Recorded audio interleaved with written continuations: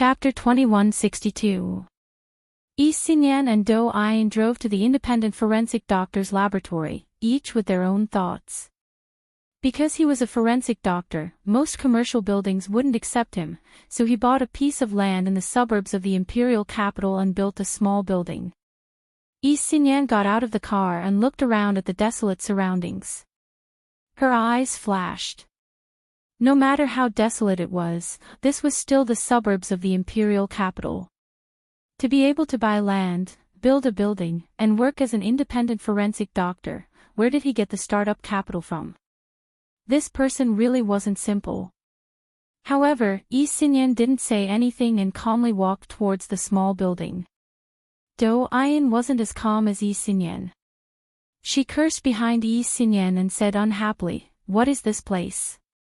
Why does it look so creepy?" Yi Xinyan stopped in front of the building and rang the doorbell. "This is the forensic doctor's clinic, there might be bodies in the basement." Do Ayin shivered and didn't dare to say anything else. The receptionist opened the door and invited them in. Yi Xinyan smiled politely and said reservedly, "I'm here to see Mr. Chu, is he here?" The independent forensic doctor's surname was Chu. The receptionist quickly asked, "Do you have an appointment?" "Dr. Chu is quite busy today, he has a big case." "I was sent by the client of Mr. Chu's case, Lu Onping." Yi Xinyan put her business card on the receptionist's desk. The receptionist looked at it and immediately called the independent forensic doctor. "Dr. Chu, there's a Miss Yi and a Miss Do who want to see you." The independent forensic doctor had already been notified and knew that Lu Onping had sent them. "Invite them up." The receptionist personally led them upstairs and said, "Today's case is for a DNA test, so there's no need to go to the basement to dissect a body. Dr. Chu is on the second floor." Do Ayin's face turned green. Yi Xinyan was much calmer and followed the receptionist to the second floor without saying a word. The place was very spacious and there was a corridor that divided the second floor into two sides. There was a large laboratory on each side. The independent forensic doctor was doing his DNA test in the laboratory on the left. His assistant opened the door and invited Yi Xinyan and Do Ayin in. The independent forensic doctor waved his hand at his assistant and the receptionist. "You may leave. I have something to discuss with the two ladies." After he asked the staff in his clinic to leave, Yi Xinyan said seriously, "Hello, Dr. Chu. I'm here to take a look at your verification results." The independent forensic doctor led her to see the results of his verification, and said in confusion, "Do you not believe in my ability and professionalism? I was worried that I would make a mistake, so I did it 10 times in a row, but the result was the same every time." He remembered that when he told Lu Onping the results, Lu Onping also sounded incredulous over the phone. He almost thought that he had made a mistake. In fact, Yi Xinyan did not have any professional knowledge in this area, but she had carefully asked an independent forensic doctor about the experiment process, and it sounded like there was really no problem. But how was this possible? What exactly went wrong? She took out her phone and took a photo of the independent forensic doctor's report. She also asked the independent forensic doctor to describe the process of his verification and send it to her people. They stayed there for 10 minutes, asked all the questions they needed, and got the report. Yi Xinyan and Do Ayin finally left together. When they returned to the car, Do Ayin let out a long sigh and said, "That place really scared me." "Right, who did you ask for the DNA verification? Why do you want to verify the DNA? Is it a paternity test?" Yi Xinyan drove for a long time before she said. "Kevin's DNA was verified. Apparently, he's dead." "What?" If it wasn't for the condoms, Do Ayin would have jumped up. Kevin. Our vice president." Yi Xinyan grunted, her face a little numb. "Surprised, right? That's impossible." Do Ayin also refused to admit it. She would not say that she had a secret crush on the handsome and elegant vice president. Didn't he pass out? Is he still in prison here? How did he die? Was he killed? Yi Xinyan shook her head. I don't know. They said he died in a car accident. Don't ask, knowing too much won't do you any good. Do Ayin opened her mouth to refute Yi Xinyan's words, but when she thought about what those people had done, she swallowed her words. Maybe she really didn't need to know too much. Yi Xinyan drove back to the city, but didn't go back to the company. Instead, she went back to her apartment. There, she turned on the video and contacted her people. I've been interrogating them for a long time. I don't think there's anything wrong with the forensics. I just don't know what happened. Did Kevin really die in a car accident? The person on the other side was also very anxious. We can only rely on Sui Qinghong now. He should be the one who knows the truth. Is he reliable? Yi Xinyan thought for a moment and said carefully, what if he makes a mistake? What she actually meant was that if Sui Qinghong lied to them, then the real Kevin in the car would also become a fake Kevin. If that was the case, their boss would be even more upset. It would be equivalent to personally sending Kevin to his death. Who could stand that? The big boss has already personally gone to see Sui Qinghong. If Sui Qinghong dares to lie to us, he'll die a horrible death. The person said coldly, his eyes emotionless. Yi Xinyan watched the video uneasily. She wanted to speak several times but stopped herself. The person saw her like this and was confused. If you have something to say, just say it. Why are you hemming and hawing? Yi Xinyan thought about it carefully and ran her hand through her hair uncomfortably. I'm thinking, did Gu Nianji discover something? What does this have to do with Gu Nianji? The person was very disapproving. We have people watching her. These days, she's been running between the Senate and Huashao's official residence. She hasn't gone to see Kevin. Are you stupid? Yi Xinyan rubbed her temples. She felt like she was about to explode. Does Gu Nianji have to go personally to set up a trap? If you underestimate her, you'll suffer. Yi, I know Gu Nianji is very powerful, but does she have to be this powerful? Why are you so afraid of Gu Nianji? No matter how capable she is, isn't she just blabbering in court? Once she's out of court, I can crush her to death with one finger. You can crush her to death with one finger. Then go ahead and crush her. Yi Xinyan was furious. She slammed her hand on her desk. Go ahead. Fight her one-on-one if you can. Let's fight one-on-one. As long as the security guards around her don't make a move, see if I can crush her to death. The two of them argued for a while and parted on bad terms. Sui Qinghong slowly woke up from the operating table. He struggled to open his eyes and looked around before realizing that he was in the hospital. There was no one else in the ward. He was the only one lying there. He wanted to sit up but found that he couldn't move. His arm hurt as soon as he exerted force. It was as if it was being held by something iron-like. He panted a few times and then shouted, "Someone! Someone!" A nurse pushed the door open and said angrily, "What are you shouting for? Do you want an injection?" Sui Qinghong, he suppressed his anger and said, "Is this a hospital or a prison cell? What did you do to me? You're a suspect. Of course you're handcuffed." The nurse looked at his infusion bottle. After making sure that there was nothing wrong with it, she put her hands in her white coat and staggered out. Not long after she left, the door to Sui Qinghong's ward was pushed open again. This time, it wasn't one person. Several people walked in together. Sui Qinghong frowned and looked at the group of people in white coats. He said angrily, "What are you doing? Are you doing a ward round?" None of the people in white coats said anything. They just looked at him for a while. Then, the two people standing in front made way for the person behind them to walk out. The person was petite and wore a mask. Although she was wearing a doctor's robe, one could still see her exquisite curves. It was obviously a woman.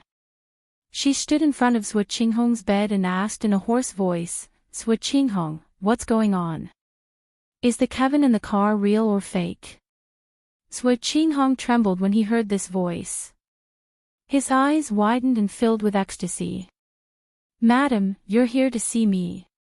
The woman frowned and continued to ask, "Tell me, what's going on?" Sui Qinghong still didn't know what happened after that. He had fainted when he jumped out of the car and had only just woken up. He recalled the situation and nodded with certainty. "It's fake. I saw that person kill the two special forces soldiers sitting beside him with my own eyes. If it was the real Kevin, why would he kill the people who came to save him?" A glimmer of hope flashed in the woman's eyes. "Really? Are you sure?" "It's absolutely true. I saw it with my own eyes. Otherwise, why would I jump out of the car?" Sui Qinghong said with certainty. The woman was about to continue asking questions when the Bluetooth headset in her ear rang.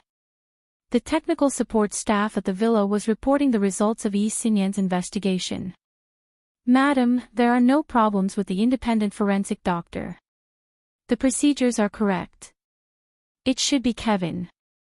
The woman's expression changed and her body swayed.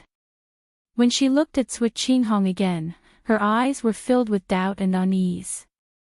"Tell me, the person in the car is the fake Kevin. Other than your words, do you have any other evidence?" The young man on the woman's left walked over and began to interrogate Sui Qinghong.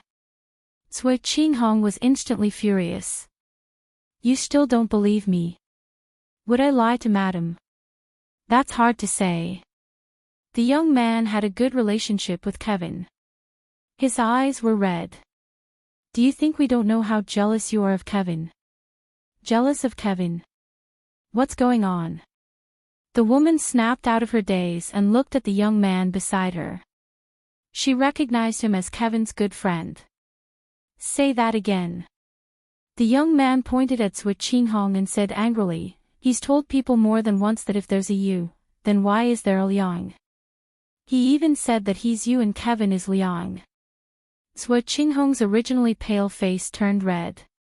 "Don't talk nonsense. You've always been jealous that Kevin is more favored by madam than you and wanted nothing more than to replace him. Now that there's such a good opportunity, maybe you'll use someone else to do your dirty work." The young man was obviously very clear about the matter between Sui Qinghong and Kevin. "Besides, what right do you have to compete with Kevin? Kevin is the heir that madam has been grooming for many years. Who do you think you are? You're not worthy of competing with him. You killed Kevin. Go to hell." The more the young man spoke, the angrier he became. In a moment of impulse, he pounced over to pull out the infusion bottle. The person beside him quickly pulled him back. Sui Qinghong was so angry that his entire body was trembling. If he wasn't handcuffed, he would have jumped up from the bed to fight this man. He glared at the man and hurriedly explained, "I didn't. Although Kevin and I don't get along, I won't go so far as to kill him. You're slandering me by saying that." He turned his head to look at the woman standing by his bed without saying a word and pleaded, "Madam, I really didn't. I respect you and worship you, but I've never thought about replacing Kevin." "You're lying. You know very well whether you've ever thought about it or not." The young man who was being held back kicked Sui Qinghong's bed with all his might. The woman standing at the front spoke again in a very tired voice, "I'll ask you again. Was the person in the car the real Kevin or the fake Kevin?" After being interrogated for so long, Sui Qinghong suddenly hesitated. Most people would have this kind of situation. Even if they knew they were right, they would still develop a certain amount of self-doubt under the questioning of so many people. However, Sui Qinghong was only absent-minded for a moment. In the eyes of the madam, it was almost as if there was something fishy going on. She looked at Sui Qinghong with extreme disappointment and murmured, "Why did you do this?" Sui Qinghong was stunned for a moment. When he came back to his senses, he immediately said, "Madam, believe me. I really didn't do anything. I've spent so much effort to save him. Only an idiot would believe you. I shouldn't have let you save Kevin in the first place." It was still Kevin's young friend, and tears were coming out of his eyes. He wiped his tears with the back of his hand and turned to run out of the ward. The madam clenched her fists and said calmly, "I will continue to investigate what happened."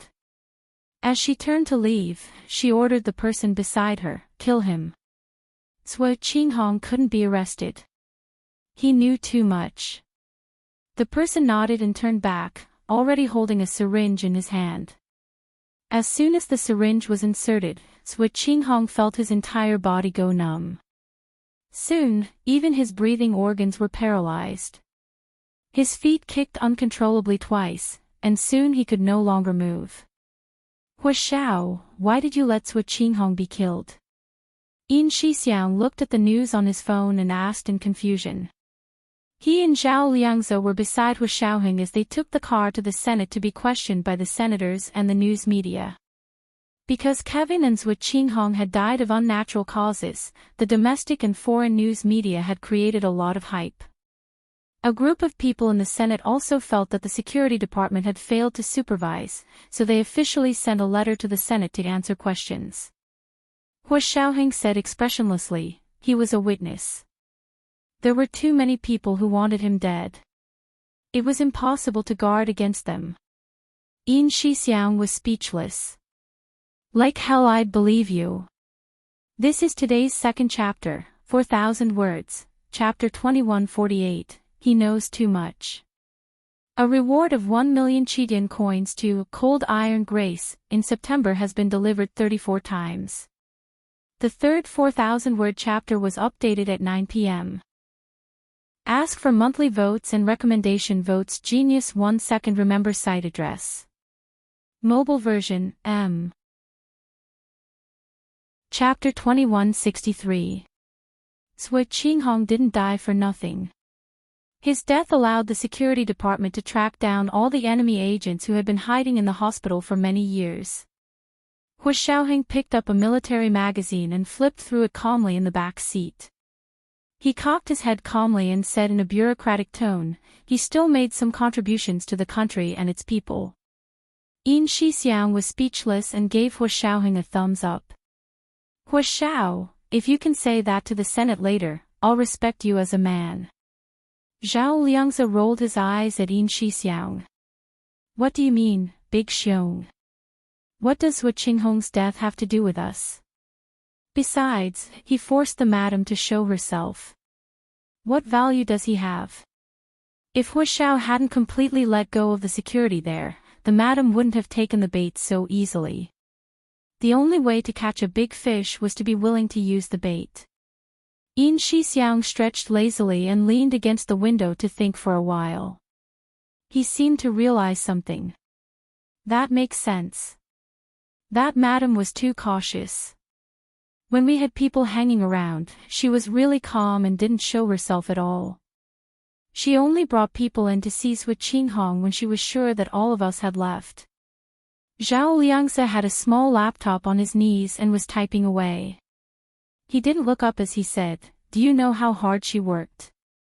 In order to make sure that all of us had left, she didn't hesitate to use all the spies in the 3x1 hospital. Some people, TSK, I never would have guessed that they were spies." Yin Shixiang laughed and shook his head. "But I think that if this hadn't happened in the country but overseas, we would have had a better way to deal with her. The Special Operations Forces authority in the country was greatly restricted, so they often had their hands tied. Fortunately, Hua Xiaoheng had always avoided domestic matters and rarely interfered with them unless it had something to do with Gunyanji. This time, it was because Kevin, an American, was involved and it had something to do with Song Jining, so they had a legitimate reason to intervene. Don't be too optimistic.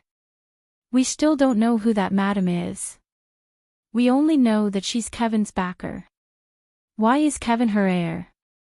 Why does that Sui Qinghong also want to be the madam's successor?"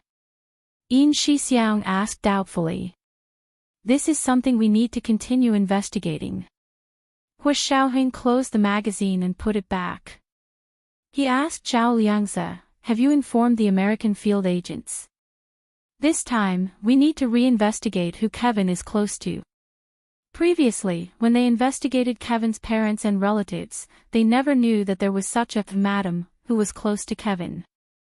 It's already a successor relationship. Why didn't we find out anything last time? Yin Shixiang was also very puzzled. How tightly are you hiding it? It doesn't have to be a secret. Hu Xiaoheng thought about it further. He sat in the back seat and said thoughtfully, it's probably because we're investigating in the wrong place. What do you mean? We're investigating Kevin's situation in New York. What if his acquaintance with this lady was not in New York? Hu Xiaoheng looked up at Zhao Liangzi. Let the field personnel be more open-minded and not limited to one place. Roger, Chief.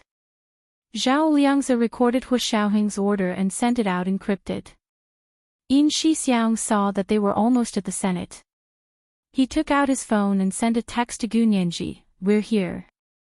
Gu Nianji was the chief legal advisor of the Senate and reported directly to Speaker Long.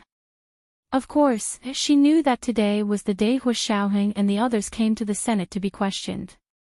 She came to the office early in the morning to look up the background information of the media personnel who came to the Senate today. She knew herself, knew the enemy, and also understood their interview style. Hu Xiaoheng's private car arrived at the underground parking lot of the Senate.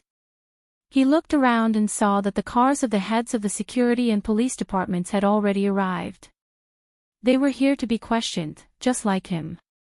He looked at the densely packed cars in the underground parking lot. It was more than double the usual number. Hu Xiaoheng opened the door and got out. He wondered how many people had come this time. He took the elevator to the 12th floor of the Senate building, which was also the floor where the Senate's main conference hall was located.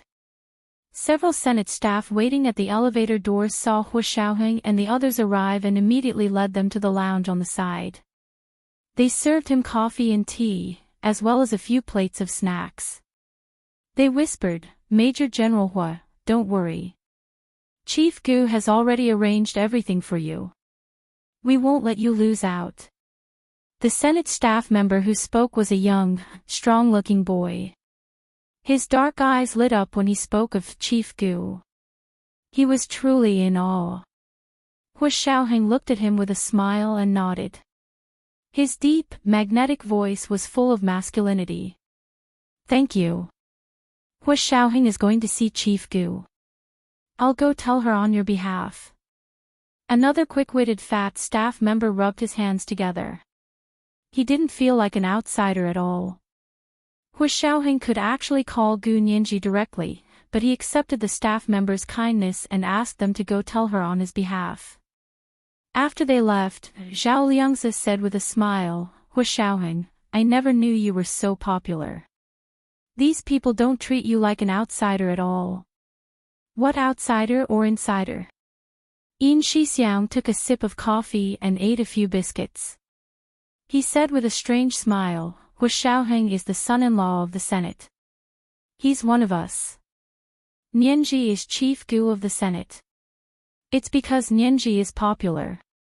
They love me and my dog. Zhao Liangzi looked at Hu Xiaoheng. He didn't know what scene he was imagining, but he suppressed his laughter and looked away to look at the large LCD TV on the wall of the lounge. The person being questioned was the head of the security department, Minister Nia. The seats in the large conference hall were arranged from low to high, just like the seats in a movie theater. However, they were arranged in a circle with an empty space in the center of the circle with several sets of tables and chairs. Minister Nia sat in the seat in the center of the circle and was questioned by the senators and qualified media reporters. The person speaking now was a skinny female reporter. She wore a Hermes scarf around her neck, making her neck look especially long and her head look especially big. She said with a serious expression, Minister Nia, I want to ask you, what is the work process of the security department? Why did you let 2 people under your protection die? One of them was even an American citizen. Minister Nya was in his 50s and didn't have much hair on his head. When he was nervous, his scalp was shiny.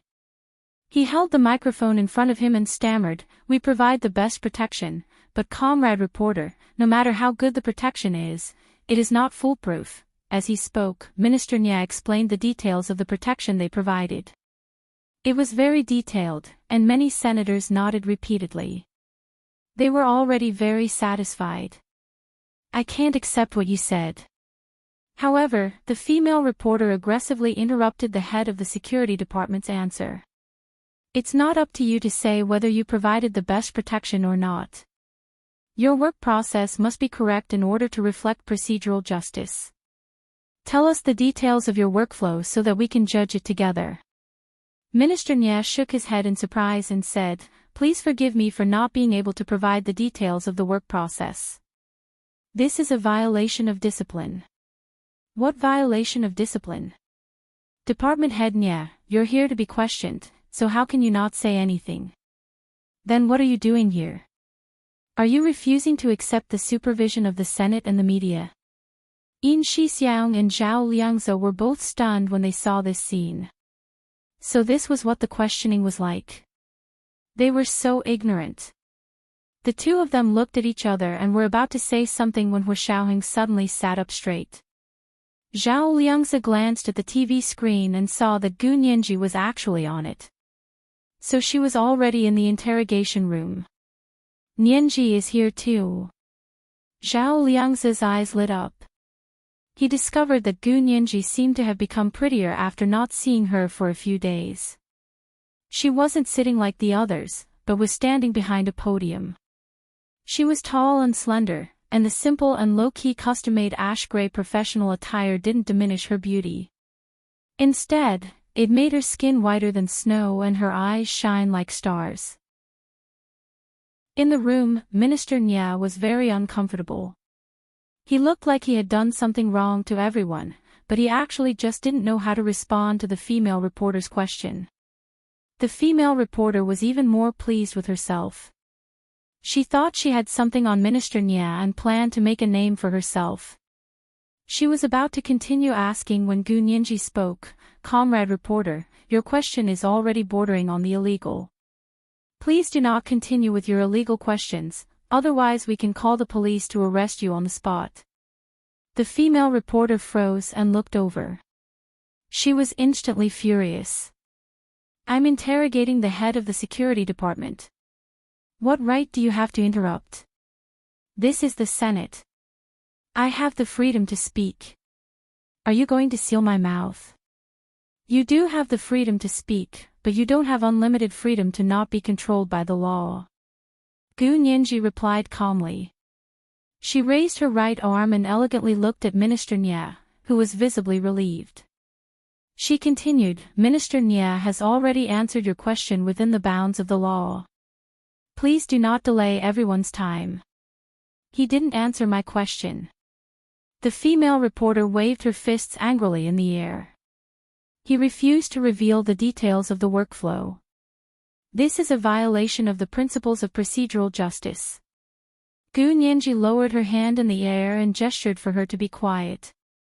She said, "Comrade reporter, the workflow of the security department has confidentiality rules. You repeatedly asked him to reveal the details on a live broadcast like this. This is a violation of confidentiality laws. If he really did reveal it, we can report you and each person can get a reward of 500,000 yuan. The female reporter's face turned red from Gu Nianji's words. Her usual sharp tongue in front of the camera disappeared. She stammered, You're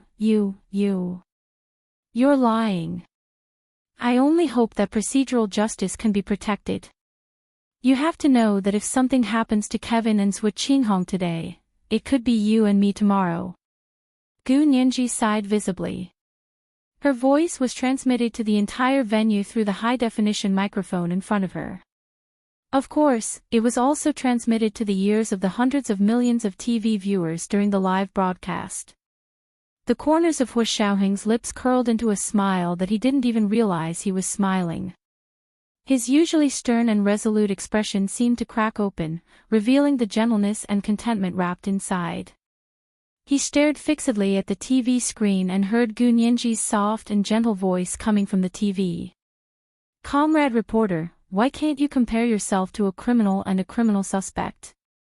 I won't illegally hold a gun, kidnap people by force, or endanger public safety. I also won't pretend to be a doctor to illegally enter a hospital and bribe the hospital staff to take away the felons inside." She was referring to what Kevin and Zhu Qinghong had done. The female reporter was rendered speechless by Gu Nianji's seemingly casual but insistent words. She was completely speechless. She smiled and said, "Of course, Director Nie didn't leak any secrets, so your investigation was unsuccessful. Therefore, we won't be reporting it for now. We'll see what happens in the future." She looked at the host of the parliamentary inquiry behind the female reporter. "May I ask if the next person can be questioned?" The host quickly nodded.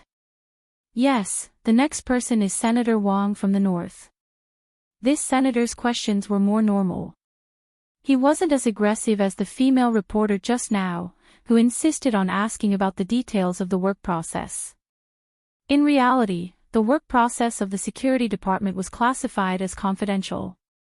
Knowing their work process, one could often deduce what they were doing.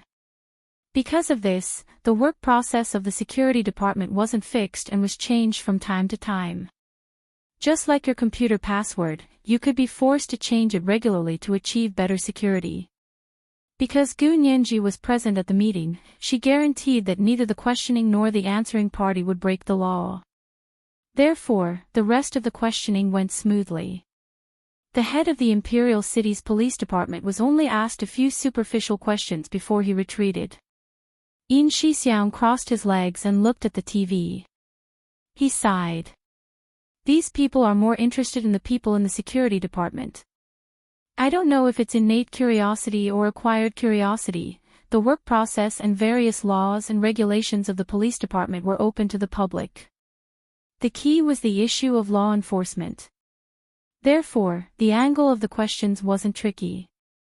Only the questioning of Director Nia was like a feast for bloodthirsty vultures facing an injured antelope. After the questioning of the head of the police department was over, it was Hu Xiaoheng's turn. Calmly, he stood up and strode towards the hall. Yin Shixiang and Zhao Liangzi followed behind him and walked into the venue together. They came to the center of the circular venue and sat down. Hu Xiaoheng looked up at the venue. It was as if he had a powerful aura that suddenly stunned the people in the room. Gu Nianji looked at him with a smile, and his handsome face returned the same smile. The people in the venue, in front of the TV, and watching the live broadcast on the internet suddenly exploded. F***CK. Caught off guard, I can't breathe because of the public display of affection. What sin did I commit? Wasn't it supposed to be a serious interrogation? The sour smell of love is almost drifting out of my TV. I sincerely reject this kind of behavior of showering public affection regardless of the occasion. If you want to do it again, I hope it'll be more. This was the third update of the day, 4,000 words, chapter 2149, one of our own. The 1 million Qidian coins awarded to Cold Iron Grace in September has been delivered 56 times. Ask for monthly votes and recommendation votes. Chapter 2164. The craze on the internet really came without warning. It was extremely turbulent. Soon, some people started to pair up. I'm willing to be the Huogu couple for 100 years. Previous poster, wake up. It's been at least 200 years. Look at the angle of Major General Hua's seat. Isn't it 45 degrees facing Chief Gu's seat? F***CK. The eyes of the people above are too crafty. It was really 45 degrees. Don't ask me how I know. The most beautiful angle on a human face is 45 degrees. That's why Major General Hua is constantly flirting with Chief Gu. Lu Yuan and Lu Jin did not attend the meeting. Instead, they sat at home and watched the live broadcast on TV. At the same time, Lu Jin was also browsing the internet with his phone. Of course, it was also to prevent someone from causing trouble online so that he could fight back immediately. Today was his daughter and son-in-law's first public display of affection. He would not allow anyone to ruin this natural sweetness. Lu Yuan glanced at his phone and shook his head speechlessly. He said, "These netizens are too imaginative. The position of the seat is fixed.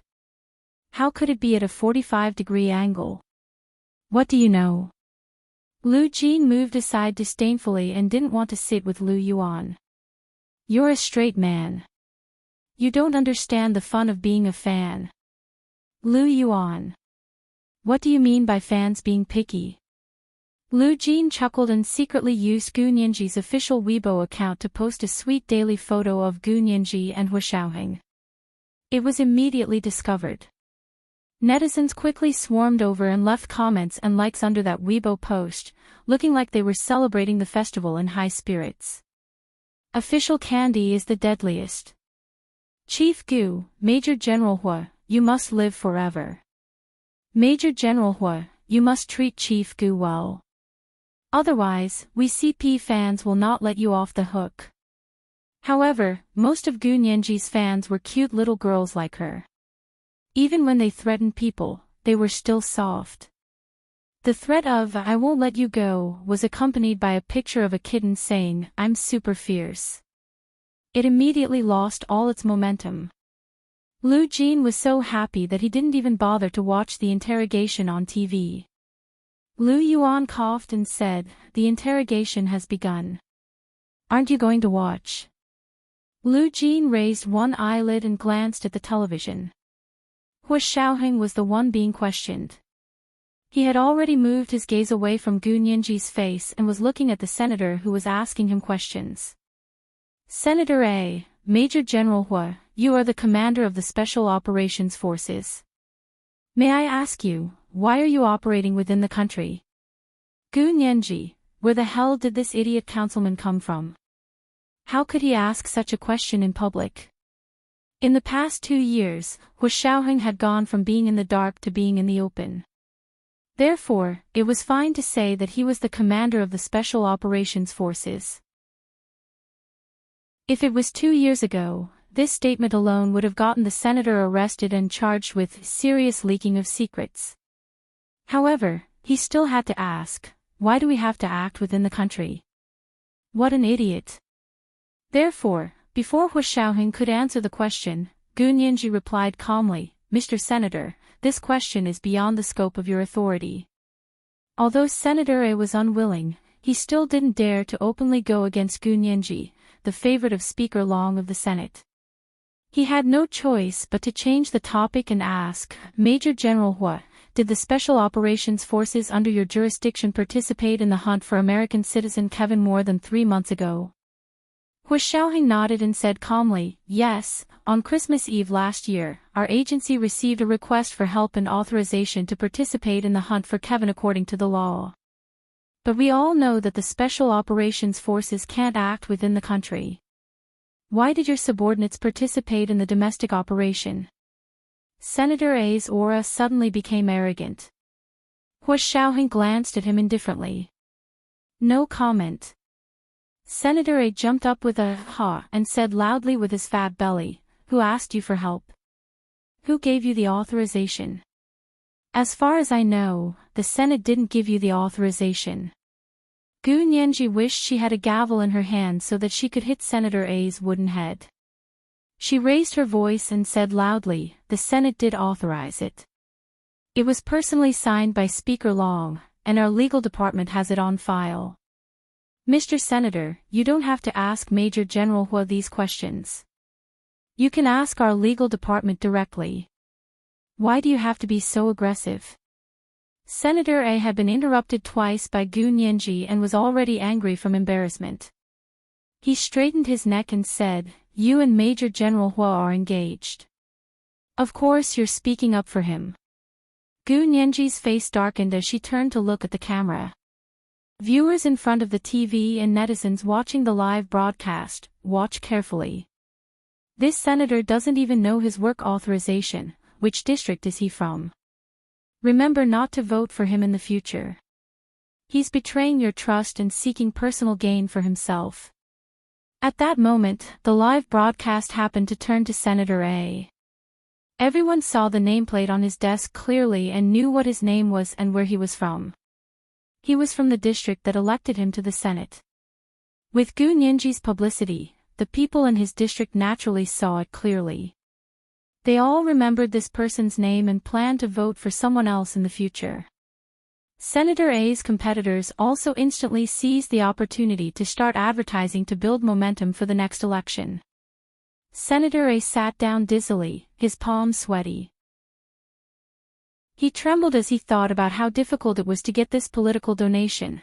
A day ago, someone had asked him to ask Hu Xiaoheng a few tricky questions in today's questioning session in exchange for a donation to his campaign team.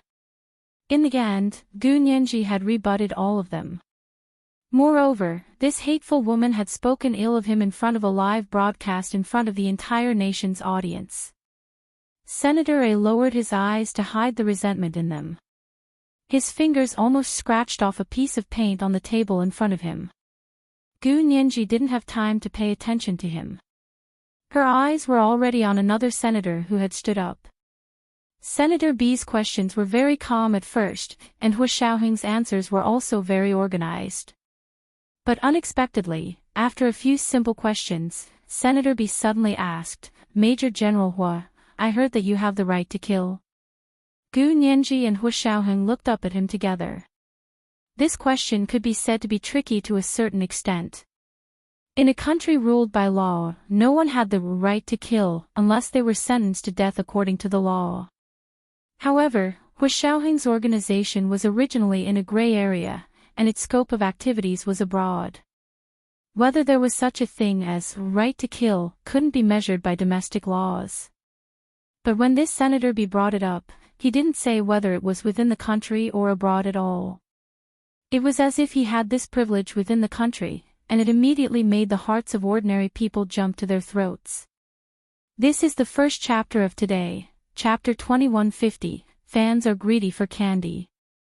Today, it was still the third chapter of 10,000 words. The second chapter was 1 p.m., and the third chapter was 9 p.m. Please ask for monthly votes and recommendation votes. P.S. Thank you to Light Smile Light Gauze for the 150,000 Chidian coins yesterday. Thank you to I Am Master Rashi for the 100,000 Chidian coins yesterday. Thank you Big Shots, Little Angels. Chapter 2165. For the Special Operations Forces, having authorization abroad meant that they could take all necessary actions to complete the mission, but this kind of thing couldn't be brought up to the table. Every country had such agencies, and everyone had a tacit understanding that no one would say it out loud in front of the live broadcast audience. For example, the CIA in the United States only reported to the president and was not under the jurisdiction of any other agency. The Special Operations Forces led by Hu Xiaoheng had been placed under the strict jurisdiction of the Senate, the Cabinet, and the military from the beginning. This kind of requirement wasn't bad, but there were too many agencies he had to report to, and for such a secret agency that couldn't see the light of day, there were endless hidden dangers. Hu Xiaoheng was the highest leader of this agency, and now that he had moved from the dark to the light, it was no longer important to expose his identity. For example, the director of the CIA in the United States, this person had always been public. But his subordinates weren't. If his field personnel were also public, then what was the point of working on the secret front? They would just be sending people to die.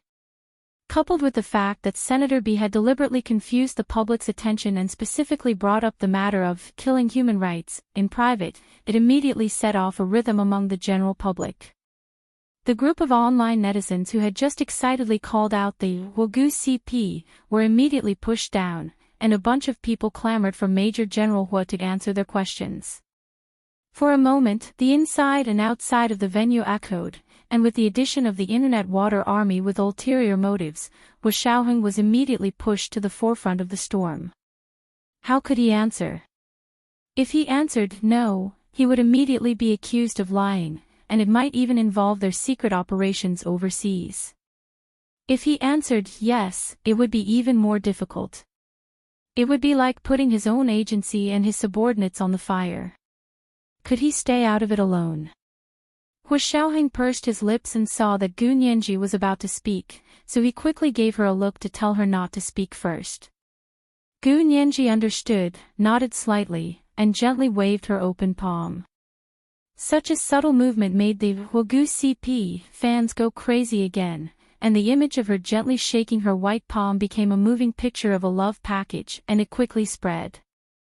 Hu Xiaoheng closed his eyes, looked up at Senator B, and asked calmly, "Mr. Senator, I would like to ask, why are you asking this question?"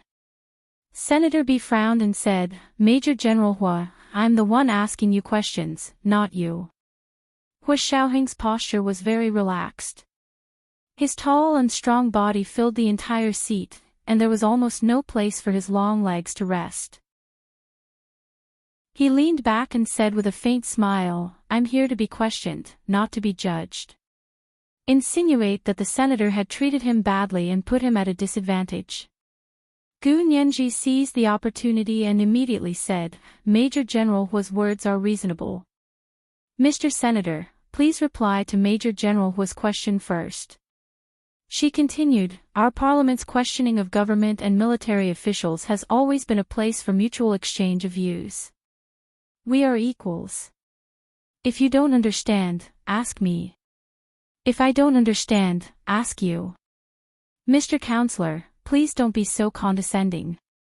You have no right to judge anyone." Counselor B laughed and said, "Chief Gu is indeed protective of her husband. In fact, I had wanted to suggest to the Senate a long time ago that Chief Gu should not attend this interrogation of Major General Hua." "Why?" The skinny female reporter from before answered the question appropriately. "It's very simple, to avoid suspicion." Counselor B shrugged. "Everyone knows that Chief Gu and Major General Hua are engaged. How can these two people appear on opposite occasions at the same time? Isn't this giving Major General Hua a way out?" Gu Nianji played right into his hands and said with a smile, "Mr. Counselor really is treating this place like a courtroom and Major General Hua as a suspect for trial.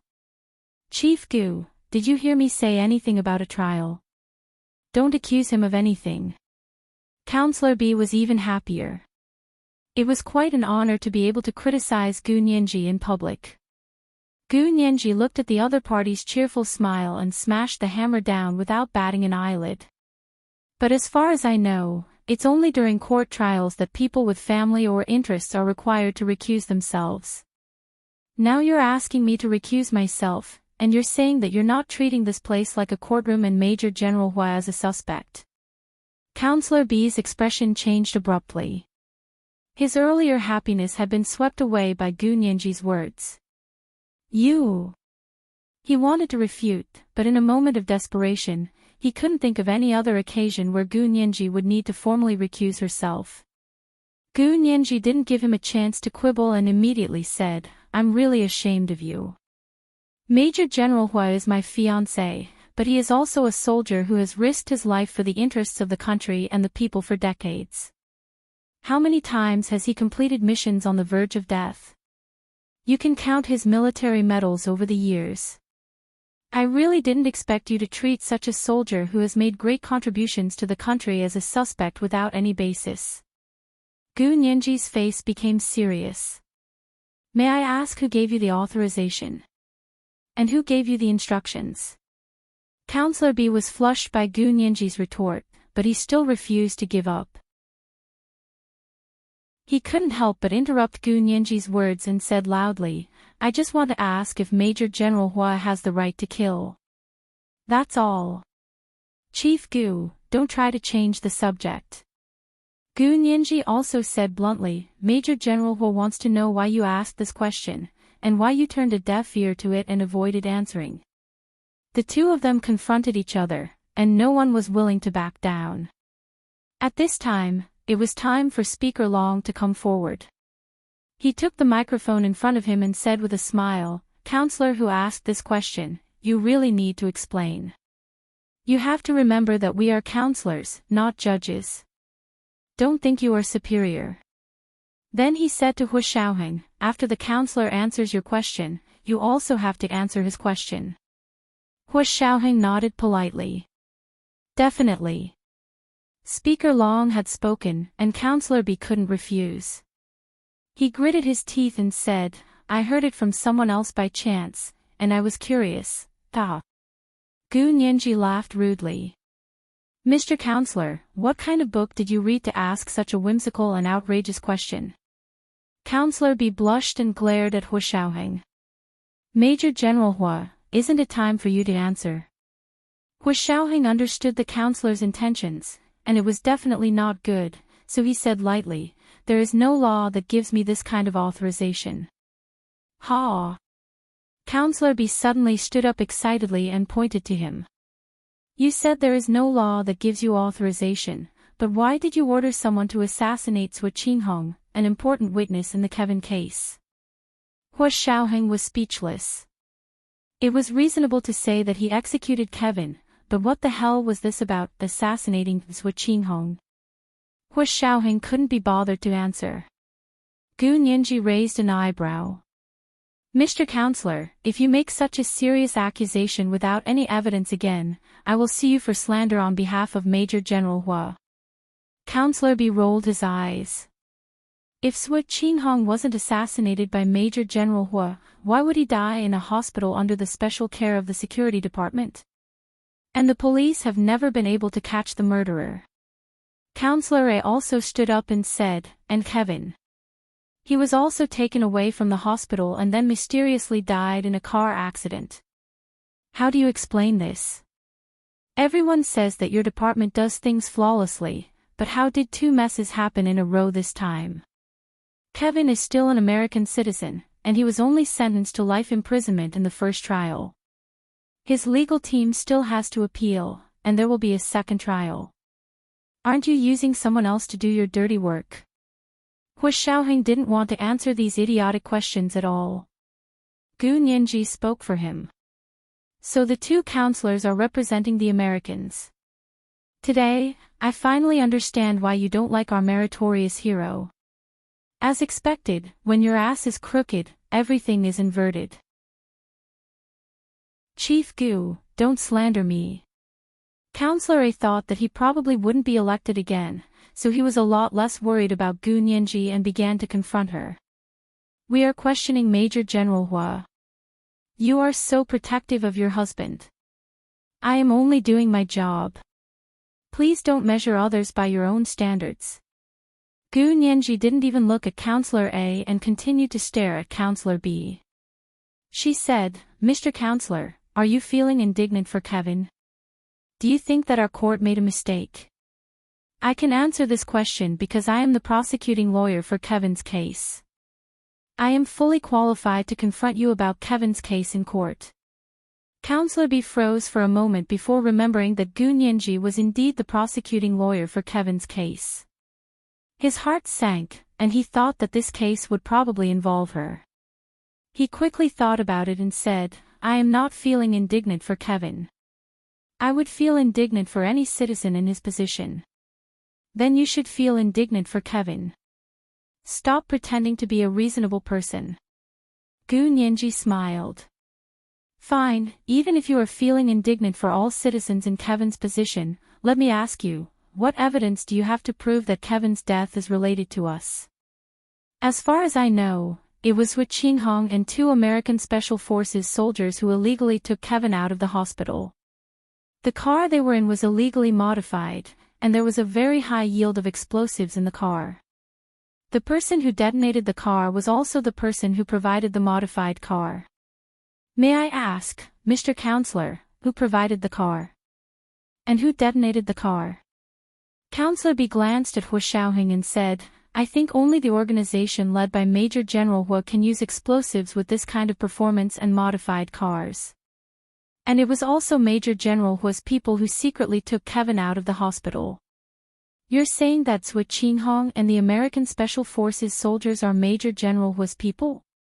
Gu Nianji wanted to chisel the word wishful thinking into his head. She hadn't expected Counselor B to be so impressed by her. He said confidently, "Isn't that so?" As far as I know, Sui Qinghong is a graduate student at the Institute of High Energy Physics, and Major General Hua's mother, Miss Song Jining, is the director of the Institute of High Energy Physics.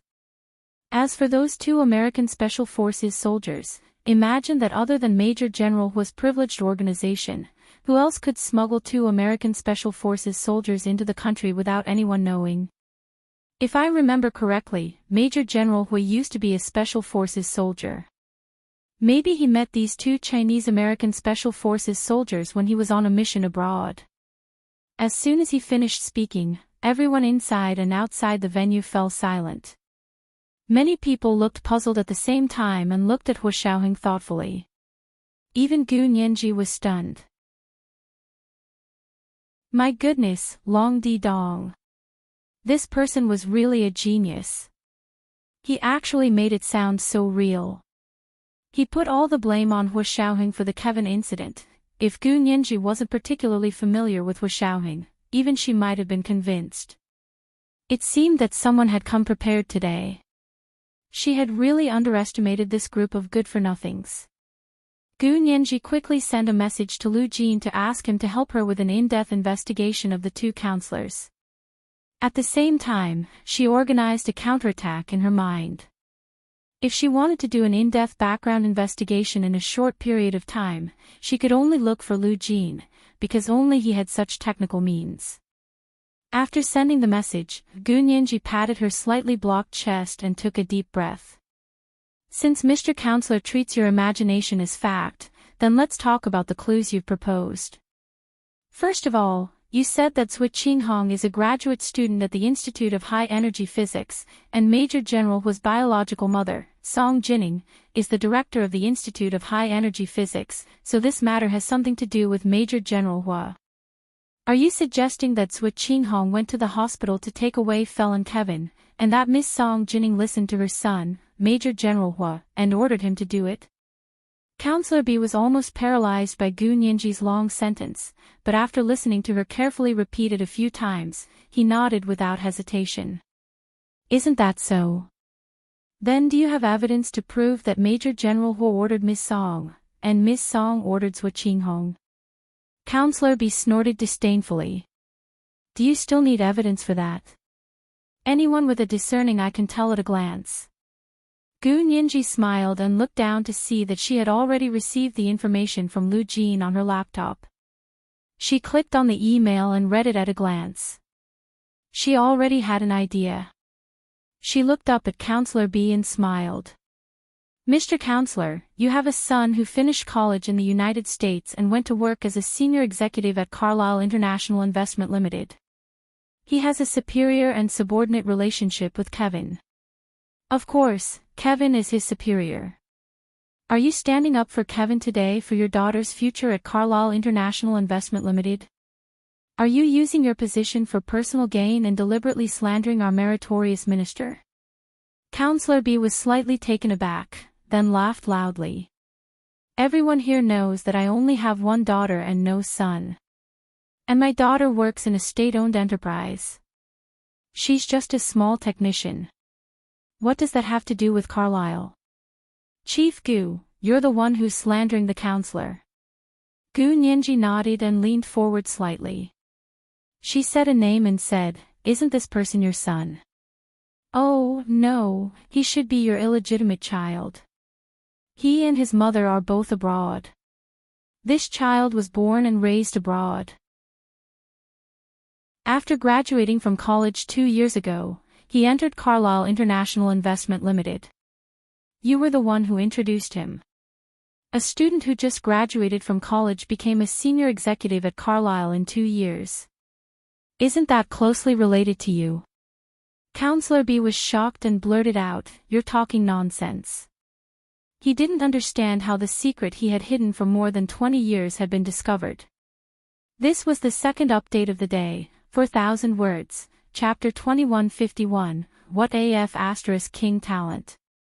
The 1 million Chidian coins awarded to Cold Iron Grace in September has been delivered 78 times in advance. The third 4,000-word chapter will be updated at 9:00 p.m. Please ask for monthly votes and recommendation votes. Thank you very much. Moi, big shots, little angels. Chapter 2166. Who's talking nonsense between you and me? I can immediately prove it with facts. Gu Nianji smiled disapprovingly. I can prove that you have an illegitimate son, but you can't prove that you don't have one. If I say no, then no. Senator B slammed the table fiercely, as if he wanted to fight Gu Nianji. If you say no, then no. Who do you think you are to think so highly of yourself? Gu Nianji's fingers flew as she typed on her laptop. Do you think you can deny this kind of thing just because you want to? Do you think that just because you're a senator, you naturally represent justice and can hide the truth? How difficult is it to do a paternity test? Don't tell me you lived in ancient times and don't know that paternity tests exist in modern society. Gu Nianji said mockingly. The faint smile on her lips made Senator B want to stab her in the chest. Indeed, it was easy to prove that he had an illegitimate child. All he needed was a DNA paternity test. However, it wouldn't be easy for Senator B to prove that he didn't have this illegitimate child. Even if he killed his son now, as long as he didn't immediately turn his bones to ashes, he could still verify the paternity relationship. The muscles on Senator B's face twitched uncontrollably, and his expression was very ugly. However, he could no longer think of a retort to Gu Nianji. He could only glare at Hu Xiaoheng and point at him as he shouted, "You're deliberately taking revenge." Because I told the truth. You told the truth. Just because Sui Qinghong is at the Institute of High Energy Physics, you're saying that this matter has something to do with Major General Hua? The corners of Gu Nianji's mouth twitched. Then you're a member of the Senate. If I have proof that you colluded with the enemy and betrayed the country, does that mean that the entire Senate has something to do with you? Again, there's no direct evidence to prove that Sui Qinghong was instructed by Ms. Song. You're slandering him. I'm Ms. Song's lawyer, and I can sue you right away. As for the 2 active U.S. Special Forces soldiers being Major General Hua's subordinates, if it's true, then it's Major General Hua's credit. If it's false, then you're slandering the U.S. military. Let me tell you. Gu Nianji unknowingly used Lu Jin's catchphrase. Even the U.S. military won't admit it, yet you're in such a hurry to discredit the human beacon in your heart. You're getting yourself into both sides. At the end of the day, it was Counselor B's fault. Lu Jin was elated as he watched in front of the TV. He pointed at the TV and then at himself.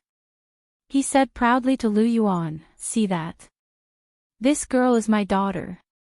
He was so arrogant that he was about to ascend to the heavens. However, Lu Yuan did not refute her this time. Instead, he smiled, and the corners of his eyes curved into deep wrinkles. He nodded and said, "Professor Lu, I don't envy you for other things, but you have a daughter like this. You can indeed brag about it for the rest of your life. I'm ashamed of my own inferiority." Lu Jin smiled so widely that his eyes could not be seen. He said in a good mood, "If you want a smart and cute child, I can help you do gene editing and try to make her smart and smart. But I'm definitely not as good as Nianji. She's my stroke of genius. Even if I do 1,000 or 10,000 more experiments, I still won't be able to create a perfect gene like Nianji. She is something that can only be found by luck." Some of the epical discoveries in scientific experiments were realized by coincidence. Lu Jin knew that this experiment was the same. Lu Yuan only chuckled and shook his head. "Thank you, but Jinning and I don't plan to have children." Lu Jin, just as he was about to persuade her, Lu Yuan added, "Jinning and I are already old. We just want to be together and enjoy our world together." Lu Jin, He finally understood his light bulb constitution. He fiddled with his phone embarrassedly and said, "I'll go back after watching the live broadcast." He didn't want to disturb Lu Yuan and Song Jinning's world together. Lu Yuan laughed. "Professor Lu, don't think too much about it. I'm just saying. Of course, after watching the live broadcast, I'll send you to Xiaoheng's official residence. I'll pick up Jinning and we'll go to Xiaoheng's place for dinner." Lu Jin was happy again and watched TV with Lu Yuan. The Senate's interrogation hall was in a mess because of Senator B's sudden situation. The skinny female reporter saw that the situation was not looking good. She stood up with a heavy expression and said to Gu Nianji, "Chief Gu, the two senators were talking about the matter just now. How can you suppress them? Are you not letting us speak? Are you not letting us question them?" Gu Nianji gently tapped her fingers on the table and said earnestly, "Comrade reporter, I'm stopping them from spreading rumors, not stopping them from questioning them. What about you? Are you going to continue spreading false information?" "How am I spreading rumors? You have to have evidence to back up your words." The female reporter thought that she was also a person of status, so she was embarrassed by Gu Nianji's words. Her face darkened and she wanted to argue with Gu Nianji. "If you speak without evidence, then you're just spreading rumors. You know that very well." Gu Nianji chuckled and sat up straight. She said slowly, "Evelyn, you're right." Beatrice, when Ms. Hall wrote the autobiography of the French political scientist Voltaire, she said that although I don't agree with you, I swear to the death to defend your right to speak. It's an expression of Voltaire's political ideas. Unfortunately, later on, people spread the rumor and said that it was Voltaire who said it. Actually, it wasn't. However, I'm different from Ms. Evelyn. I don't agree with you, nor do I defend your right to lie. It's against the law to spread rumors and slander." The female reporter couldn't help blushing. The veins on her neck bulged, making her bones even more obvious. She stiffened her neck and continued, "How am I spreading rumors? I'm clearly interrogating them. If you know the truth, why don't you tell the television audience clearly? Isn't it because you guys are trying to cover it up that such rumors have the soil to spread?" Gu Nianji put away her smile and said seriously, "Rumors only spread among brainless people. People with brains will distinguish between truth and falsehood. So whether rumors have the soil to spread has nothing to do with the truth. Besides, why do you want the truth? Do you not believe the case report on national television? Or do you not believe the verdict of the High Military Court? Both of these things are public and have evidence. The facts are right in front of you. If you still want to pretend to be blind and say that there's no truth, then I can't do anything about it. No one can wake up a person who's pretending to be asleep, and no one can convince a person who's pretending to be stupid." Gu Nianji shrugged and casually expressed her contempt and disdain. The female reporter wanted to refute the case report on national television. She immediately said, "Can you prove that the case report broadcasted by the television station is true?" Gu Nianji was even more amused. She placed one arm on the table and looked at the female reporter with a half-smile. "You're saying that the case report broadcasted by the television station is false? According to the principle of who claims, who provides the evidence. Prove to everyone why the case report is false." The female reporter was anxious. She clenched her fists and said, "Prove it's true first. You're just being unreasonable." Gu Nianji didn't know whether to laugh or cry as she looked at the rather famous female reporter. "The facts and evidence are all in the case report. It's already proven to be true. Do you know what you're saying? If I say it's not true, shouldn't you have the evidence to prove it's true?" The female reporter was used to having others defend her words. However, it didn't work with Gu Nianji. Of course, she wasn't an ordinary person to begin with. She was more professional than anyone the female reporter had interviewed. Gu Nianji almost immediately turned hostile. She said in a low voice, I also said that you're a foreign spy. Can you prove that you're not? Just because you say something, people have to defend themselves. Do you really think you're a Supreme Court justice? This made the female reporter furious. I'm a spy. Show me the evidence. Otherwise, I'll sue you for slander. Gu Nianji immediately replied with a smile, that's right, I have to prove my point of view. Similarly, if you say that the case report is false, I also need you to prove it. So stop chasing me for evidence to prove your point. It's purely a waste of everyone's time. No matter the situation, no one had ever succeeded in defeating Gu Nianji. Hua Xiaoheng didn't speak, but his eyes never left Gu Nianji's face. The tenderness in his eyes was undisguised. It was as if everyone in the hall didn't exist. There were only the two of them in the wilderness of time, holding hands and relying on each other. You can't leave me, and I can't leave you. When the camera turned to Hua Xiaoheng for the last time, he didn't have time to look away. Instantly, the CP fans were shocked. I'm F** king blowing up the Huogu CP for 10,000 years. Move aside. Let me do it. I'm a professional drummer. That gaze is amazing. Although he's not looking at me, I feel like I've fallen into the pit of love with just one look. Help me up. I can still continue to be picky. Gu Nianji also looked at Hua Xiaoheng. Her dark eyes flickered slightly. Hua Xiaoheng, a straight man, had always been very stingy with expressing his emotions. But occasionally indulging like this could kill her. Gu Nianji blushed slightly.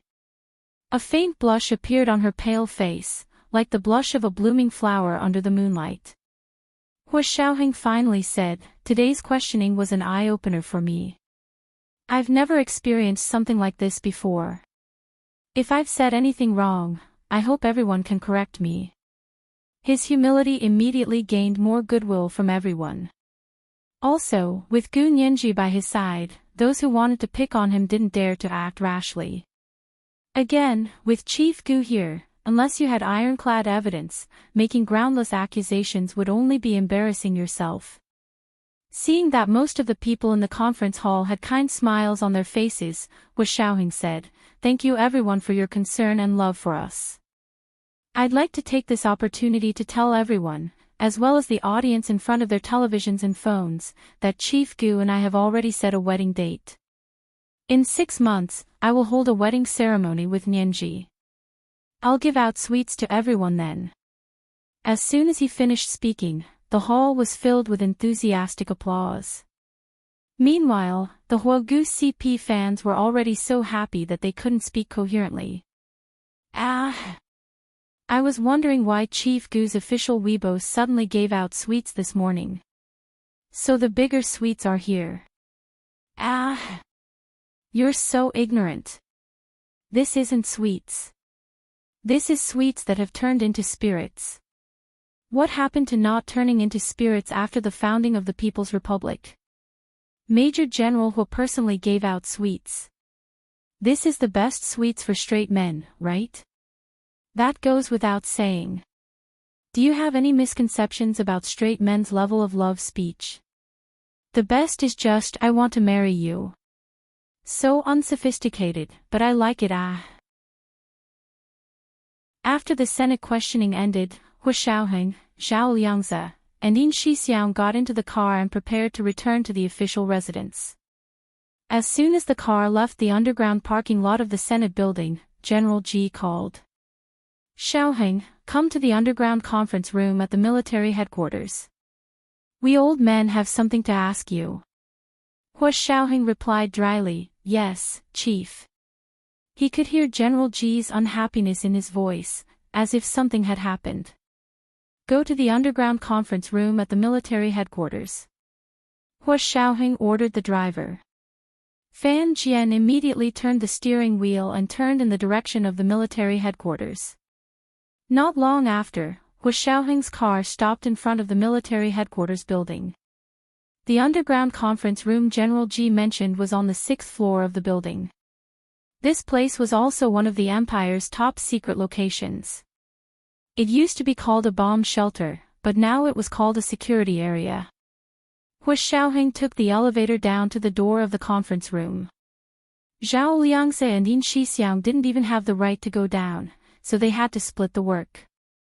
One waited in front of the elevator, and the other waited at the stairwell to keep watch for Hu Xiaoheng. At the same time, there were also other people's personal secretaries waiting there. Yin Shixiang casually glanced around and saw that the personal secretaries and guards of the most important members of the Supreme Military Council were all there. He walked over to General G's personal secretary and handed him a cigarette. He smiled and said, "You're here too. Try this. How long have you been waiting?" When the man saw that it was the special cigarettes he liked, he took it without hesitation and immediately lit it up. He took a deep breath and scratched his head with his hand. He seemed to say carelessly, "It wasn't that long. We just arrived, and you guys arrived right behind us." Yin Shixiang was relieved. They had all just arrived, so there shouldn't be any problems. At that moment, Hu Xiaoheng was already standing behind the podium in the conference room. Everyone else was sitting, and he was the only one standing. However, it didn't seem like he was giving a speech. It was more like he was being interrogated. Hu Xiaoheng was amused. He thought that if Gu Nianji was here, she would probably flip out again. His expression was unusually relaxed and calm. He didn't seem to be under pressure at all. General G wore his presbyopic glasses and quietly looked at him for a while. Seeing that Hu Xiaoheng's demeanor was calm and his aura didn't change, he nodded slightly. However, the expression on his face didn't change. He still had a straight face, as if he was angry. The other people also looked at him expressionlessly. They seemed to be a little dissatisfied with him. Hu Xiaoheng calmly waited for a while before saying, "Dear generals and chiefs, may I ask why you called me here? What do you think?" General G stood up and walked over to put a piece of paper in front of Hu Xiaoheng. "Explain, what's going on?" This was the third update of the day, 4,000 words, Chapter 2152, Top Romantic Words for a Straight Man. The 1 million Chidian coins awarded to Cold Iron Grace in September have been added to the update 20 times. September's Silver Union points have all been added. Ask for monthly votes and recommendation votes. Thank you, more big bosses. Little Angels Genius. 1 second to remember this site's address. Mobile version, M. Chapter 2167. Hu Xiaoheng glanced down at it. It was the warrant he had given to Yin Shixiang to execute Kevin. This was the execution warrant personally signed by General G and signed by Hu Xiaoheng. It was also the so-called killing of human rights that had been exposed by the senator during the Senate's questioning today. Of course, this wasn't some killing of human rights that could be executed at will. It had many restrictions, and the biggest restriction was that its number was extremely limited. Hu Xiaoheng only had one, and after using it, he would have to go through very strict procedures to obtain a second one. And the number of warrants that General G could issue was also strictly limited. The official name of this warrant wasn't killing of human rights, but a special warrant. Explain, why did you execute Kevin? General G said with a sullen face. Don't tell me you don't know Kevin's background. If the person behind him knew the truth, he could even provoke a war between the Huaxia Empire and the United States. Haven't you considered this problem? I'll give you the special warrant. Is this how you obey the orders of the organization and serve the country? There weren't many people in the underground conference room, but every one of them was an iron-fisted figure who could influence the future of the country. They were all the true higher-ups of the military. Speaker Long and Prime Minister Bai couldn't even be compared to these people.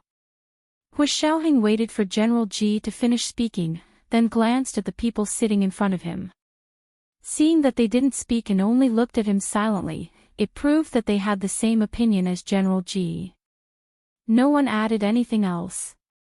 Because in their hearts, they would always consider the interests of the country. They wouldn't allow anyone or anything to cause great harm to the overall interests of the country. Hu Xiaoheng composed himself and picked up the warrant. He showed it to the people below and said, "This is the warrant I signed because I think it's time for Kevin to die. Since the person behind him wants to save him at all costs, I don't want them to achieve this goal." After a pause, he said word by word, "We must oppose what the enemy supports. Everyone still remembers this, right? So if the enemy wants to save him, he has to die to cut off their hopes. It's that simple." General G frowned. "Xiaoheng, aren't you being a little rash by doing this? Before I answer your question, I would like to ask, do you know who the person behind Kevin is?" The people below looked at each other. Then, a white-haired old man sitting on the far left said, "We don't know who it is exactly, but this person can get the President of the United States and the Secretary of State. He's not simple." We also received news that this person is not only the President and Secretary of State of the United States, but he is also said to have a close relationship with the United States Department of Defense. I heard that he is an important weapon supplier to them. Firearms. Hu Xiaoheng looked up in surprise. "Where did you get this information from?" The old man smiled. "Xiaoheng, you're in this line of work. Have you forgotten our rules? Don't ask, don't tell." Everyone laughed softly. What the old man said in English was actually a joke. This was an established rule in the US military, not the rule of the Chinese military.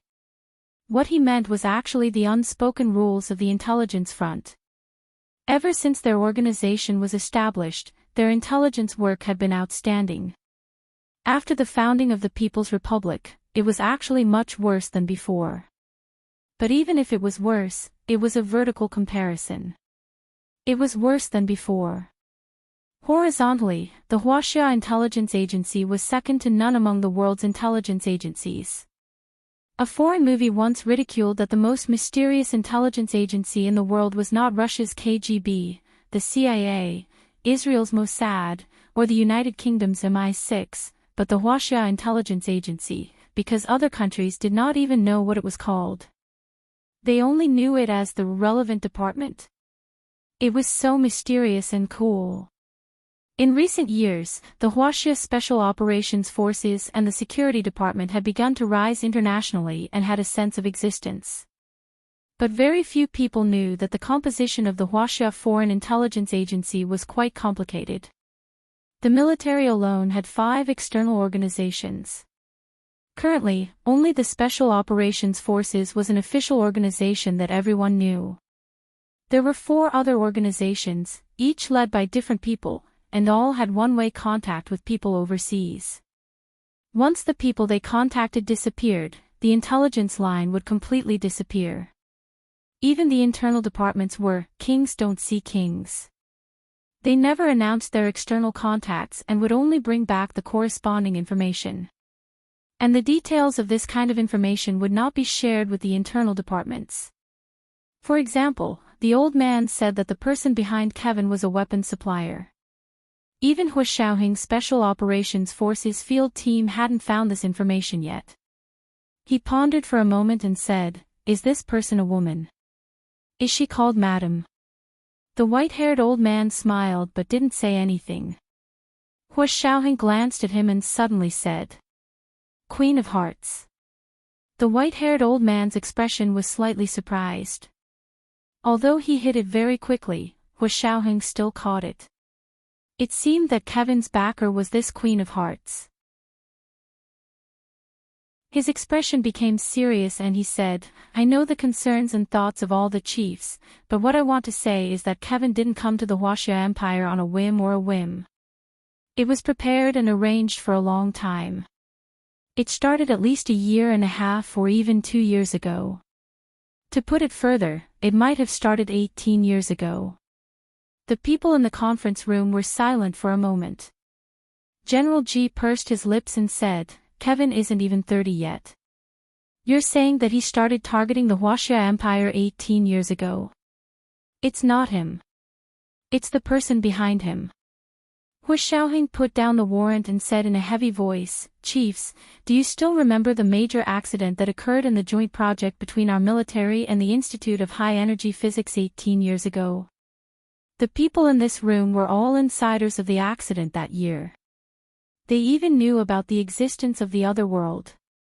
They also knew that Hu Guanyuan, or Lu Yuan, had gone to the other world 18 years ago because of the failure of the experiment. Therefore, Hu Xiaoheng didn't continue to hide anything. When I was investigating Kevin's case, I found out that the person behind him was related to the major experimental accident in our military 18 years ago. And everyone knows that Kevin was still a child 18 years ago, so what happened 18 years ago shouldn't have anything to do with him. The only thing that's related is the person behind him. So to me, Kevin's appearance is just a cover to lure out the big shot behind him. The white-haired old man interrupted him and said, if Kevin is so important, why did you order his execution? Isn't it better to keep him and make him more useful? Hu Xiaoheng calmly took 2 steps forward and walked out from behind the podium. He said calmly, it's precisely because he's so important that executing him can cause irreparable damage to the other party. And the other party's loss is our gain. These words were so true that almost no one present could refute them. They all felt dizzy. But what if your speculation is wrong? What if Kevin isn't important at all and is just a cover given to us by the other party? Hu Xiaoheng put his hands in his trouser pockets and said casually, if he's not important at all, so be it. What does it matter if he's killed? Anyway, the crimes he committed are already enough to be executed by shooting. This was the first chapter of the day, chapter 2153, The Big Shot Behind. Today, it was delivered at midnight. The second chapter was 1:00 o'clock in the afternoon, and the third chapter was 9 o'clock in the evening. Please ask for monthly votes and recommendation votes. P.S. Thank you to the Peninsula Princess for the 50,000 Chidian coins yesterday. Thank you big shots, little angels. Chapter 2168. After Hu Xiaoheng finished speaking, these people thought about it for a while and felt relieved. As long as Hu Xiaoheng had a valid reason, they weren't pedantic people and wouldn't blame him. The atmosphere in the room gradually became less tense. General Ji breathed a sigh of relief and asked the question he was most concerned about. You just said that the person behind Kevin was related to the failure of our experiment 18 years ago. Do you have any evidence to prove this? Hu Xiaoheng first told them about the explosion they encountered when they were chasing Kevin on Christmas Eve last year, then said, this time, Zhou Qinghong brought people to the hospital to kidnap Kevin. When they realized that it was a fake person, they jumped out of the car and ran for their life. Their car was detonated by their own people remotely, and the energy of the explosion was similar to that year. Actually, the remote detonation of Zhou Qinghong's car was more similar to the situation with Gu Nianji's car 8 years ago. However, Hu Xiaoheng didn't want these people to focus on Gu Nianji again, so he changed his words slightly. This wasn't too outrageous. Because it was indeed similar, there was a high-energy magnetic field mixed in. Everyone was deep in thought after hearing this. A fat old man sitting next to General Ji said in a low voice, I was the one who presided over the experiment between the military and the Institute of High Energy Physics 18 years ago. Back then, I sent Hu Guanyuan as the military representative to the Institute of High Energy Physics to cooperate with Song Haichuan, but the experiment failed. Someone was deliberately causing trouble. Hu Xiaoheng's eyes narrowed slightly, and he said, the experiment 18 years ago actually didn't fail. What did you say? The fat old man almost jumped up, and his body was actually very agile. Say it again. What do you mean? General Ji added, that's right, Xiaoheng, explain. We all know that the experiment failed 18 years ago. Later, When Jeannie took over the Institute of High Energy Physics, she kept saying that the experiment back then had failed, so she wanted to restart the experiment. Unfortunately, she didn't even get started, and after spending so much time, she found nothing. Why did you say that the experiment back then didn't fail? You mean it succeeded? Hua Xiaoheng nodded calmly and said, it's a very simple reason. My uncle, Senior Colonel Hua Guanyuan, thought he had sacrificed himself in the line of duty. But now it turns out that he didn't sacrifice himself, but went to the other world. 18 years ago, the joint experiment between the military and the Institute of High Energy Physics was to find the magnetic resonance frequency. The experiment could activate the magnetic resonance instrument in the opposite space. Senior Colonel Hua Guanyuan and the other 4 soldiers didn't die in the explosion. Instead, they went to the other world. How did he get there? There is only one explanation, and that is that the magnetic resonance instrument we experimented with was successful 18 years ago. The chubby old man who was in charge of the experiment on the military side stared blankly as he muttered, yes. If that's the case, then it should be successful. At that time, I remember that Director Song marked the DNA of all the people who participated in the experiment in the magnetic resonance device he used for the experiment. He said that if the experiment was successful, he would officially send them over. In the end, during the last field inspection, there was a sudden explosion. Hua Xiaoheng looked at the old man sympathetically and sighed. Senior Colonel Hua Guanyuan's experience has proven that the experiment back then was actually successful. The magnetic resonance instrument successfully captured the magnetic field frequency of the opposite space, thus opening a wormhole that can realize the exchange of 2 parallel worlds. But why did there be a big explosion? Later, the reason was that when the high-energy magnetic field energy was used, the timing of the release of energy was wrong. The magnetic field energy that should have been released in a few minutes was compressed to 1,000th of a second. As you can imagine, the energy that should have been released in a few minutes was compressed to that extent. How could there not be a big explosion? Just like a pressure cooker, when you suddenly shrink the internal space of the pressure cooker, it will also explode into pieces. And because our experiment released all the energy in a short period of time, it caused a huge explosion that killed almost all of us who participated in the experiment. The only person who survived was my mother, Song Jining, but her body and brain were severely injured. She was ill for 16 years and was only cured 2 years ago. Hua Xiaoheng paused for a moment. The big shots in the conference room met and discussed what Hua Xiaoheng had just said. After a while, the white-haired old man raised his head and said, then what evidence do you have to prove that the wrong time of the release of energy was deliberately messed up, or that the experimenters made an accident? Hua Xiaoheng said very frankly, if you want direct evidence, for example, who did it? I still don't know who it was. But on Christmas Eve last year, Kevin created an explosion of the same nature. Was it really just a coincidence? An experiment like ours can't be completed without the strength of the entire country. Therefore, ordinary people aren't qualified to coincide with us. In other words, what can coincide with us is definitely not a coincidence. How can there be such a coincidence? I've been working on the special front for so many years, and I've only found one rule. There are no coincidences in this world, only deliberate planning. After a pause, Hua Xiaoheng's voice suddenly became low. More importantly, have you thought about the real consequences of the failure of the experiment back then? He looked at the big shot sitting below with a deep gaze and said bitterly, it was this failure that caused our experiment to stop for 18 years, 18 years.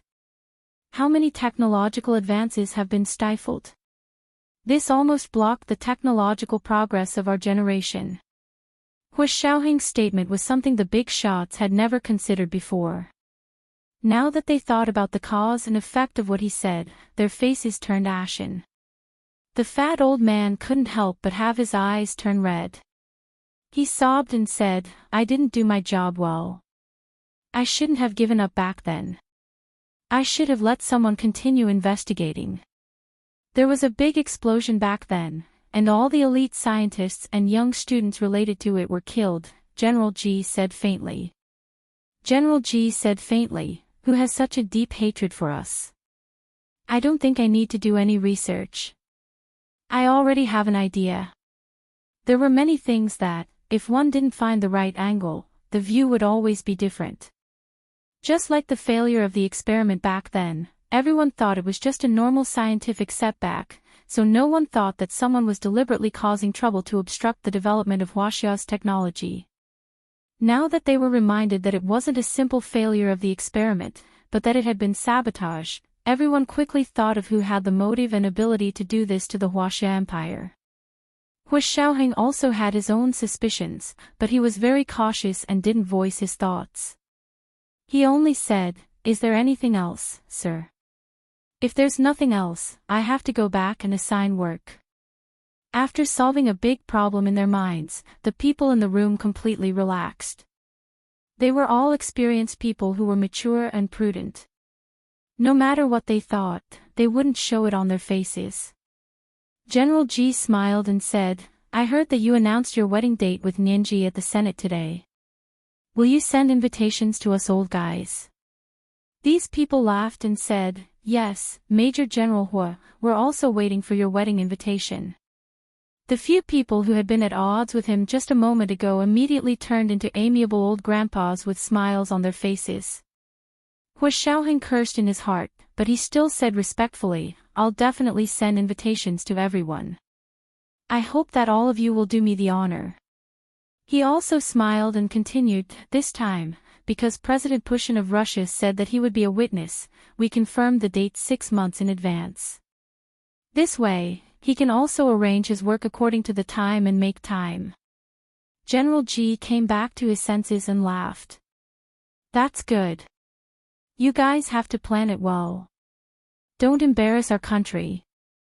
Hu Xiaoheng smiled and said, "Don't worry, sir. I'll definitely make it big. Not only will it not embarrass the country, but it will also greatly increase the country's reputation."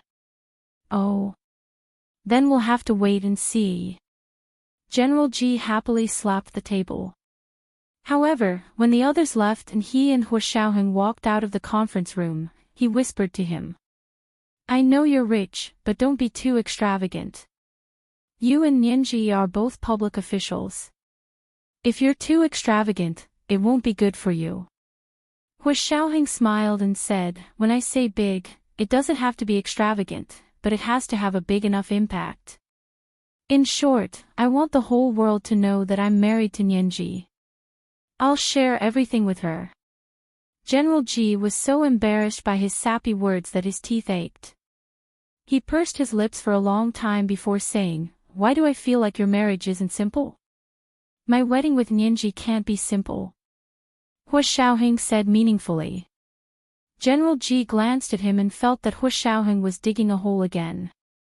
For a moment, he felt that Gu Nianji was quite pitiful. He whispered, "Xiaoheng, don't say that I'm too nosy, but it's a wedding after all.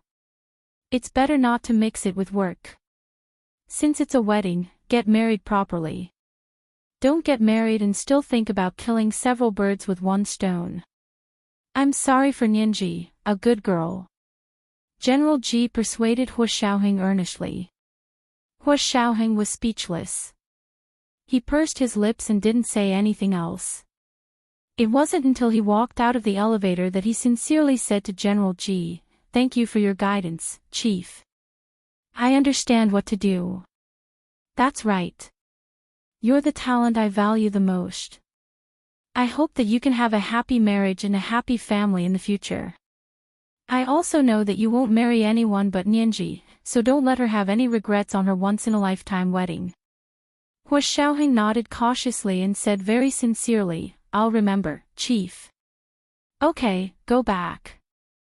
Since you're talking about this on the live broadcast today, I'm afraid that foreign leaders will also come to ask for wedding invitations. You have to be fully prepared." General G stood at the door and looked him up and down with his hands behind his back. "Do you need a vacation? Also, Do you want me to assign you another team to prepare for the wedding? Hua Xiaoheng smiled and shook his head. I'll think about it.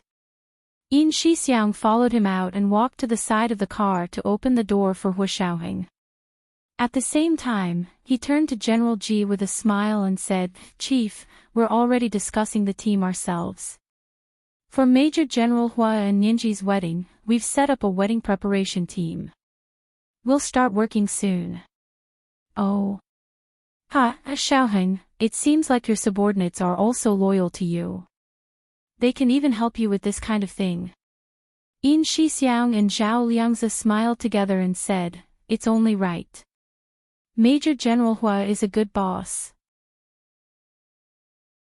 In fact, he was not only a good boss, but also a person who truly valued his comrades more than his own family. They were completely convinced of being Hua Xiaoheng's subordinates and were ready to sacrifice their lives for him at any time. Because Hua Xiaoheng was also a person who would sacrifice his life for his comrades at any time. For soldiers, they were people who could trust each other with their backs. After returning to the official residence from the military headquarters, Hua Xiaoheng found Gu Nianji and Lu Jin sitting in the living room. The father and daughter had their heads together. He didn't know what they were doing, but they would laugh happily from time to time. Hua Xiaoheng looked at his watch. It was only 2 in the afternoon, just past lunchtime. He hung his military cap on the coat hook at the entrance and walked in with a smile. Hello, Chief. The orderly standing guard at the entrance of the living room saluted him. It was also a reminder to the father and daughter in the living room that Hua Xiaoheng had returned. Gu Nianji turned around and saw Hua Xiaoheng come in. She smiled and waved at him. Major General Hua, come quickly. Look at this Weibo. We're dying of laughter. Hua Xiaoheng walked over and glanced at the iPad on Gu Nianji's lap. The father and daughter were looking at Weibo. Gu Nianji raised the iPad. Look, there's a blogger here. His ID is Major General Hua. Is Nianji married today? It said that he'll be clocking in every day until the day of our wedding. Her big eyes were filled with undisguised excitement and joy. This was what it looked like to be married. She was as happy as a bride. She would only get married once in her life. Hua Xiaoheng's heart softened. He patted her head and smiled. Then do you want to repost it for her? Gu Nianji shook her head and said, I won't repost it now. I'll repost it on the day of our wedding. Hua Xiaoheng nodded. Okay, I'll repost it with you. Lu Jin patted the back of the sofa excitedly and said, that's a proper official sweetheart. You're going to kill your CP fans. Hua Xiaoheng, Gu Nianji smiled awkwardly, but she still held Lu Jin's hand and said, Dad, you've been browsing Weibo too much recently. Don't get involved in too much fan culture. Even the CP fans knew about it, and there were official sweethearts. Gu Nianji was confused when she heard these words from Lu Jin. Hua Xiaoheng held Gu Nianji's hand and sat on the sofa. He looked at her with a smile for a while. The words in his heart rolled around his mouth for a long time, but in the end, he said, What kind of wedding do you want? Gu Nianji tilted her head to look at him and said thoughtfully, What are you trying to say? Why do I feel like you weren't talking about the wedding? Hua Xiaoheng, Gu Nianji held his hand. What's there that you can't tell me? Lu Jin looked at them and said, That's right. What are you trying to hide from my girl? This was today's second update, Chapter 2154, What kind of wedding do you want? 1. Today, it was delivered at midnight. P.S. The 100,000 Chidian coins that the Peninsula Princess had tipped last September had been delivered twice. At 9:00 in the evening of the third update. Please ask for monthly votes and recommendation votes. Thank you so much more, big shots and little angels. Chapter 2169. Hua Xiaoheng was moved for less than a second when Lu Jin said, You can hide it from her, but you can't hide it from me. I'll expose you in a minute. Hua Xiaoheng. Gu Nianji rubbed her temples and wanted to pull Hua Xiaoheng upstairs to talk alone. However, seeing how Lu Jin was staring at them with great interest, as if he wouldn't give up until he achieved his goal, and how much he loved her, Gu Nianji didn't want to exclude Lu Jin. This was her biological father. How could she not let her father know that she was getting married? Gu Nianji's mind raced. She leaned against Lu Jin and looked at Hua Xiaoheng with a smile. Yes, Major General Hua, just say what you want to say. Being secretive makes me feel like you're not sincere. How am I secretive? I'm asking you what kind of wedding you want. Don't you women care about your own wedding the most? Hua Xiaoheng's face broke into a charming smile, and his voice was low and magnetic. Gu Nianji was almost blinded by the sudden smile on his handsome face. She quickly closed her eyes and shook her head. After calming down, she opened her eyes and said seriously, "Who told you that women care about their own wedding the most? You're being too biased." That's right, that's right. Lu Jin was someone who wanted to flatter his daughter regardless of the occasion. He glared at Hua Xiaoheng and said, "Why do you care about what other women care about? What you should care about is what my girl cares about the most." You said, "other women," as if you've had many women. All the women in the world have been summarized by you in one sentence. Now it was Hua Xiaoheng's turn to rub his temples. He thought about it and decided not to argue with someone as intelligent as Lu Jin. He couldn't outdo him anyway. Moreover, there seemed to be something wrong with what he had said just now. He immediately apologized sincerely. "I was wrong just now. I shouldn't have said that. But Nianji, do you really not care about your wedding?" Gu Nianji said word by word, "What I care about the most is whether you're honest with me and not a wedding for show. Of course the wedding is important, but I won't give up something more important for a wedding for show." Hua Xiaoheng composed himself and looked at her deeply. He decided to tell her the whole story and let her decide what to do. This was their wedding. She had all the say in it. Hua Xiaoheng stood up and said, "There is indeed something. Nianji, Uncle Lu, shall we go upstairs to the study to talk?" The study of his official residence was one of the most secure places in the country. Gu Nianji perked up. "Really? That's great."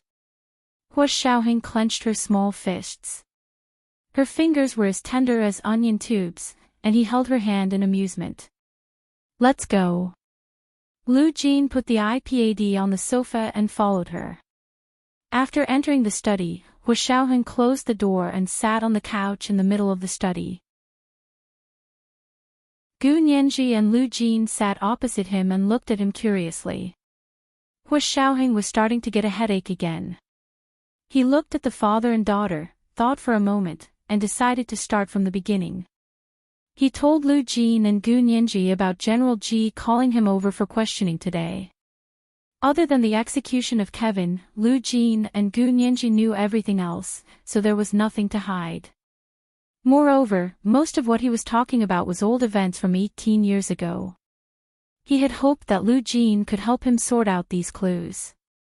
Hua Xiaoheng added, "Uncle Lu knows that the experiment from 18 years ago was actually done after you communicated with Gu Xiangwen here. Gu Xiangwen here contacted my uncle and hoped that our country would also start such an experiment." Lu Jin nodded slowly and looked at Hua Xiaoheng strangely. It was obvious that he was thinking about something. Gu Nianji waited by the side for a while, her mind racing. She was eager to try, but she hesitated to speak. Hua Xiaoheng saw this and raised his hand. "Nianji, what do you want to say?" Gu Nianji blinked and looked at Lu Jin, then at Hua Xiaoheng. She stammered, "I don't have any big ideas. It's just that the reason you mentioned just now seems familiar." "Familiar?" Hua Xiaoheng frowned.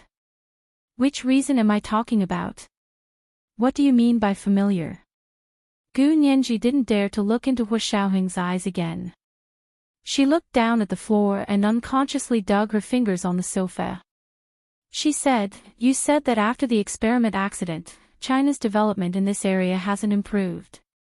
It's like this technology has been blocked for 18 years. Yes, then what do you mean by familiar?" Gu Nianji quietly looked up. Her long eyelashes fluttered rapidly. Like a swallow's tail after the rain, they drew a shocking horizontal line in the sky. She mustered up her courage and said, "When I was in the other world, my father once, used a problematic experimental design to block more than 30 years of development in biological genetics in Japan." Major General Hua, do you still remember? "My father once used a completely wrong experimental design to lead Ishihara Bai-san and even the entire biological genetic engineering research in Japan to a dead end, thus blocking the progress of their biological genetic engineering research." Hua Xiaoheng was slightly stunned, but he quickly remembered. His eyes narrowed slightly as he looked at Lu Jin.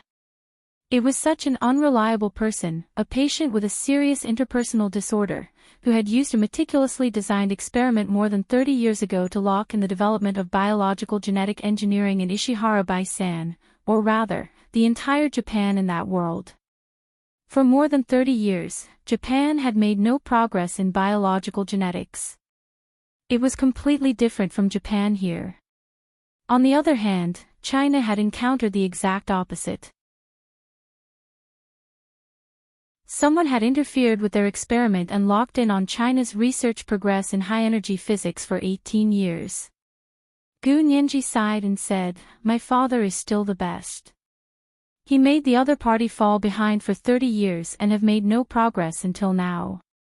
In other words, China had only been locked in for 18 years, and they had now made a breakthrough in the field of high-energy physics that had been locked in. In contrast, China was more promising. Hua Xiaoheng didn't feel gratified at all. He frowned slightly and pondered for a long time before saying slowly, "I didn't connect these two things before. Now that I think about it, don't you think there's a connection between the two?" Gu Nianji's heart sank. She subconsciously held Lu Jin's hand and said uneasily, "Major General Hua, what do you mean?" "My dad won't." She was worried that Hua Xiaoheng would think that the failed experiment and explosion 18 years ago had something to do with Lu Jin. After all, the start of the experiment had an indelible relationship with Lu Jin, who was still in the other world at that time. Hua Xiaoheng immediately knew that Gu Nianji had misunderstood. He shook his head, not knowing whether to laugh or cry. "That's not what I meant.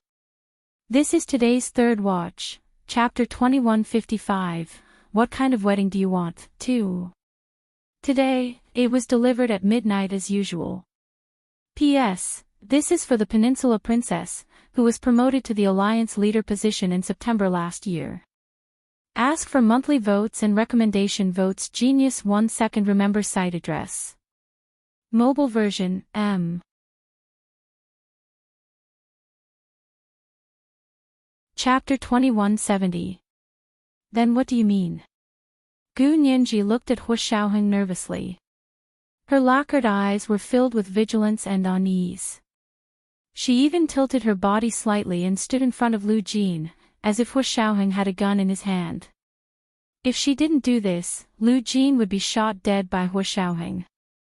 Hua Xiaoheng felt a little upset when he saw this. However, he had always been calmer than his peers, and he was a soldier on a special front. Not only did he not show his emotions, but even when he did, no one knew what he was really thinking. Therefore, his expression didn't change. He only looked amused. He tilted his head, raised his hand, and pointed in Gu Nianji's direction. Lu Jin was very touched. He was also a potential expert in psychology, so he understood what a person's subconscious body movements meant. This was a more accurate indicator of a person's true thoughts than their facial movements. She turned her body slightly in front of him. No matter which theory she used, it was a proper protection. It was for her father's determination and will to resist her husband. Lu Ji knew that he was exaggerating, but his girl was so good, so what if he exaggerated a little? He peeked his head out from behind Gu Nianji and smiled smugly at Hua Xiaoheng. Xiaoheng, you saw it.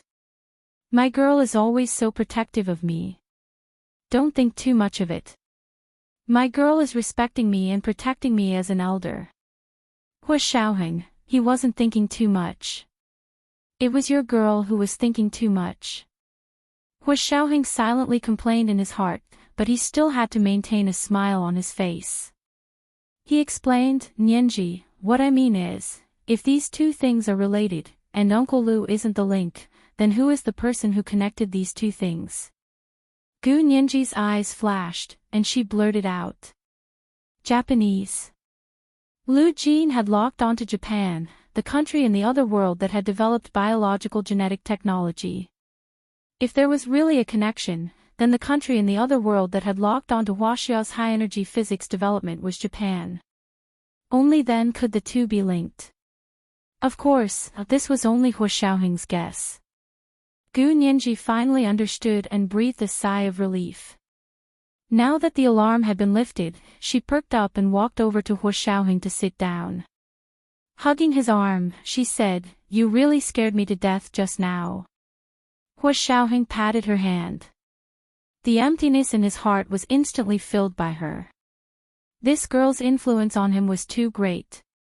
It really felt like a thought from heaven to hell. Hua Xiaoheng turned to look at her with lingering fear and smoothed the slightly sweaty hair off her forehead. If it weren't for the fact that Lu Jin was glaring at him from the other side, he would have kissed him. Lu Jin chuckled as he watched Gu Nianji act coquettishly at Hua Xiaoheng. Hua Xiaoheng's unconcealable doting and joy for the girl beside him made him very satisfied.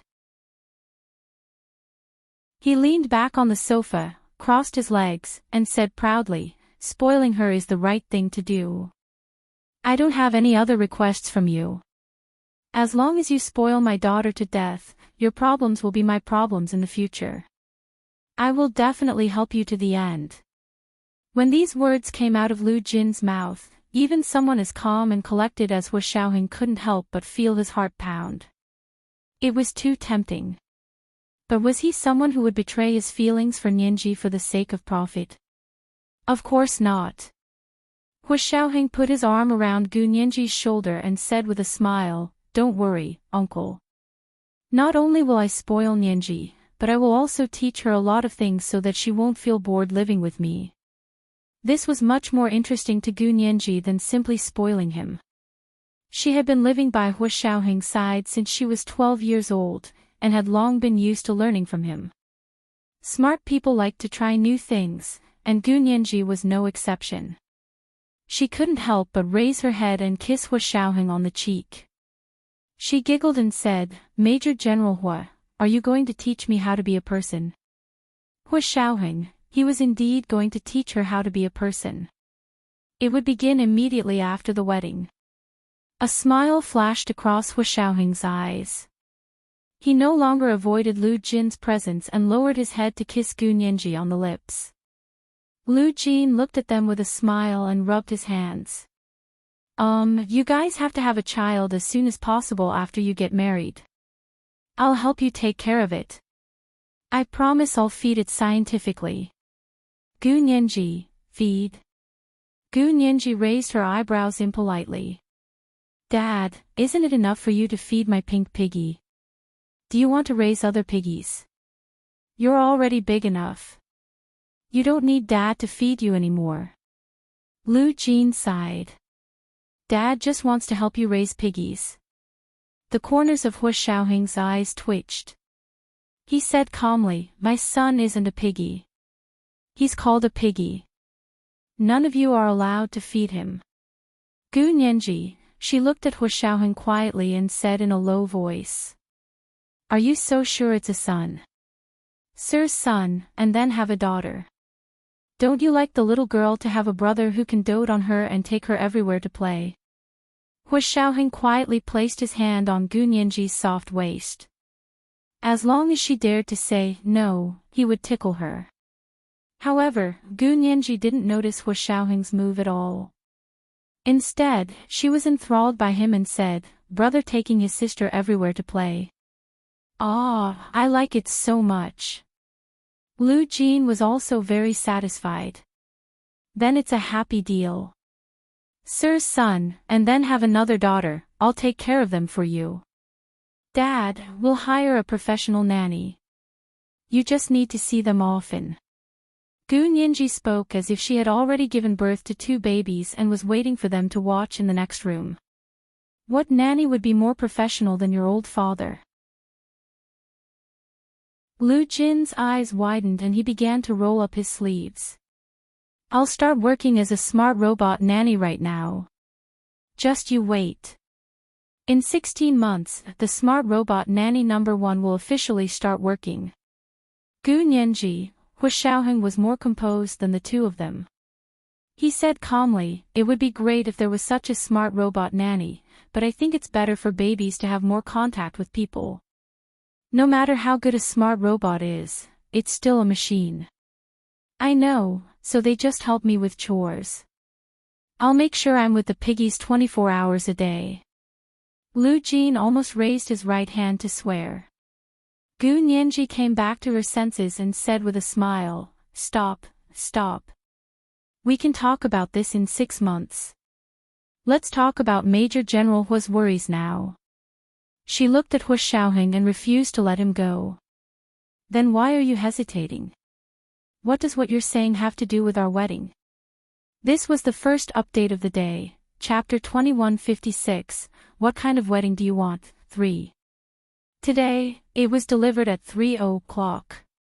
The second update was at 1 o'clock in the afternoon, and the third update was at 9 o'clock in the evening.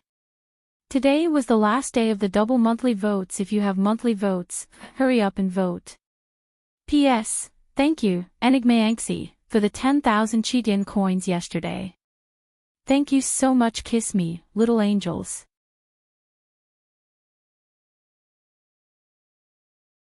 Chapter 2171. She had finally asked about this topic.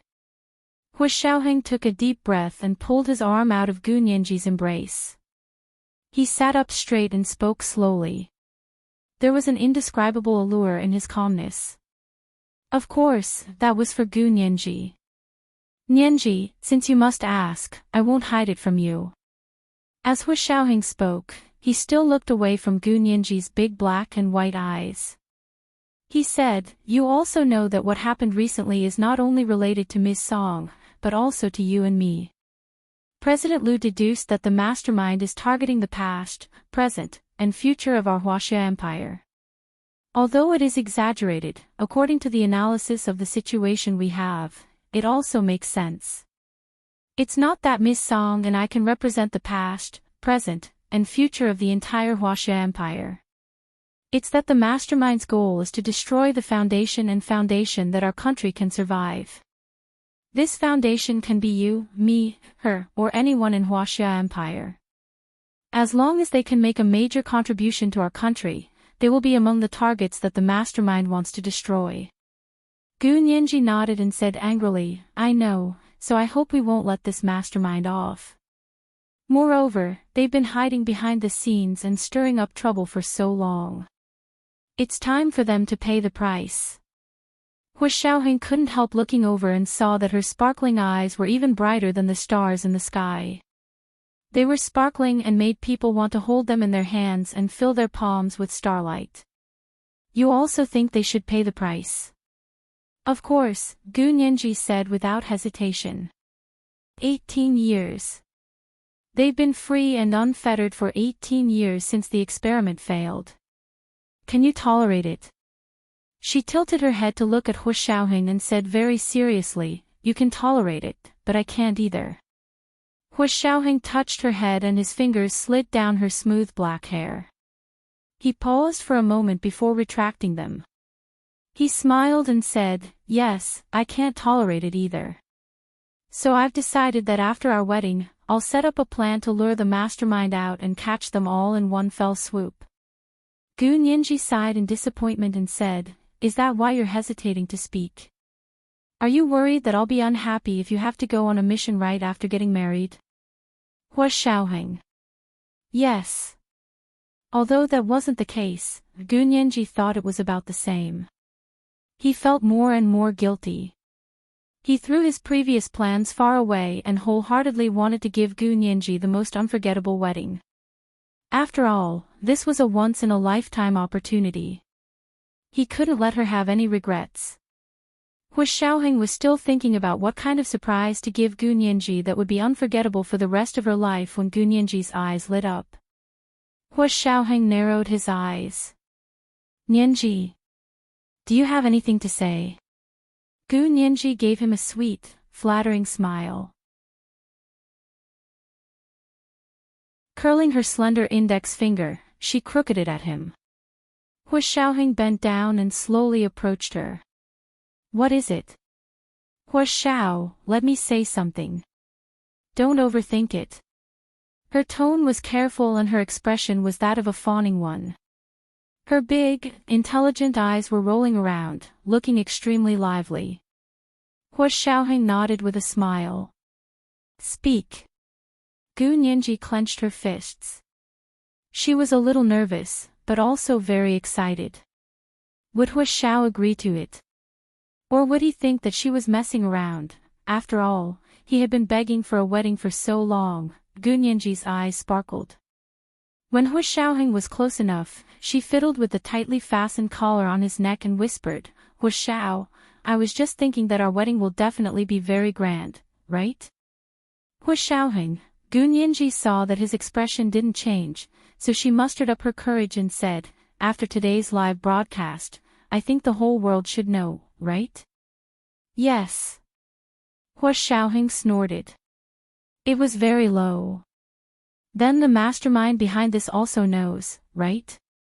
Hu Xiaoheng, he suddenly felt that Gu Nianji's tone of questioning was a little strange.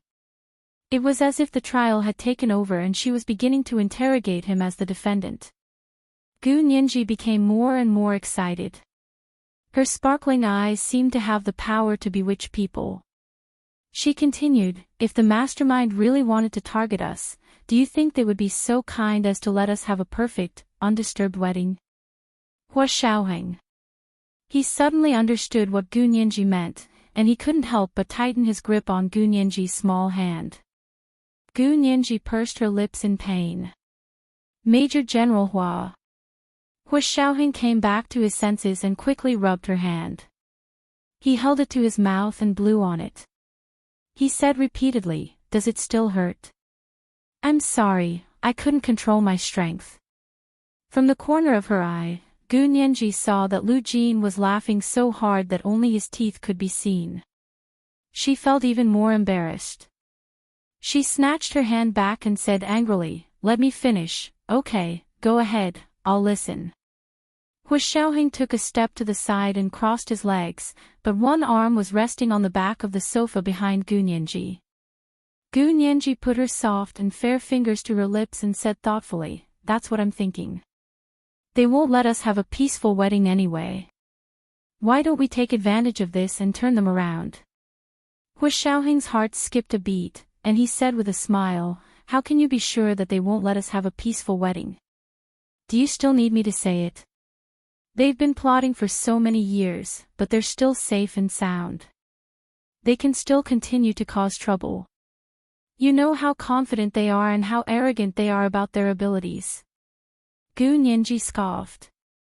It's time to teach them a lesson. Not only do they know why flowers are so red, but they also know how flowers grow. Lu Jin listened with great interest. Without waiting for Hu Xiaoheng to speak, he interrupted and asked. We also want them to know how flowers grow. How can we let them know? Isn't that more difficult? It's not difficult. Of course we just have to uproot them. Gu Nianji made a gesture of plucking grass. She raised her chin slightly and looked at Hu Xiaoheng sideways. What do you think? Major General Hua, do you dare to use your own wedding to set up a trap to lure them out? Hu Xiaoheng closed his eyes and thought to himself, had this little girl already become a spirit? How did she know what he was planning? What was even more infuriating was that he had already planned to give up, but she had actually made his heart burn with just a few words. She was indeed worthy of being the successor personally chosen by Speaker Long of the Senate. With this kind of sharp insight into people's hearts and the eloquence to bring a dead person back to life, it would be a waste not to be in the Senate. Suppressing the excitement in his heart, Hu Xiaoheng said calmly, "You're quite ambitious, but don't you want to have a unique, perfect, and pure wedding? This is the only wedding you'll ever have in your life. I don't want you to have any regrets." Gu Nianji's heart warmed when she heard this. She smiled at Hu Xiaoheng, and her little fingers quietly hooked around his fingers. Gu Nianji quickly smiled and said softly, "Of course I want to, but can I just think about it? Would those people let go of such a good opportunity? Especially since Kevin and Zhu Qinghong just died in our hands. They must be furious, right?" "Of course they're furious," Hu Xiaoheng said softly. Hu Xiaoheng said softly, "Not only are they furious, but they also used a lot of their inside men to create obstacles for us. Now that they've been eliminated, I think they're going crazy. But they haven't been completely eliminated, so as long as the mastermind is still around, these people will be like leeks in spring. There will be more after one batch is cut." Gu Nianji pursed her lips.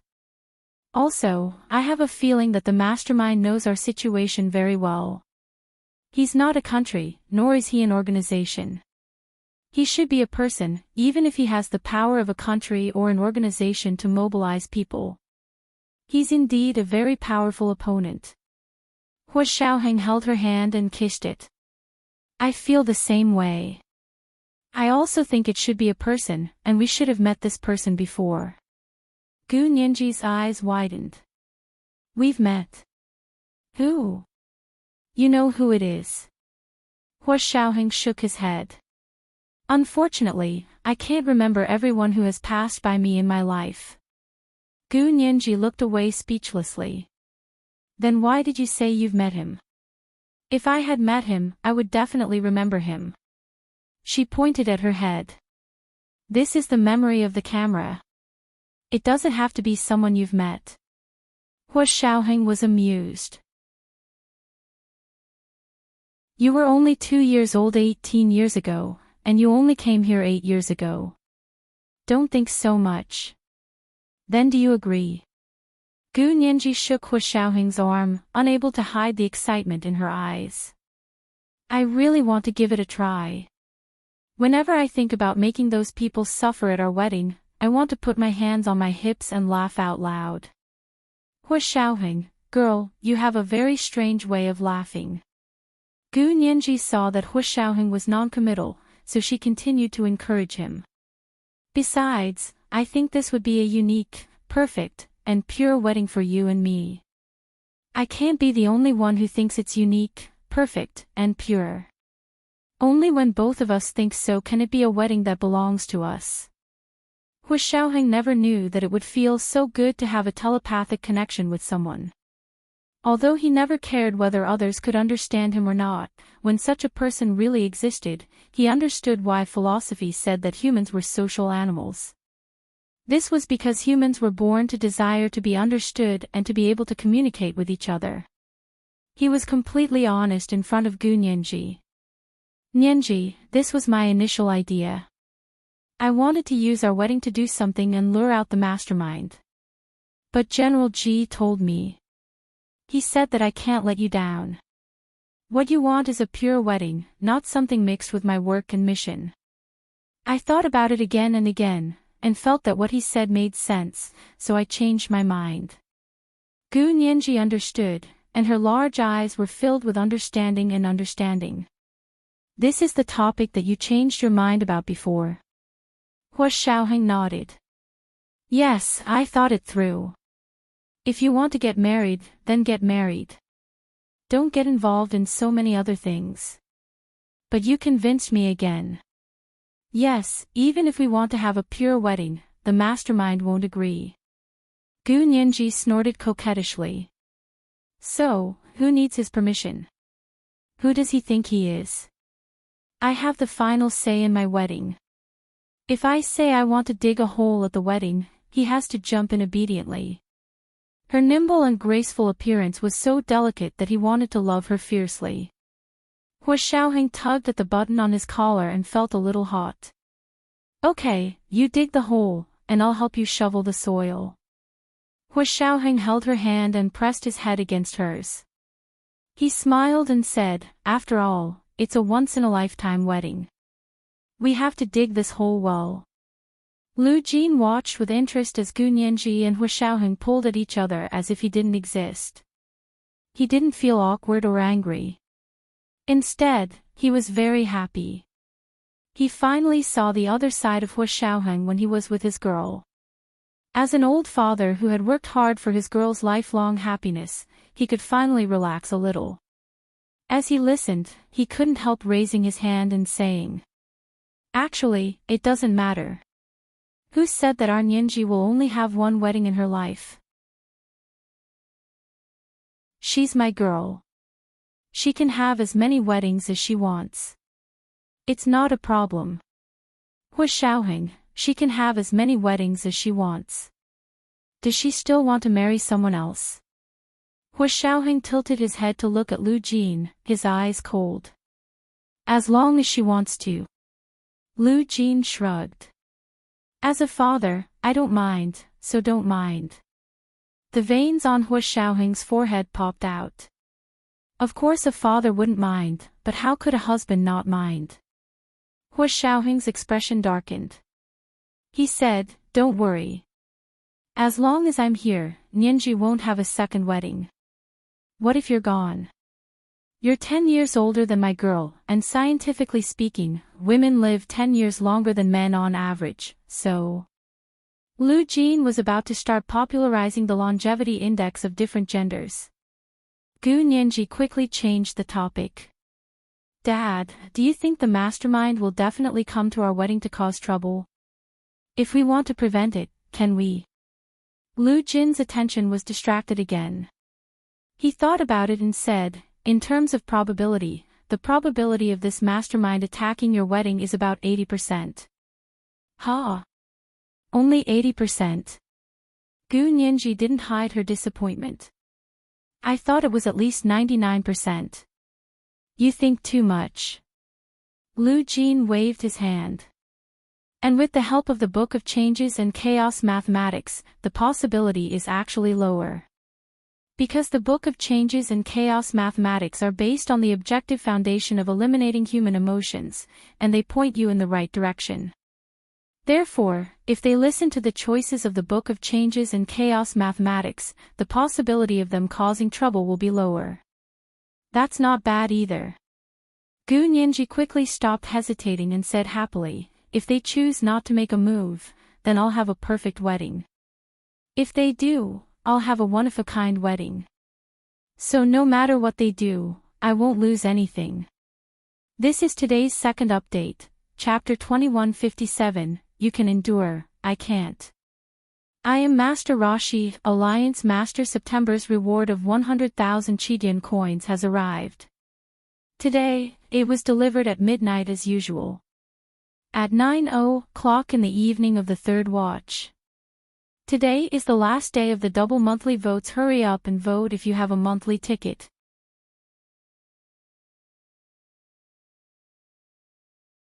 Chapter 2172. Hua Xiaoheng didn't know what to say. After a while, he held her hand and said, I can't believe you can think that way. You're really enjoying yourself. Of course. You have to think positively about everything. Anyway, it's one day to be happy and one day to be unhappy. Why not let yourself be happy? Gu Nianji grimaced and looked at Lu Jin. Looks are born from the heart. I still want to stay young forever. Right, Dad? Is there any scientific basis? Lu Jin nodded abruptly. Of course, of course. Do you know why couples look more and more alike? It's because humans can't help but learn each other's words and actions. Unconsciously, their words and expressions will become more and more alike. Although facial features are determined by genes and won't automatically change, the trend of wrinkles can indeed be controlled by oneself. They might even learn from each other's strengths to make up for their weaknesses. So you'll find that if the difference in looks between a couple is large, then the person with the higher looks will gradually become less good-looking. And the person with the lower looks will become more and more good-looking. This is learning from each other and learning from each other. This is also why I've always believed that marriage is the happiest when it's a match of social status. This match of social status not only refers to acquired indicators such as economic ability and social status, but also innate indicators such as personal genes and looks. In short, an unequal marriage is unhappy. Even looks need to be equal. Otherwise, would you be willing to have your looks lowered? It's really going to happen. Hu Xiaoheng interrupted Lu Jin's whimsical thoughts and said lightly, "Uncle Lu, marriage is a matter between two people. It's fair to exchange what you have for what you don't have." Lu Jin tilted his head and thought for a moment. He nodded and said, "That's true. A person with high looks but poor economic and social conditions will marry a person with low looks but good economic and social conditions. It's not a social climb, but a price for her looks in exchange for economic and social conditions. You'll get what you ask for."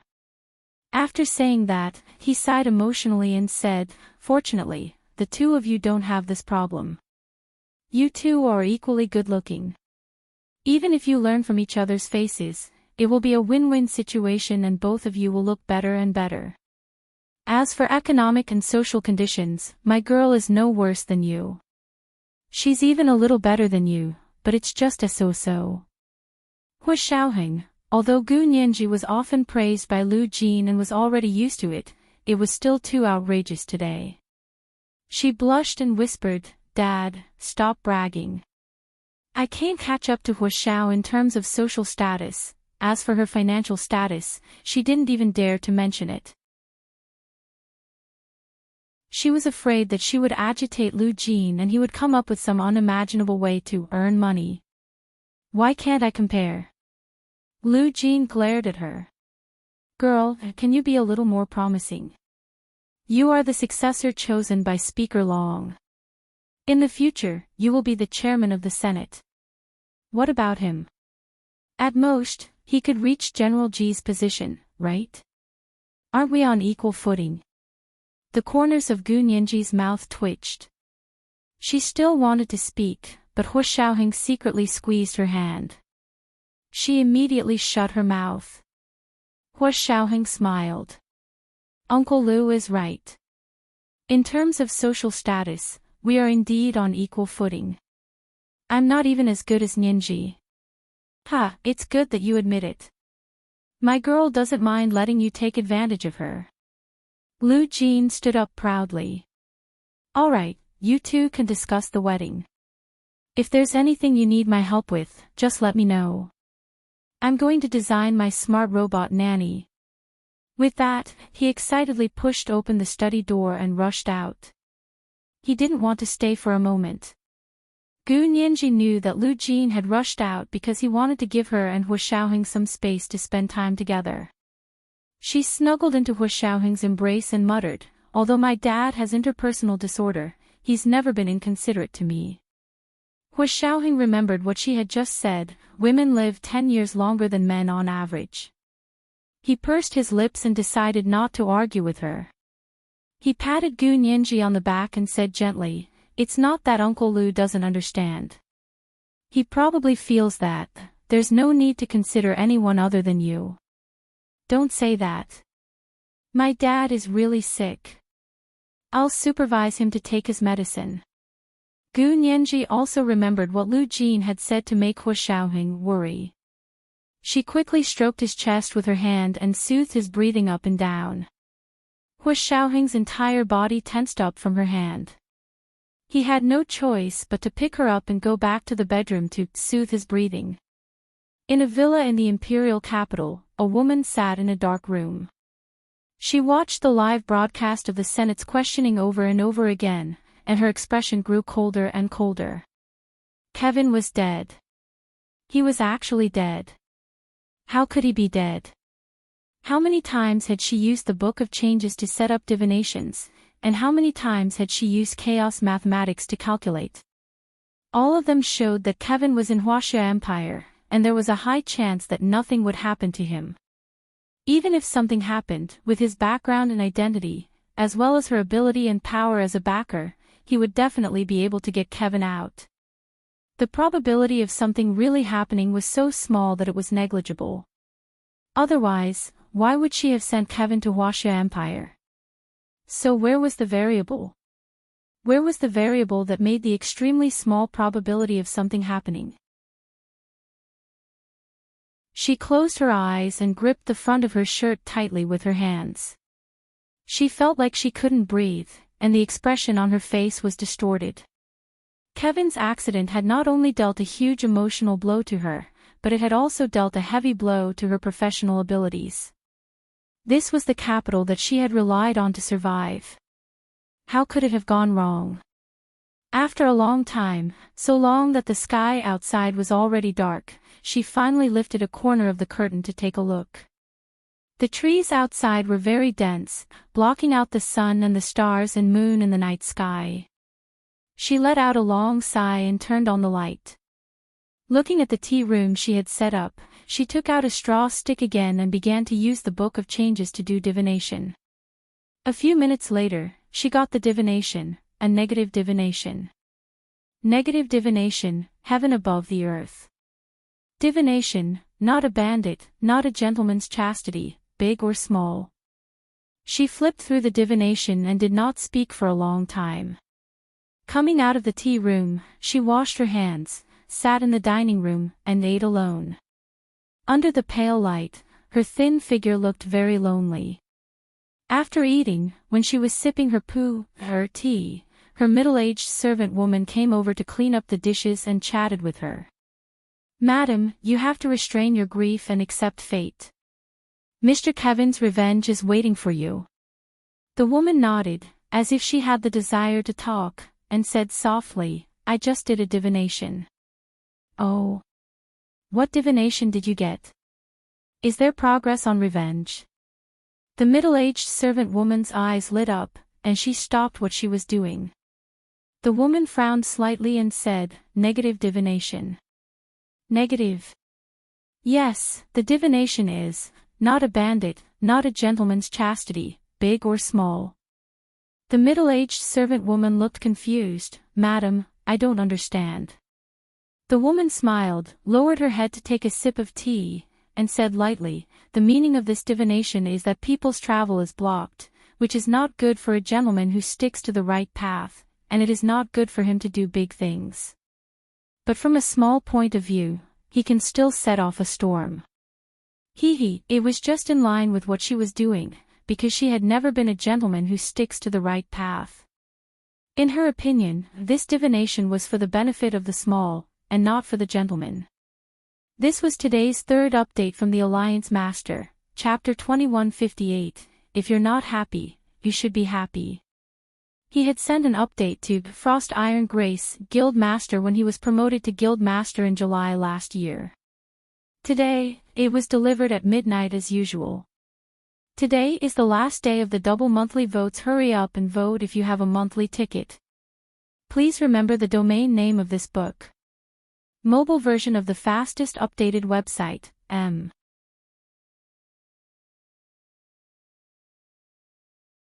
Chapter 2173. After winter was gone, the temperature gradually rose. March passed in the blink of an eye, and early summer in April arrived quickly. It was the evening of the weekend again. The sunset filled the sky, and the trees along the roadside grew tender green leaves. It wasn't to the point of covering the sky yet, but it was already slender and graceful. Gu Nianji led the short-legged dog, Ku, and jogged on the sidewalk. Wearing camouflage sportswear, she shuttled between the green leaves. Her slender, fair legs were like a running deer, and even her big, watery eyes were like the bright eyes of a deer. They were big and pure, and looked completely harmless. Of course, everyone who knew her knew that this was just an illusion. Her combat ability wasn't something those naive and stupid deer could compare to. Little Aku hadn't walked with Mama for a long time, and she was so excited that she almost went crazy. When she saw someone walking over, she would pounce and sniff around. If they didn't sniff, she would bare her fangs and brandish her claws to show the little claws on her short legs. However, her legs were too short and couldn't support such difficult movements, so she always accidentally fell to the ground. She got up and shook her fur. It was another good dog. Gu Nianji still had to tug hard on the dog leash, otherwise she would really be dragged into the dog. Because the weather was good, there were many people who came out for a walk after dinner in the Special Operations Forces headquarters compound. Seeing Gu Nianji stumbling along with a short leg, everyone couldn't help but laugh and fight to greet her. "Chief Gu, are you walking the dog?" Gu Nianji nodded and flashed the dog leash in her hand. "Good evening, Chief Gu." "Good evening." Gu Nianji smiled. "Have you had dinner, Chief Gu?" Gu Nianji made an okay gesture. "I've eaten. The orderlies made dinner today, and it's not as delicious as Major General was." "Chief Gu, your camouflage sportswear looks really good, but I look at your sports shorts. I look a little awkward." Gu Nianji's big eyes narrowed into slits as she smiled. "You can tell. These are Major General Hua's camouflage pants. I cut them into sports shorts." "Sure. Don't tell him." Everyone looked at the fluttering threads on the side of the shorts and shifted their gazes in unison.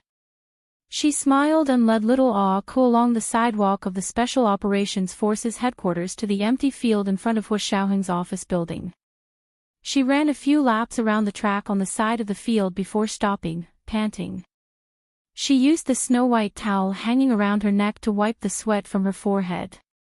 She let go of little Ah Ku's leash, and little Ah Ku rushed towards the door of Hua Xiaoheng's office building like an arrow. Unfortunately, he was blocked at the door. Of course, dogs were not allowed to enter this building. Poor Ah Ku had been thrown into a military dog training camp by Hua Xiaoheng for a year, causing it to have cognitive impairment. It had always thought that it was a military dog and especially liked to listen to orders. That was why it always persisted in pouncing on the building, wanting to carry out its mission like the other military dogs. Gu Nianji followed behind him, laughing so hard that she doubled over. She held onto her knees and hugged her waist as she panted loudly at the door. When Hua Xiaoheng walked out of the office building, he saw a short-legged dog lunging at him like an arrow released from a bow. He instinctively dodged to the side. Chen Lai, who was walking behind him, was pounced on.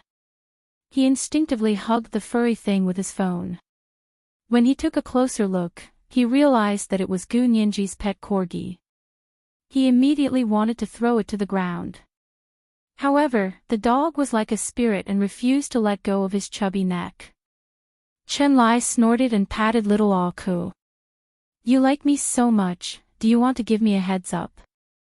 By the way, Nianji, has your corgi been immunized?" Little Ah Ku's ears immediately perked up. He straightened his legs in Chen Lai's arms and kicked hard. Chen Lai was caught off guard and staggered backward, almost falling to the ground. Little Ah Ku took the opportunity to slip out of his arms and slip away. Hua Xiaoheng quickly walked to Gu Nianji's side and pulled her up. "Don't run so fast after eating. It's not good for your stomach." Gu Nianji obediently agreed and held Hua Xiaoheng's arm to stand beside him. She looked at Chen Lai and smiled. "Brother Chen, you can't even hide from Ah Ku. This stinky dog is getting fatter and fatter. Try it. It'll flip you over if it pounces on you." Chen Lai glared at her and rubbed his waist. Gu Nianji cupped her hands and smiled. "Then I'll apologize on behalf of little Ah Ku. Brother Chen is magnanimous. Our little Ah Ku is still young. Still young. It's already 2 years old, isn't it?" Chen Lai scoffed. To a dog, 2 years old is considered an adult dog. I mean, it looks very small. Gu Nianji raised an eyebrow and deliberately argued with Chen Lai. Chen Lai was furious. "You're just trying to anger me on purpose. This kind of dog can only grow so big. How small can it be? Gu Nianji laughed and circled around Hu Xiaoheng. She hid in the crook of his arm and made a face at Chen Lai. She looked like she was saying, "What can you do about me?" Chen Lai wanted to be angry, but when he saw Gu Nianji's infectious smile, he couldn't get angry. He chuckled as well. The three of them walked to Hu Xiaoheng's official residence together. The afterglow of the setting sun splashed out the last beautiful stroke. The sunset was like the last radiance of the setting sun. It was so beautiful that it elongated the shadows of the three of them. Gu Nianji looked back and sighed. The weather is so good. I like evenings like this the most. She could almost smell the fragrance of grass in the air. Little Ah Ko ran back and circled around the feet of the three of them. Because Hu Xiaoheng was around, little Ah Ko didn't dare to run around without a leash. He obediently jumped up and down as if he was dancing a minuet. Chen Lai teased Ah Ko and asked with a smile, "Does little Ah Ko have to go on stage on your wedding day?" After all, it's a gift from President Puxin's son. Gu Nianji, she would have forgotten if he hadn't mentioned it. Gu Nianji thought of the cute doll-like little boy and pursed her lips into a smile. When the time comes, Brother Chen will carry little Ah Ko as his best man. Isn't that right, Major General Hua? Hu Xiaoheng nodded and said seriously, "No problem. I'll get someone to make the same best man outfit for Ah Ko when I get back." "Ha! No way!" Chen Lai wailed like a ghost and howled like a wolf. He wanted nothing more than to shut his mouth. Gu Nianji giggled. Her laughter was like a silver bell, crisp and moving. Hu Xiaoheng looked ahead with a smile. He thought about how the wedding was going to be held in 5 months, and the wedding dress hadn't been decided yet. Should he go to Europe with Nianji in a few days, or should he ask the European costume designer to fly here to try it on for her? The wedding venue was still under consideration. Previously, there were 5 targets to choose from, but now it had been narrowed down to only 2. It was still up to Nianji to make the decision. The first batch of the guest list had just been released. Many leaders of other countries who wanted to attend had been eliminated, leaving only the heads of state of Huaxia and Russia. Those who had been politely rejected needed him to personally write a letter to express his gratitude and give them a set of the figurines he had prepared for the wedding. In addition, the wedding house and honeymoon were all in the midst of planning. He had to make it clear to Nianji that she shouldn't run around after work every day. There were many things that needed her to make decisions. Hu Xiaoheng had already made the entire plan in his mind. When he turned around, he realized that Gu Nianji had disappeared. He stopped in his tracks, and cold sweat involuntarily broke out on his back. When he turned around, he finally let out a sigh of relief.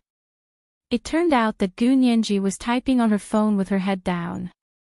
He didn't know who she was chatting with. Hu Xiaoheng walked over and took a quick glance. He happened to see Gu Nianji replying to her WeChat moments. Under the WeChat moments where she had announced the official start of the wedding preparations, her old friend, the second-in-command of the Russian KGB, Vladimir, had already liked and left a message. The second-in-command of the KGB, Vladimir, Nianji, why didn't you send us an invitation for your wedding? The driver, Ivan, has already fainted from crying on the steering wheel.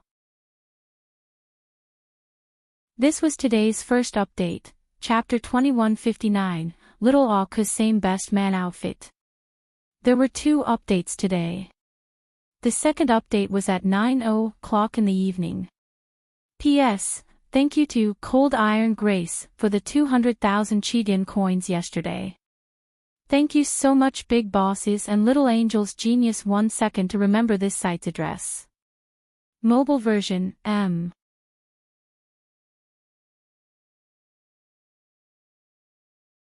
Chapter 2174.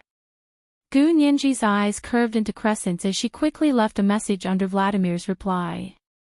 Here I am, Gu Nianji, I sent an invitation to your boss. Won't you guys come along? Second brother of the KGB, Vladimir, who's the boss? Here I am, Gunyenji, your president. Doghead. JPG, second brother of the KGB, Vladimir. Immediately after, the driver, Uncle Ivan, also left a message on Gunyenji's WeChat moments. Last good driver of Blue Star, Ivan, Nyenji, are you really not going to send me an invitation to your wedding? Second brother might be able to get a ride, but I'm just a driver. If you don't send me an invitation, I won't be able to go, bol. JPG, then, the driver sent a series of crying emojis that were about to flood his WeChat moments. Gu Nyenji had actually prepared an invitation for them. She teased them for a while before replying, I just sent the invitation yesterday. Please check it. Welcome to my wedding. I'll be waiting for you. Second brother of the KGB, Vladimir, Is this true? Nyenji, you're the best. I'll love you forever. Last good driver of Blue Star, Ivan, Nyenji, I knew you wouldn't forget us old friends. If possible, I want to take you on the red carpet. Second brother of the KGB, Vladimir, replied to last good driver of Blue Star, Ivan, get lost. She has a biological father, and she wants a monster like you to take her on the red carpet.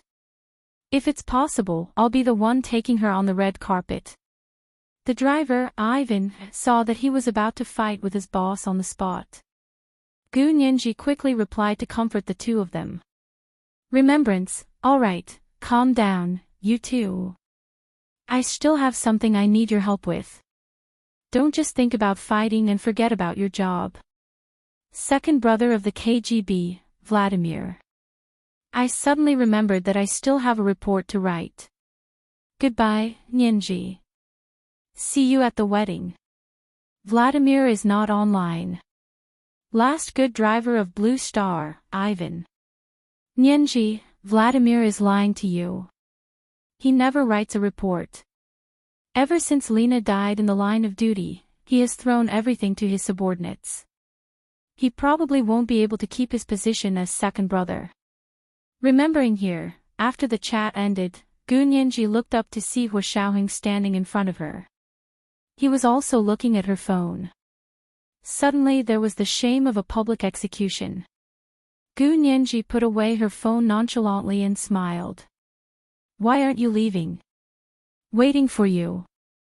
Hua Xiaoheng turned and walked alongside her. Did you send them invitations yesterday? Gu Nyenji smiled slyly and nodded. Yeah, aren't we going to muddy the waters? We have to put some bait out. Hua Xiaoheng glanced at her and smirked. You're putting out too much bait. I heard that the relatives of your university classmates also asked for invitations from the planning team. Yes, I heard that they want it. I just told them that the total number of invitations is limited, so they can distribute it among themselves. Even if it's a dog's head, it has to be voluntary, right? Gu Nyenji's smile was almost identical to Hua Xiaoheng's. Chen Lai was carried forward by little Ah Ku, panting. He looked back and saw the two of them lagging far behind. He waved at them and shouted, What are you doing? Why aren't you leaving? We still have things to do tonight. In fact, it wasn't just the relatives of Gu Nyenji's university classmates who had asked for wedding invitations in a roundabout way. There were also many people she knew and didn't know. Her subordinates in the Senate, her colleagues who had worked at the law firm back then, and even Jean Wani, who had once fought against her in court, had all called her to congratulate her on becoming a bride. At the same time, they had also tactfully expressed their desire to attend her wedding. Gu Nyenji knew Jean Wani's attitude very well. She had also been waiting for her to ask for an invitation. After tactfully declining a few times, Gu Nyenji finally said, Lawyer Jean, you really think too highly of me. If you really want to attend, I'll ask my secretary to send you 2 invitations. May I know your mailing address? Although electronic invitations were also very convenient, Gu Nianji still chose paper invitations in order to muddy the waters. This was because paper invitations were easier to counterfeit than electronic invitations. Jean Wani had finally managed to convince Gu Nianji to relent. Of course, she wouldn't be picky about such trivial matters. She immediately gave her mailing address. After ending the call with Gu Nianji, she called Yi Xinyan's number again and said with a smile, I got 2 invitations. Yi Xinyan, who had been waiting in front of the phone, immediately said, I'll give you 5 million. Give me both invitations. These 2 invitations are hard to come by. They're only worth 5 million. If I attend in person, the connections I'll make can't be measured by 5 million. I can earn that much from a lawsuit now. Jean Wani said calmly. She had completely lost the shabbiness and cowardice of a fledgling. Yi Xinyan was feeling terrible, so she scolded her in a low voice, then keep it for yourself. In the future, our company won't look for you anymore. Go find someone who can give you 5 million for a lawsuit. She hung up without hesitation as she spoke. Jean Wani froze. She was just asking for a sky-high price. The other party could just pay her back on the spot. She actually hung up without saying a word. She pouted and called Yi Xinyan's number again. She smiled apologetically and said, can't you even make a joke? Come on. 1 million for each invitation. Yi Xinyan deliberately thought about it for a while before pretending to be reluctant. Okay then. Compared to 5 million for 2 invitations, 1 invitation is still worth 1 million. Actually, Yi Xinyan knew very well that Jean Wani was right. Gu Nianji and Hu Xiaoheng's wedding invitations were hard to come by in the entire Huaxia Empire. This was because the number of invitations was said to be fixed. If you had one, others would have one less. Everyone wanted to attend in person because the VIP guests inside were too high profile. In addition to political leaders, there were also business celebrities. It was said that there were also celebrities who would sing and dance. The connections you could make, the friends you could make, and the exposure to the news around the world could immediately increase your assets and circle of friends to a whole new level. After settling the matter of the invitations, Yi Xinyan put away her phone and sat on the sofa under the thick, soundproof, anti-radiation navy blue curtains. She propped her head on her hand expressionlessly. After a while, she got up and called her supervisor. I got an invitation. What orders does Madam have next? The person on the other end replied calmly, Madam has gone abroad. She's not in the country. Do as you see fit.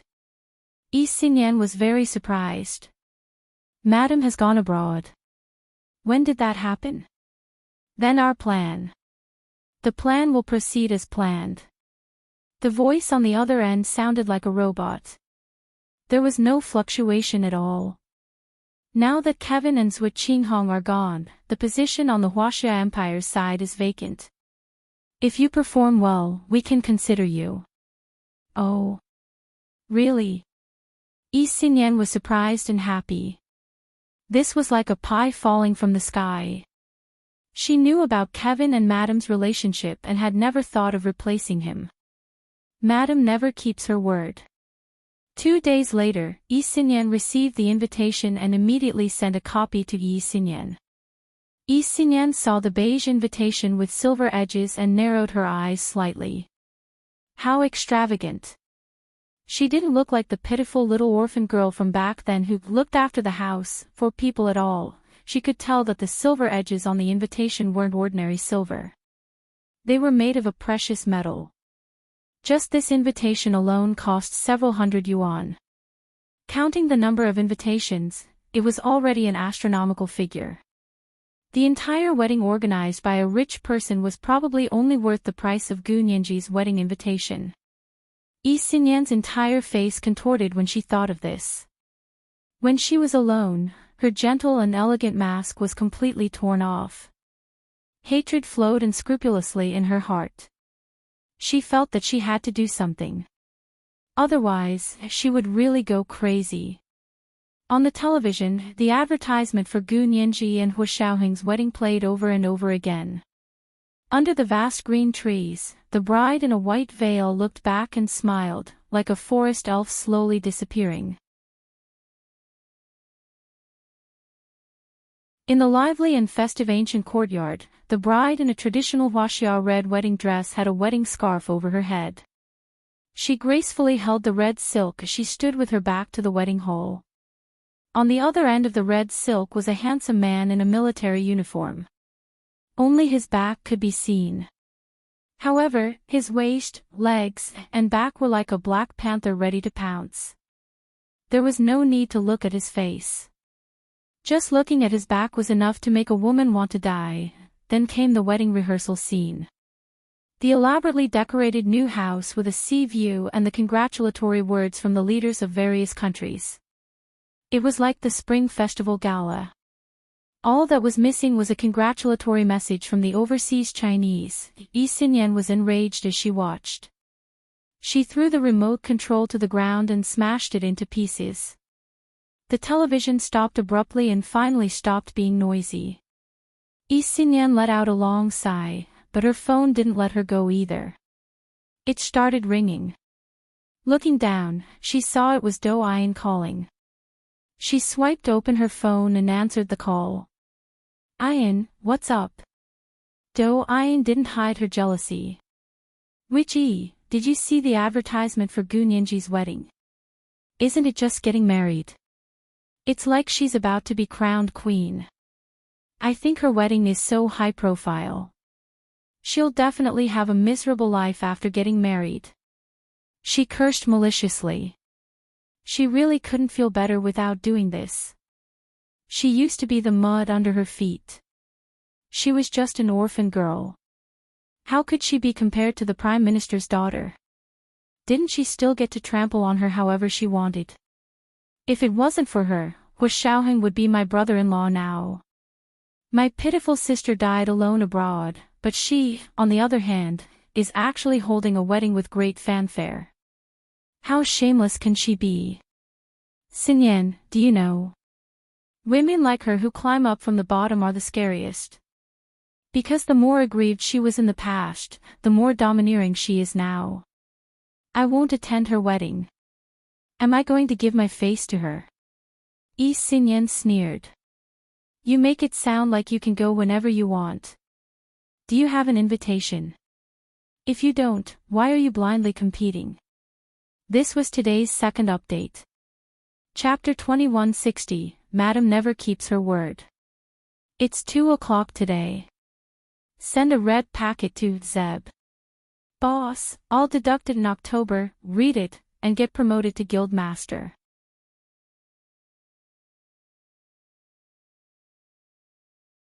Chapter 2175. Do Ayan almost coughed up blood at Yi Xinyan's words. She threw her phone away and the crystal-clear sapphire screen smashed into the corner of the table, instantly shattering into pieces. She couldn't care less about her phone and howled at the sky in an attempt to vent the anger in her heart. Yi Xinyan's situation was no better than hers. She couldn't calm down in her room. She rushed out of the room with the car key and raced on the road outside. Only the speeding car could calm her unbalanced heart. The next day at work, Yi Xinyan had already returned to her usual calm demeanor as a witch. She was in her office preparing the documents for today's meeting. After a busy morning, she came out of her office to get a cup of coffee from the staff kitchen. However, as soon as she entered, she saw the young female staff surrounding the TV in groups of 2s and 3s, pointing at it enviously. Yi Xinyan glanced at it and saw it was another advertisement for Gu Nianji and Hu Xiaoheng's wedding. No matter how calm she was, she couldn't help frowning. However, the young female staff didn't know how to restrain themselves and spoke louder and louder. Oh! Chief Gu is such a winner in life. Exactly, exactly.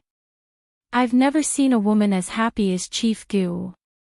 She's tall, beautiful, excellent at her job, and holds a high position at such a young age. She even has a fiancé who's also in a high position. TSK, this fiancé's good looks, even a celebrity can't compare. Ha, I knew it. Only real handsome men don't want to be celebrities, not to mention he's a major general. Major General Hua, hee hee. The speaker didn't mean it, but the listener did. Yi Xinyan felt like each sentence was a slap to her face. She was so angry that her hands trembled and trembled. A few drops of black coffee spilled out of the coffee cup and landed on her pure white work attire. It was glaring and ugly. Just like her life, it was supposed to be bright, but all it took was one small mistake and disaster befell her. She poured away the coffee in her hand in annoyance and walked out of the staff kitchen with a straight face. She returned to her office to grab her Hermes handbag and took out her phone to call her boss. Victor, I'm not feeling well today. I need to take a few days off. Her boss had a good relationship with her, so she agreed without hesitation and reminded her to see a doctor if the condition worsened. Yi Xinyan felt a little better. She thanked her boss with a smile and left the company in a hurry. Back at her place, she took out a bottle of vodka, made a smoked salmon sandwich, and ate it while she drank the wine. After eating, his head felt a little tipsy and a little dizzy. Only then did he feel a little better. She leaned against the chaise longue and took out her iPad to watch some videos to kill time. However, when she opened the video, she realized that it was still Gu Nianji and Hua Xiaoheng's wedding advertisements. She felt suffocated. Although the world was big, she had nowhere to run. Isn't it just getting married? Does it have to be the same as the presidential election?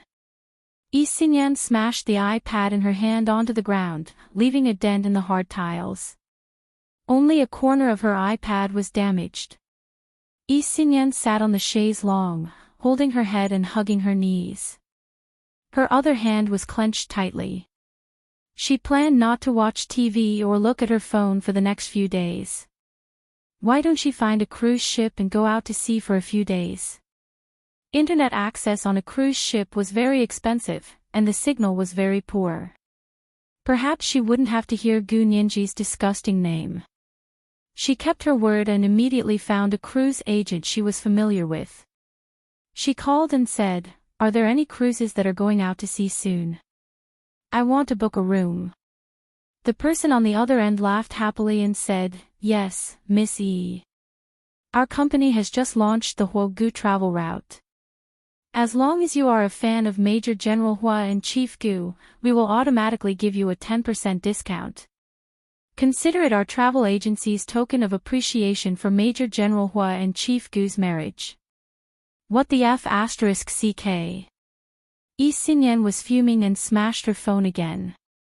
She had already smashed 3 phones in the past few days. She was extremely frustrated and didn't want to go out. She went to her bedroom to find sleeping pills, took one, and had a good night's sleep. The publicity for Gu Nianji and Hua Xiaoheng's wedding was really all-encompassing. Gu Nianji herself was too embarrassed to go to work. Fortunately, her and Hua Xiaoheng's faces had been blurred in the advertisements. Only their figures were clear. Her and Hua Xiaoheng's faces weren't well known for the time being. When they walked outside, people who weren't acquaintances wouldn't be able to recognize her and Hua Xiaoheng. However, it was precisely because they were acquaintances that they knew each other that she felt even more awkward. When she came back from work that night, she saw Lu Jin sitting in the dining room with a box of yogurt in his arms. He was looking at the wedding advertisement on the TV on the wall. Gu Nianji sat down opposite him and rubbed her temples. "Dad, do we really need to do this? It's been more than a month. It's been enough publicity. This is to psychologically stimulate the people who hate you and Xiaoheng the most. So we have to do it to the extreme. We have to be ostentatious and arrogant. Only then can we stimulate them and make them panic." The first wave of advertising was Lu Jin's idea. Of course, it was also mixed with his selfishness. He wanted the whole world to know that his girl was going to get married in a grand manner. Hu Xiaoheng also tacitly agreed because he also wanted the whole world to know that Gu Nianji was going to marry him. If anyone dared to have any ideas about her, they would have to think about Hu Xiaoheng behind her first. During dinner, Hu Xiaoheng's grandmother Xia family also called from France to congratulate the two of them. At the same time, they asked when their invitations would arrive. Hu Xiaoheng had prepared an invitation, but he hadn't sent it to the Xia family yet. He didn't expect them to take the initiative to ask for it. Hu Xiaoheng smiled and said, "I was about to send it." "Are you sending it to France?"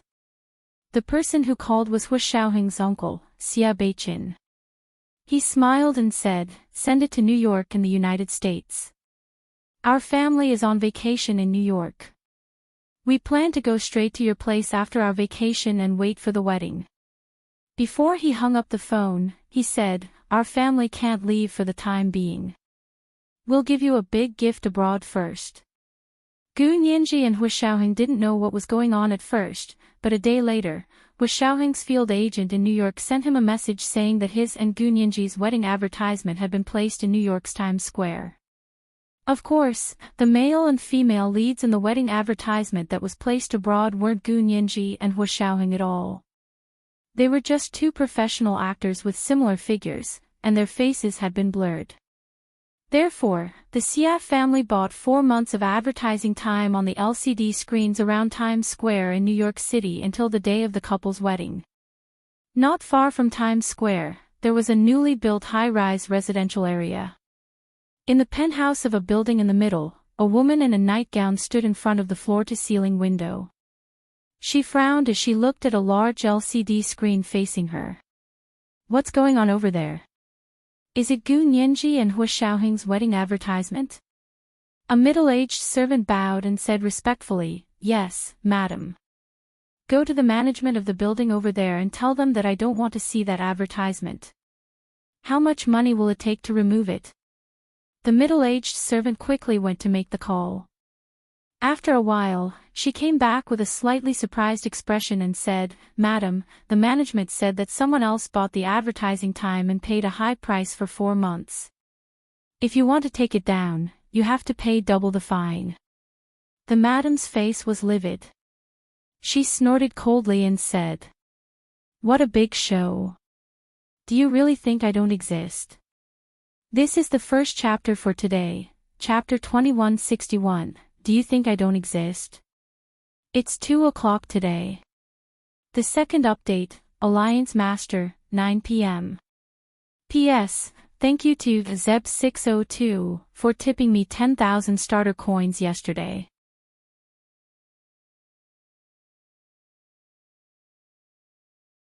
Chapter 2176. The middle-aged servant had never seen the madam so angry before. She had always been gentle and gentle. She could easily turn her enemies into ashes. She also said that the most important thing for a woman was her posture. Even if she was defeated, she had to maintain her elegance and composure. She must not throw a tantrum or roll around like a small boat that couldn't bear the weight. Otherwise, she would be no different from a shrew in the market. But now, her face was ashen, the corners of her mouth curled downwards, and she was trembling continuously. Her cheeks were twitching, and the wrinkles on both sides of her nose were deeply revealed. She looked much older in an instant. The middle-aged servant couldn't help but remind, "Madam, do you want to try another divination?" The lady regained her senses and raised her eyes to look at the mirrors hanging everywhere in the house. When she saw her own ferocious face, she was shocked. She touched her face with her hands and gently patted it. After a long time, she said softly, "The Book of Changes cannot be used too frequently. I had just started a month ago, which was beneficial to me. I cannot start it again within half a year. Even if I were to start it again, it would be useless." "Oh, I see. Then, would Madam like to have some snacks and take a nap?" The middle-aged servant said attentively. The madam thought for a moment and nodded. "All right. Make me your best glutinous rice balls." Make them bigger. Make 2. The middle-aged servant bowed in response and hurriedly went to the kitchen. The lady sat back on the sofa and thought for a while. She got up and went to her room to pick up the VR helmet and glasses. She put them on and entered the large-scale game, The Life You Want. Life. She hadn't been here for a long time. She looked around.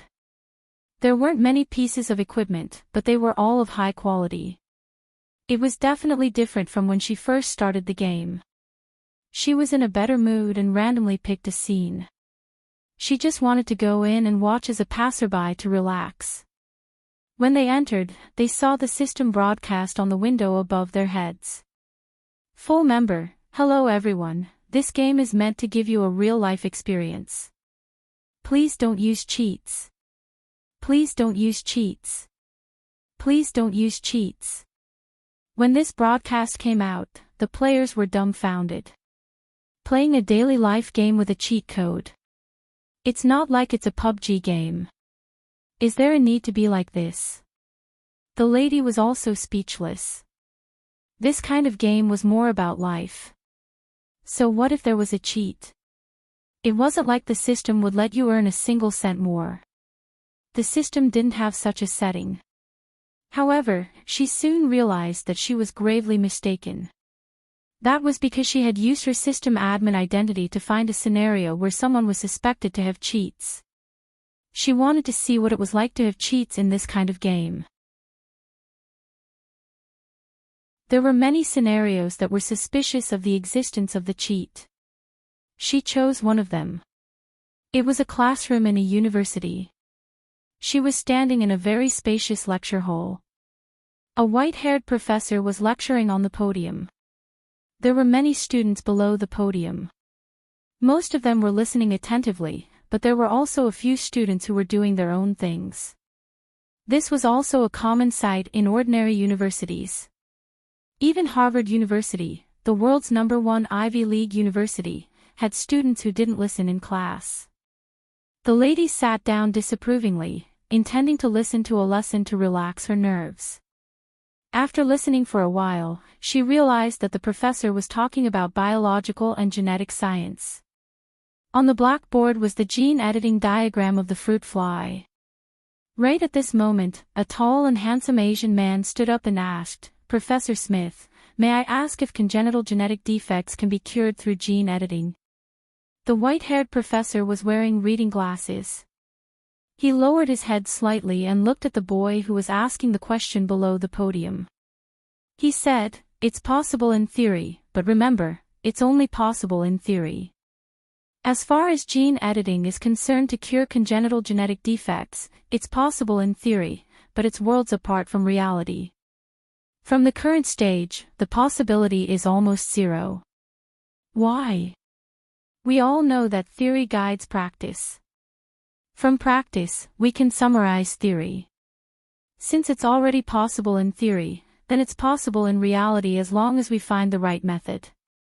For example, the man revealed a charming smile. "I know that you're a data person created by the system. As long as I can find your data, I can make a copy of you. This is much easier than gene editing. Isn't that right, Professor Smith?" The white-haired professor didn't seem to realize that someone would ask this question. He was stunned and stood on the podium. After a while, he said, "I'm not a data person." There were NPCs and ordinary players among the students listening to the lecture. When they heard this, they all raised their heads and looked at the boy who stood up in surprise. Some of the busybodies had already started hitting the tables and benches. They even stuck their hands into their mouths and whistled. It was very lively. The white-haired professor was still seriously refuting that person. "I'm not a data person. I'm a biology professor." However, he had only said a few words when the boy who stood up suddenly reached out and tapped in the air a few times. Real players could see that he had brought up the control panel on the VR mirror and was selecting the conditions. A few minutes later, a person who looked exactly like the white-haired professor on the podium suddenly pushed open the door of the classroom and walked in. Then a second, a third, a fourth, more and more white-haired professors walked in.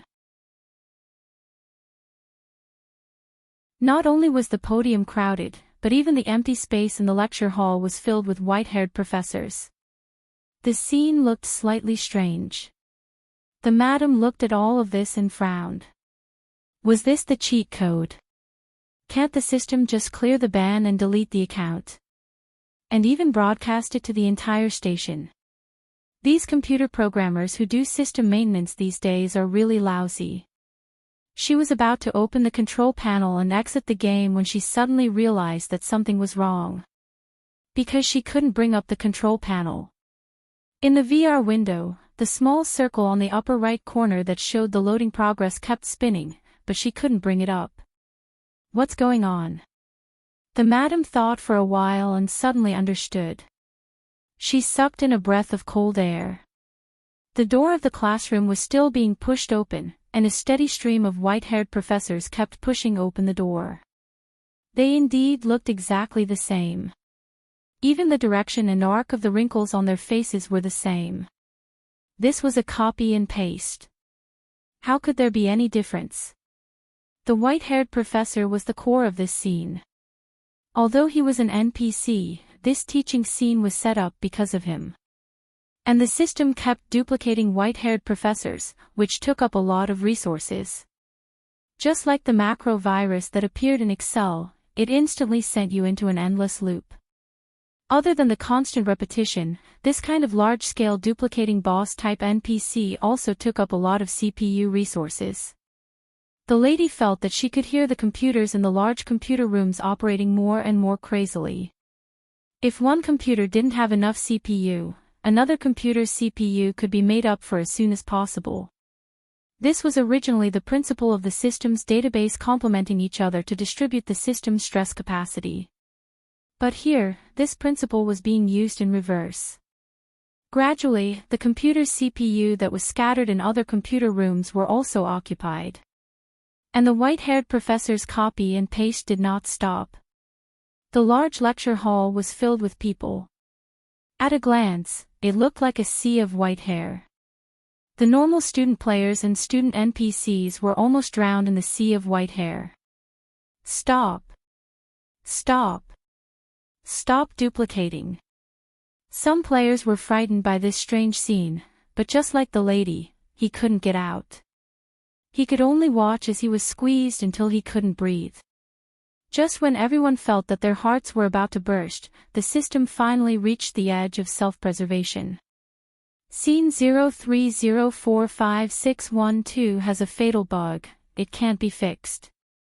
System forcibly deleted, system forcibly deleted, system forcibly deleted. Finally, the game's programmer activated the ultimate protection method after other methods failed, unplugging the power supply. In the distant control room, the programmers cursed. How many times has this happened this month? Our scenario is almost completely destroyed. The previous code can't be used. Once it's used, it repeats the bug. I really don't know which big shot made this cheat. It's practically destroying the world. The game's chief engineer looked at the black screen in front of him. After a long time, he murmured, "Do you guys think that the cheat that person used looks familiar?" Familiar what? His duplication mode is to put rice on the chessboard, and the next square is the second square of the previous square. Also, the chessboard has limits, but our system has no limits. So, his duplication can be instantaneous and endless, using all of our CPU. Then what are the others playing? Let him play by himself. The chief engineer slammed his fist on the computer table. The youngsters around him looked at each other and suddenly felt a little excited. Boss, could it be that person? Who? The middle-aged chief engineer, who was in his 40s, shouted. Tell me clearly, who? Pink Piggy. Pink bubbles almost popped out of the young programmer's eyes. This year is the year of the pig. Is the Pink Piggy making a comeback? This was the second major chapter of the day, Alliance Masters Additional Update, Chapter 2162, Please Don't Use Cheats. It's 2 o'clock today. He sent a message to Frost Iron Grace, the big boss of the main guild, October deduct red again, to promote him to a guild leader.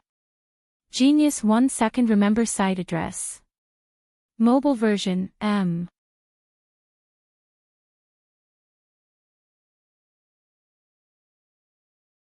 Chapter 2177. Pink Piggy. The middle-aged chief engineer hissed as if he had a toothache. No way. How long has it been since the last time the Pink Piggy appeared? Why would it suddenly appear in our game and cause trouble? The codename Pink Piggy was completely unknown to most people. But in the eyes of the top programmers and international hackers, it was a godlike existence.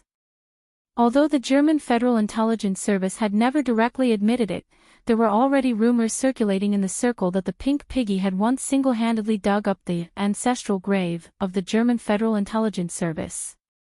Do you remember the last time the Pink Piggy appeared? It was doing a righteous thing.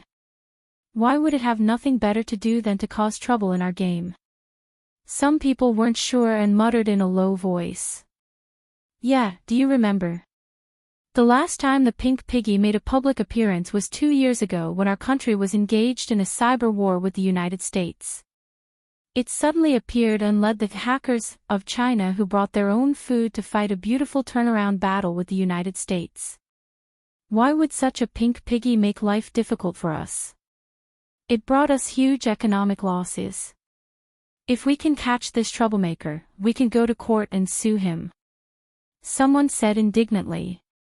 No one could feel good watching their blood, sweat, and tears being broken down and eaten away at a geometrical speed. Thinking about it this way, it didn't seem like it was the Pink Piggy's doing. But other than it, who else could be so powerful? The young programmer who had just called it the Pink Piggy refused to give up on his intuition. He pointed at the computer screen and said, "Look at it yourself. Among the top programmers and hackers you know, who has this kind of ability? What's the difference between this and when it single-handedly destroyed the internet of the German Federal Intelligence Service? Even the logic used is the same." The person sitting next to him was used to bickering with him. Chessboard theory isn't some profound theory. Everyone just knows it. The difficult part is how to apply it to a program. You say it's the Pink Piggy based on this. There's not enough evidence. It's just a guess. You have enough evidence, so who do you think did it? The young man who was being bickered was anxious. He waved his fists, and the two almost started fighting. Just when the control room of the game headquarters was in chaos, the madam was also pushed out of the game. Her expression was even worse than when she entered the game. This large-scale game was her cornucopia, and it was also her large-scale data collection site. Her chaos mathematics combined with the book of changes was impossible without the parameters provided by the game. But now, someone else had stirred up a mess. Accidents happened one after another, causing huge financial losses to the company. This was the first time that the gaming company had a negative profit for this quarter. This couldn't go on. She returned to her study, turned on her computer, and called the executives of her company for a remote video conference. Of course, she never showed her face in the remote video conference. She always used an old lady's avatar to replace herself, and her voice was also altered. Therefore, the people in her company, even the executives, did not know her true identity. But this did not prevent her from exercising strict control over the company. We've called for an emergency meeting today to deal with the bugs that have recently appeared in the game. A voice that sounded rather old was transmitted from the computer into the headphones of the executives. Her voice simulation equipment was very sophisticated, and ordinary people would not be able to tell that her voice had changed. Therefore, when she spoke, everyone involuntarily sat up straight, showing respect for the elderly. The CEO who was in charge of the operation of the game said with shame, "We've troubled you, we're currently looking for the cause." "Why are you looking for the cause?" Hurry up and find out who did it. The madam severely condemned their actions. If you can't solve the problem, you have to solve the problem. Don't you know such a simple method? When she said this, her executives hurriedly said, "We're already looking for who did it, but the other party seems to have come prepared. The login IP is very well hidden, and we haven't been able to find it until now. And every time he logs in, he destroys the main data of an important scene, so even if his login IP isn't hidden, we can't find out what his login IP is." That good? The madam frowned. There aren't many programmers or network hackers with this kind of ability in the world, right? If you use the exhaustive method to investigate one by one, there should be results in more than 2 months, right? At this time, the chief engineer in charge of game maintenance whispered, "We thought of someone today, but we have no evidence to prove it. It's just that his style of doing things is very similar. And in terms of his ability, if there really is such a person in this world who can do these things, it can only be him." "Who is it?" The madam raised her eyebrows. "Say it." "The pink piggy." When they heard that it was the pink piggy, everyone quieted down. The madam's eyes widened even more, and she almost cried out, "What did you say?" "It's really the pink piggy." She said it as if she knew who the pink piggy was. The executives were all experts at reading people's words and body language, and they were also experts at recognizing people from their voices. Although they couldn't see the madam's face, they could tell from her voice that she didn't seem to know nothing about the pink piggy. Everyone was quiet for a while, and one of the executives asked tentatively, "Madam, do you know this pink piggy?" The madam was confused, but she quickly calmed down and said, "I've heard of her. She's a very powerful person, but would she do such a thing now? She hasn't been out for a long time, right?" "He's always been elusive." "Who knows, but I'm inclined to think that he didn't do this kind of thing. Because the pink piggy seems to be quite righteous, it's hard to imagine that he would do such a thing that harms the interests of others." As a game company, they had signed various contracts with players, which clearly stated that using cheats was against the game's rules. But the problem was that even if you caught a player using cheats, the only punishment was to delete his account. There was no precedent for taking it to court. And if the other party was powerful, they would directly say that there was a bug in the game program and it had nothing to do with cheats. The madam quietly listened to everyone's lively discussion, and finally said, "You still have to strengthen the surveillance. You have to react immediately if there's a problem. I hope that at the next meeting, you can tell me who the perpetrator is in reality." The remote video conference ended. The madam turned off the computer screen and sat alone in the dark. She thought with a blank expression, could it really be the pink piggy? But wasn't she busy getting married now? Her wedding advertisements were everywhere, and they had even reached her doorstep in New York. This is the first chapter for today, chapter 2163, Solving the Problem Maker. It's 2 o'clock today. The second watch, Alliance Master De Jong, was added at 9 p.m. P.S. Thanks to Zeb602 for tipping me 50,000 Chidian coins yesterday.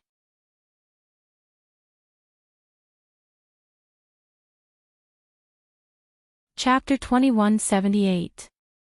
She really had nothing better to do. Did she really think she could get married comfortably?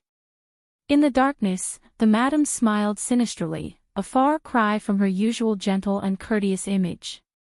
Her fingers gripped her phone tightly, thinking that even if Gu Nianji got married in secret, she wouldn't let her off easily, let alone publicly. The only thing they had in common was whether Gu Nianji wanted to suffer in private or in front of the whole world. She stood up and walked to the balcony. Lighting a lady's cigarette, she took a long drag and blew out white smoke rings. Narrowing her eyes, she planned her next move. After a while, she swiped open her phone and called the staff she had left in the Huaxia Empire. The moment the call connected, her expression and tone had quickly changed. She was no longer gentle and kind, but cheerful with a hint of boldness. She was like a chivalrous woman from ancient times who enforced justice on behalf of the heavens, making people feel a sense of submission. She smiled and said, "Little E, how's the company? I'm going to the Huaxia Empire tomorrow. Send someone to pick me up." It was Yi Xinyan who answered the phone. Yi Xinyan was overjoyed when she realized that the madam was calling her personally. In front of the madam, she had always been inferior to Kevin, who had been with the madam since he was a child. But now that Kevin was gone, it was finally her turn to be number one in front of the madam. Yi Xinyan could almost imagine her meteoric rise in the years to come. Deep down, she actually didn't like Kevin. Kevin had become the vice president of a large international company at such a young age because of the madam's backing. In front of her, he was pretending to be a big shot, senior elite. Ha! The distance between her and Kevin was only lacking a madam. After hanging up, she received a few code words from the madam. Putting on the VR helmet and glasses, she entered the game. The madam's real instructions were to be in a certain scene in the game. After she solved the code, she entered the game and was inspired by the scene to know what the madam really wanted her to do. They had never failed this method of communication. In the real world outside, whether it was sending instructions by email or exchanging information face-to-face on the street, the possibility of being targeted by the Special Operations Forces was too high. It was the safest to hand over information in the virtual world of a large-scale online game. Everything in the virtual world was virtual anyway. She could have as many scenes as she wanted. Even if the Special Forces chased her into the game, they wouldn't be able to find out which small world she was hiding in. Yi Xinyan brought up the control panel, tapped a few times, and entered the game. According to Madam's code, she entered a small bar in Havana, the capital of Cuba. An old Indian woman sat in the tavern, wearing a large shawl of rich colors and geometric patterns. She looked at her with a sad face.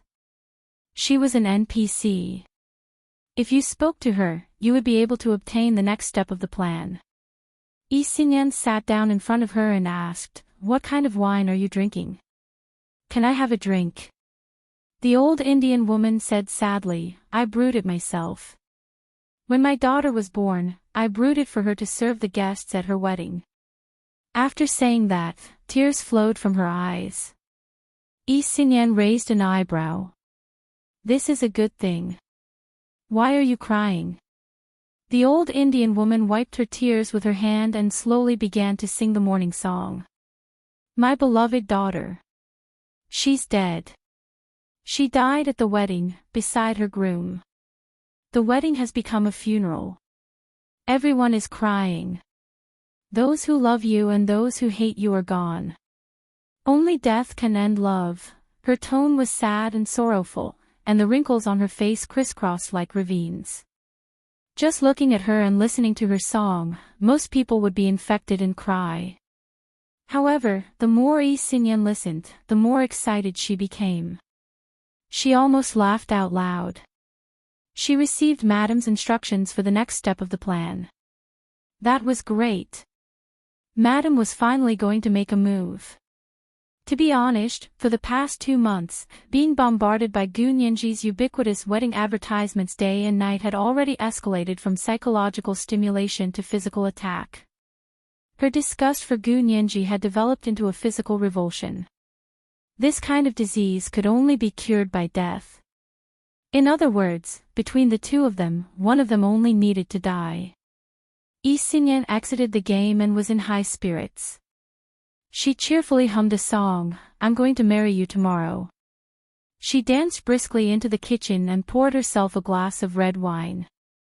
Holding it up to the empty kitchen, she smiled and said, "Happy wedding."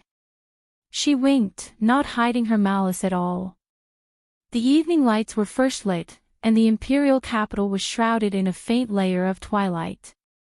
Standing on the steps of the Senate building and looking over, there was a sense of blurriness in the world of mortals. Gu Nianji only took a glance before looking away. She looked at the tall and handsome man standing at the bottom of the steps, leaning against the car door with both hands in his trouser pockets. Hu Xiao took a minute out of his busy schedule to pick me up. I'm really flattered. Gu Nianji flew down like a little bird and threw herself into Hu Xiaoheng's arms. Hu Xiaoheng gently patted her waist. You're my concubine.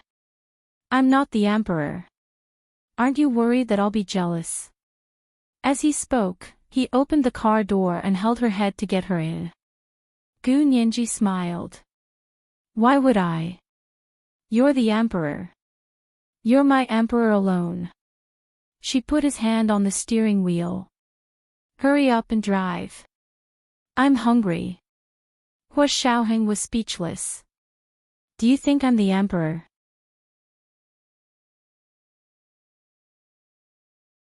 Do you think I'm the chef? He stepped on the gas, and the black SUV roared as it sped away. That's not contradictory. My emperor is my chef, and my chef is my emperor. It fully reflects the simple class mentality that food is the most important thing for the people. Hu Xiao, don't look down on the emperor and the chef. You're so difficult to deal with, and you won't be able to get a wife. Gu Nianji said seriously, but her eyes flashed with a teasing light. Hu Xiaoheng smiled and rubbed her head. You're getting more and more eloquent. Putting you in the Senate is like catching a mouse in a rice jar, right? Nonsense. I'm clearly a cat. A cat. You know. I'm intimidating the rats in the Senate. Gu Nianji waved her little fist in protest. Hu Xiaoheng chuckled. Okay, little kitten. When he leaned over to fasten her seatbelt, he kissed her on the cheek. Gu Nianji kissed him back and went home with him. The person behind them, who was watching them with a high-powered remote camera, chuckled. Damn it. What a newlywed couple. Even driving a car can be so sweet.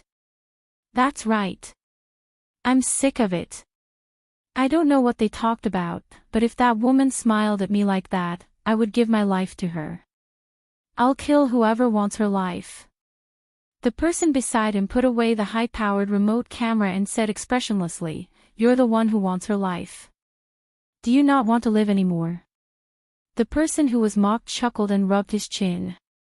I'm just saying. It's just an example. Don't mind the details.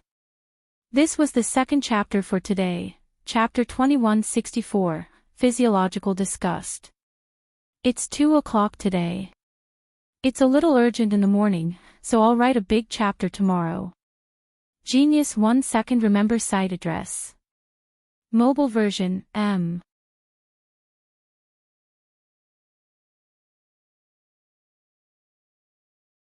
Chapter 2179. He didn't expect the man to glare at him disdainfully again. You make it sound like you can really succeed if you don't care about the details. Why don't you look in the mirror? Can you beat the bodyguards around her? Do you know which bodyguards are hiding behind her other than the bodyguards on the surface? The expression of the person being mocked changed. He subconsciously looked around and saw that there was no one around. He patted his chest and said, Take your photos well. The person who pays has the final say when to make a move. I don't want you to complain. The two of them argued for a while. When they looked up, they saw that Gu Nianji and her fiancé, Hu Xiaoheng's car, had already disappeared. They put away the high-powered remote camera and sent a message for the people in front to continue taking photos. When Gu Nianji and Hu Xiaoheng returned to the official residence at the headquarters of the Special Operations Forces, it was already dark. Gu Nianji pushed open the car door and got out. She smiled and shook her head. She stood at the door and waited for Hu Xiaoheng to go in together. The guard at the door raised his hand and saluted. Hello, Chief. Hu Xiaoheng nodded slightly. Thank you for your hard work. He held Gu Nianji's hand and walked all the way to the living room before putting her down. Lu Jin stood in front of the sofa with a smile and said, You're finally back. Can we have dinner now? Gu Nianji quickly said, "Dad, do you want to play with me tonight?" Lu Jin shook his head and winked at her. "I have something more fun to do. You can play by yourself. It's just a game. You don't need me to accompany you, do you?" "Okay." Gu Nianji walked over regretfully and asked curiously, "Dad, what's more fun to do?" Lu Jin raised his chin at Hu Xiaoheng. "Helping your fiancé with a small program isn't worth mentioning." Gu Nianji, how could a small program that Lu Jin had personally written be worth mentioning if Hu Xiaoheng had asked for help? Even the stupidest person wouldn't believe it. Gu Nianji pursed her lips and muttered, "If you don't want to say it, then don't say it." "Why are you trying to trick me?" She went back to her bedroom to wash up and change into loose and comfortable home clothes. She had dinner with Lu Jin and Hu Xiaoheng before returning to her suite and continuing to play the game. Ever since she used the programming logic that she used to wipe out the German Federal Intelligence Agency, she figured out a plug-in program and was practically invincible. During this period of time, she had made the managers and programmers of this large-scale game run around all by herself. She felt that she was the best. Putting on the VR helmet and glasses, she opened the control panel in front of her. "Where should we go today?" She carefully looked at the structure of the entire game. This game was divided into many levels, but to sum it up, it was divided into two big frames, space and time. Zhuangzi said, "The four directions form the universe, from ancient times until now, form the universe." In other words, the universe was the structure of space, and the Ian was the structure of time. You constructed the space and time of the entire game at the same time. Every time Gu Nianji saw the core structure of the game, she would silently complain to herself. How ambitious. He wanted to be tolerant of all living things. But it was this ambition that inspired her to apply the chessboard theory again. And it was different from the last time she was in the German Federal Intelligence Agency. This time, she was playing bigger. Why? Because the other party had given her a bigger framework. How widely her chessboard theory could be used depended entirely on the size of the space provided by the other party. That was truly how big the world was, as big as the heart. Since the other party was so arrogant as to use you as the game's framework, then when she turned on the plug-in, the speed and scale of replication would immediately be endless.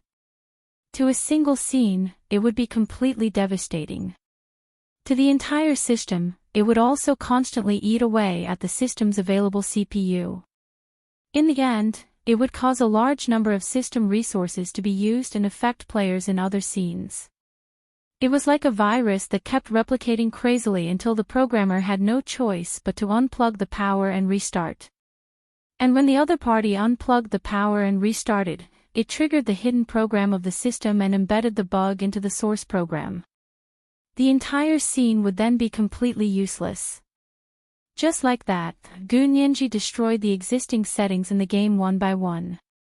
Of course, there were many scenes in the game, so Gu Nianji couldn't destroy them all at once. The scenes she destroyed were all the core parts of the game and also the scenes with the most players. And when an online game malfunctioned every day and couldn't be accessed, even the best game would make players tired. The loss of players day by day was what truly shook the foundation of the game. Without players, how were they going to make money? It wasn't a charity, so how could they possibly spend astronomical maintenance fees to keep the game running? Although Gu Nianji hadn't seen the company's accounts, according to her big data estimates, the company should have turned profits into losses in the past month. She was in a great mood and smiled as she opened a scene. This time, she chose a university in Sea City. 4 years ago, she was released from the Special Operations Forces in Sea City by Hu Xiaoheng. She passed the special entrance exam and directly skipped a year to enter Sea University's Faculty of Law as a junior and began her undergraduate career. There, she met her first group of good friends outside of the Special Operations Forces. Gu Nianji smiled as she looked at the simulated Sea University dormitory. She chose a few NPCs and named them Green Tea Fong, Lady Chow, and Little Temptress. These three were her undergraduate roommates and took great care of her. After graduating, they didn't keep in contact much. It wasn't that they didn't want to contact Gu Nianji, but Gu Nianji had too many unspeakable secrets, so they gradually drifted apart. Now that the issue of her identity had been resolved, it was time to get closer to her undergrad classmates. Gu Nianji happily wandered around the dormitory. She even named the dormitory after her dormitory number from back then. She lay on the dormitory bed, extremely relaxed, and laughed as she teased her three NPC roommates. Green Tea Fong, come and massage my legs. I'm tired. Green Tea Fong wore a stiff smile unique to NPCs as she squatted in front of her bed and began massaging her legs. Gu Nianji smiled as she took her hand and teased, "Oh, Miss, your hands are so soft. Do you want to go back with me and have a good life?" The Green Tea Fong NPC didn't know how to respond to her conversation outside of the setting. She only repeated mechanically, "Hello, classmate. Classmate, do you need help? Classmate, have you eaten? Classmate, do you need to study at night?" Gu Nianji teased her for a long time, but the NPC still repeated the same few words. "Humph. Trash game, ruining my youth." Gu Nianji muttered as she kicked the NPC. "Alright, get up and kneel." She then crooked her finger at the NPC Lady Chow. "Come, Lady Chow, we haven't seen each other in a long time. How have you been?" Although the three NPCs' responses were all irrelevant, she was still having a good time playing by herself. What she didn't know was that Hu Xiaoheng and Lu Jin had also logged into the setting. However, they had chosen to watch from the sidelines, so Gu Nianji couldn't see the two of them. When he found her playing by herself in the dormitory, Lu Jin's eyes couldn't help turning red. He clenched his fists and said to Hu Xiaoheng, "Did my girl play by herself? Didn't any of you accompany her?" Hu Xiaoheng, he wanted to say that this was a game, and they weren't babysitters, but in the face of a father who loved his daughter dearly, he couldn't bring himself to say it. Lu Jin snorted. Just as he was about to cancel his spectator mode and walk in to play with Gu Nianji, he suddenly saw a person walking over from the corridor at the entrance of the dormitory that Gu Nianji had set up. This was a very ordinary-looking girl. Lu Jin could tell at a glance that this person was not an NPC, but a player. This is today's first chapter, Chapter 2165, Trashy Games, Ruined My Youth. It's 2 o'clock today. At 9:00 in the evening the next day. P.S. Thank you to Enigmaanxi for tipping me 10,000 Chidian coins yesterday.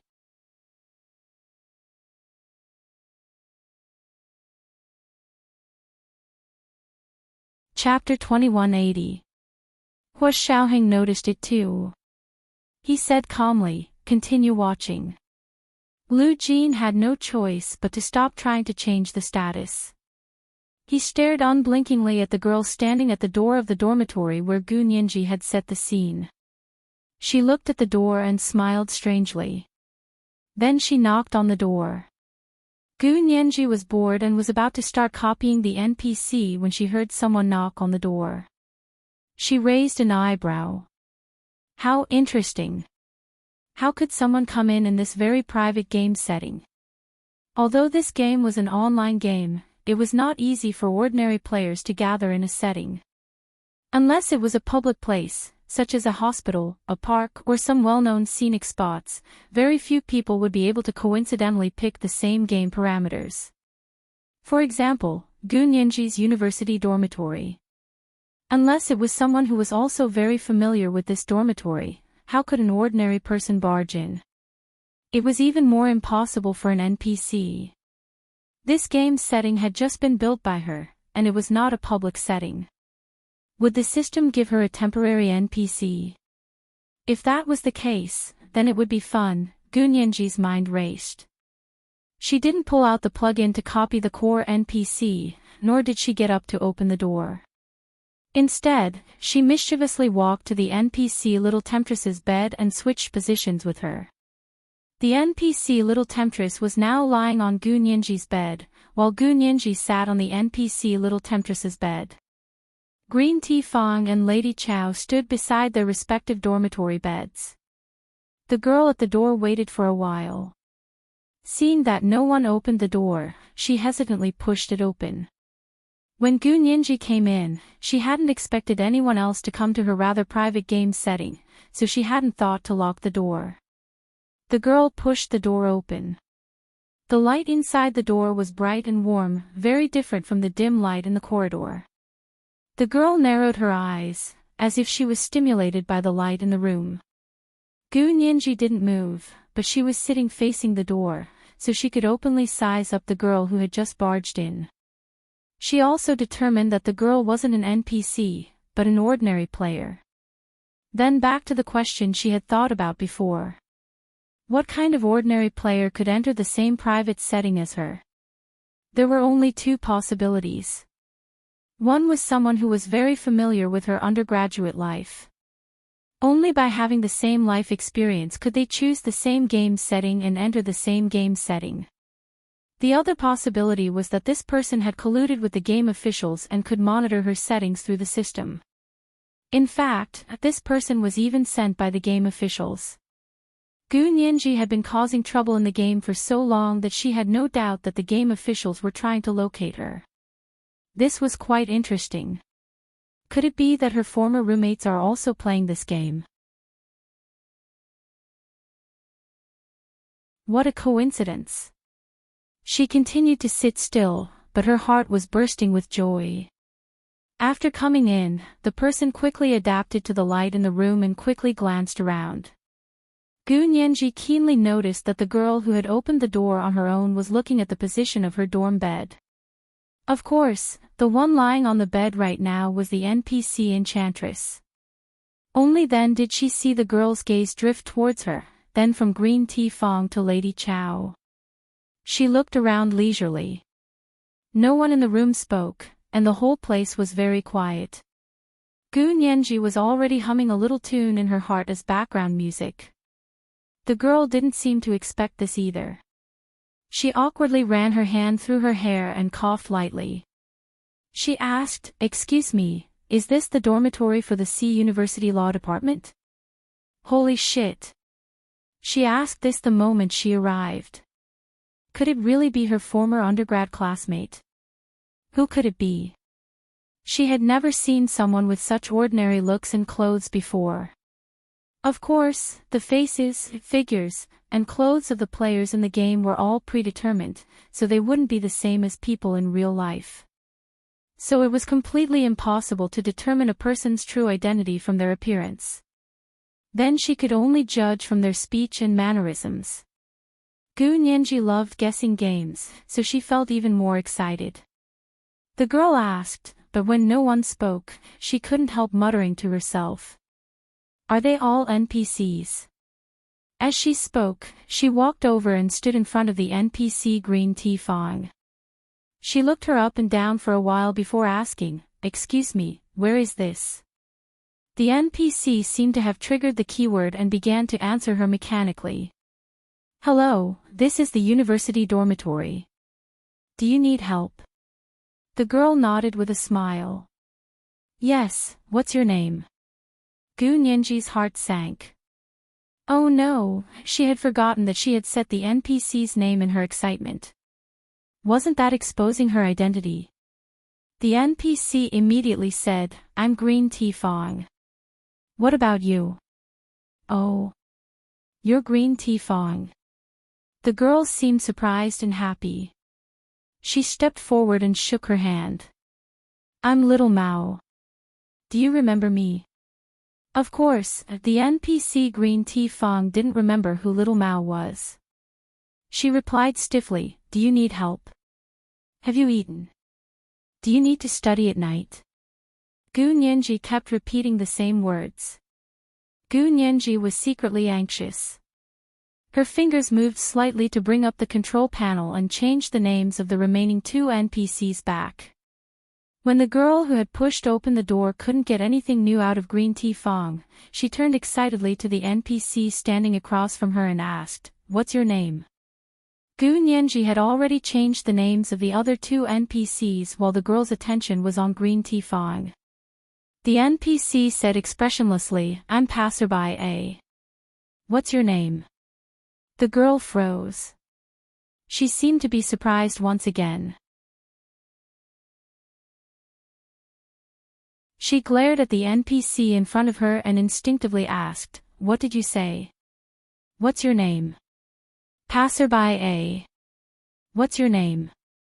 The NPC Lady Chow was Gu Nianji's creation. She could even control the conversation. It was actually just typing words into voice, so the girl hadn't noticed. After asking for a long time, the NPC Passerby A's constant repetition made the girl annoyed. She walked past her and stood by Gu Nianji's bed. The NPC Little Temptress slowly sat up. Gu Nianji hid her hands behind her back and continued to secretly control the NPC Little Temptress. The girl laughed and asked, "What's your name?" "Do you want me to guess?" Gu Nianji tapped her fingers lightly and controlled the NPC to type a few words blindly. "Sure, guess." The NPC sounded like a normal player when she said it. The girl's eyes lit up. She thought to herself, "This is definitely not an NPC. I've finally caught you." She said excitedly, "Is your surname Gu?" The NPC Little Temptress shook her head. "Why would my surname be Gu? My surname is Wang." "What about you? What's your name?" This was the second update of the day, Chapter 2166, Guess Who the NPC Is. There were 2 updates today. Mwah mwah mwah mwah mwah mwah mwah.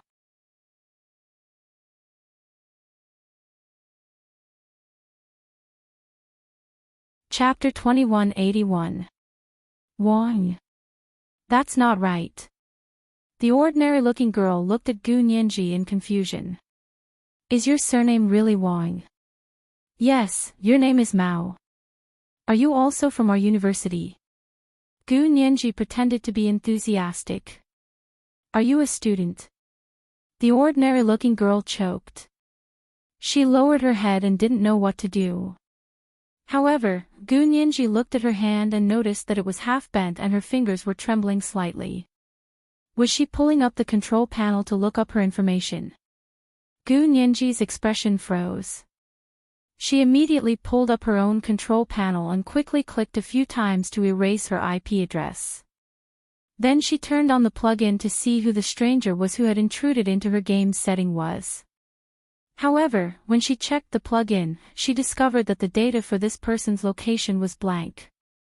If she hadn't seen someone standing in front of her with her own eyes, she wouldn't have known that there were 5 people in her tiny dorm room instead of 4 just by looking at the game data. Gu Nianji's heart tightened. She quickly turned off the control panel and looked up just in time to see the ordinary-looking girl also looking at her.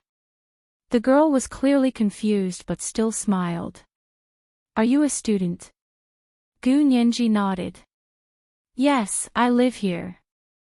I was very happy to see that this game could build a dorm setting." "Really? Then do you know who used to live in this dorm?" The girl walked over with a smile.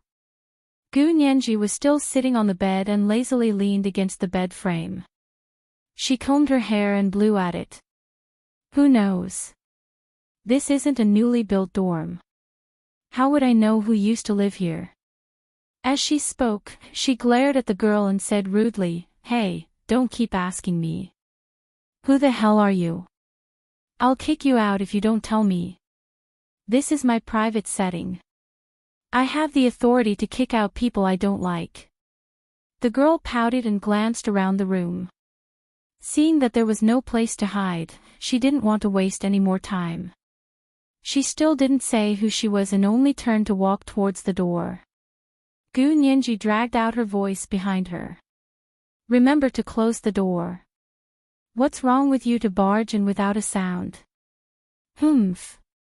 The girl walked out without a word, slamming the door behind her. Gu Nianji knew she was angry, so she smiled and quickly called up the control panel to erase all 3 NPCs. The next second, she logged out of the game. As for the girl who had just walked out, she suddenly felt that something was wrong after walking along the corridor for a while. Shit. She had been deceived. The first person she asked when she entered was an NPC, but she said her name was Green Tea Fong. The system didn't have an NPC with the name Green Tea Fong at all. There was only Gu Nianji, and only Gu Nianji had a roommate with the nickname Green Tea Fong. The player who called himself Wong wasn't a student at all. If she guessed correctly, that person was Gu Nianji. How cunning. I was almost fooled by her. The girl quickly turned back to the dormitory and kicked the door open. There were 4 people in the room a moment ago, but now there was no one left. The lights in the room were still bright, and there were slight wrinkles on the bedsheet. It was a sign that someone had sat on it, however, the person was gone. It was empty, as if the situation just now was just a dream. The girl shivered. She knew that Gu Nianji must have seen that something was wrong and immediately retreated. She punched the dormitory wall and gritted her teeth. Gu Nianji. Just you wait. Lu Jin, who had been standing by the side, couldn't hold it in any longer. He shook his arm violently and pushed Hu Xiaoheng's hand away. He took a step forward and changed his state from a spectator to a game. He entered the game scene that Gu Nianji had set up. Lu Jin had chosen the identity of a university professor for himself. He was originally a professor, so his expression was very natural. He pushed open the door to Gu Nianji's dormitory and said to the girl standing in the dormitory, "Who are you? This room isn't yours." The girl turned around in surprise and saw that it was a tall and thin man. She quickly sized him up and sneered. "Gu Nianji. Don't think that I don't know you just because you changed your identity." Lu Jin raised his eyebrows. "Gu Nianji. Who are you? And who are you? Stop pretending." The girl suddenly smiled strangely. "Anyway, as long as I'm sure it's you, you won't be able to escape." As she spoke, her figure slowly spread out in the dormitory. Her entire body went from corporeal to translucent, and finally became completely transparent. Like a firefly in summer, she shone in the dormitory like stars before completely disappearing. Ridiculous, crazy. Lu Jin opened the control panel. Just like Gu Nianji, there was no data on his control panel that this ordinary-looking girl had ever appeared. He didn't say anything. He casually erased the scene that Gu Nianji had set up and left. Hu Xiaoheng only pushed it out after he was sure that the scene had been completely erased. The two of them took off their VR helmets and glasses in Hu Xiaoheng's study. Who was that woman just now? Do you have any clues? Hu Xiaoheng put the 2 VR helmets and glasses on the bookcase. Lu Jin shook his head. "I'll go ask Nianji." Hu Xiaoheng followed him to the door of Gu Nianji's suite.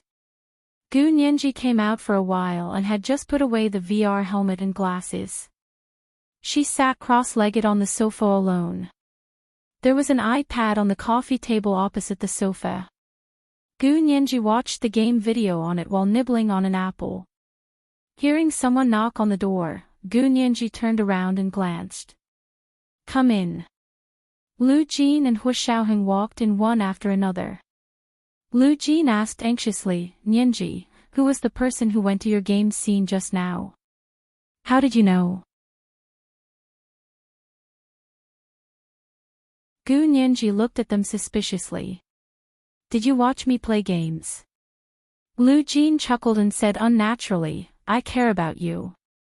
Do you need me to perfect your plugin? It can speed it up and take up more CPU." Gu Nianji immediately stopped being angry and quickly nodded. Okay. Thank you, Dad." Lu Jin and Hu Xiaoheng took the opportunity to sit down on either side of her. Hua Xiaoheng pondered for a moment and said, "That woman today should be your classmate, right?" Gu Nianji nodded casually. "It must be. She knows Green Tea Fong, so she definitely knows me." "Who is it?" "There's no girl with the surname Mao in your grade." Hua Xiaoheng put one hand on the back of Gu Nianji's sofa and looked down at the game video with her. Lu Jin's eyes widened in surprise. "How did you know?" "Nianji has a lot of classmates in her undergrad, right? I know that the law faculty is usually a big faculty in the school. There are more than 100 to hundreds of students in a grade." Hua Xiaoheng smiled. "Believe me, I remember the names, addresses, and family backgrounds of every classmate in her grade." Gu Nianji's heart warmed and she looked up at Hua Xiaoheng affectionately. Hua Xiaoheng kissed her with his eyes. After a while, he reluctantly looked away from her plump lips. Genius 1 second to remember website address. Mobile version, M.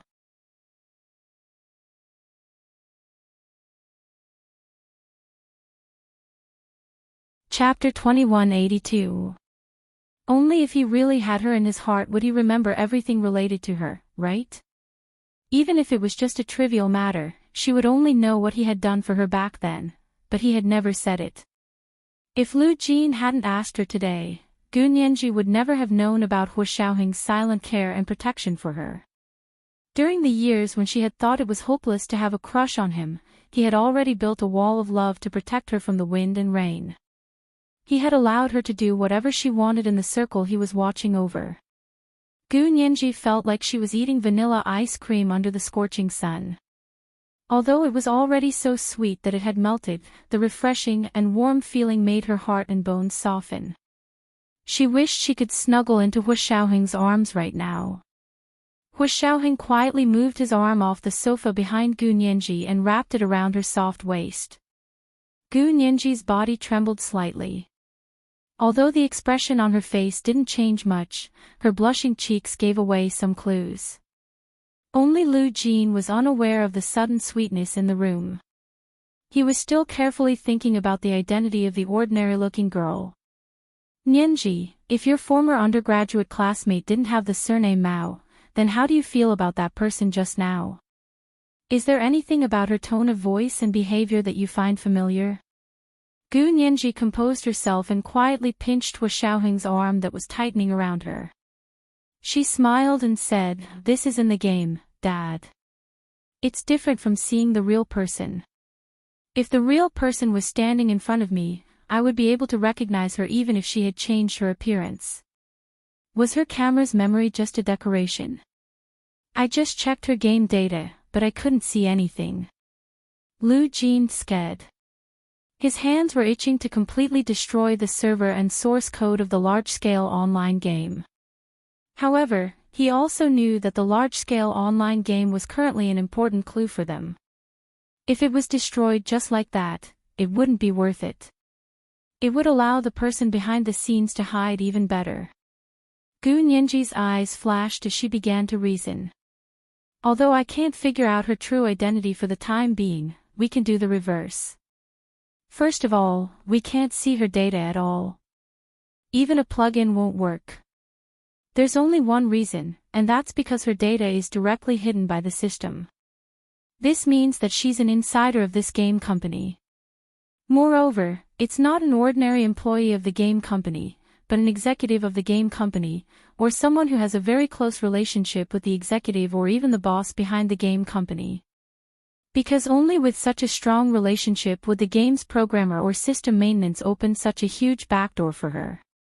Secondly, she knows my undergraduate classmates very well, or at least knows my dormitory roommates.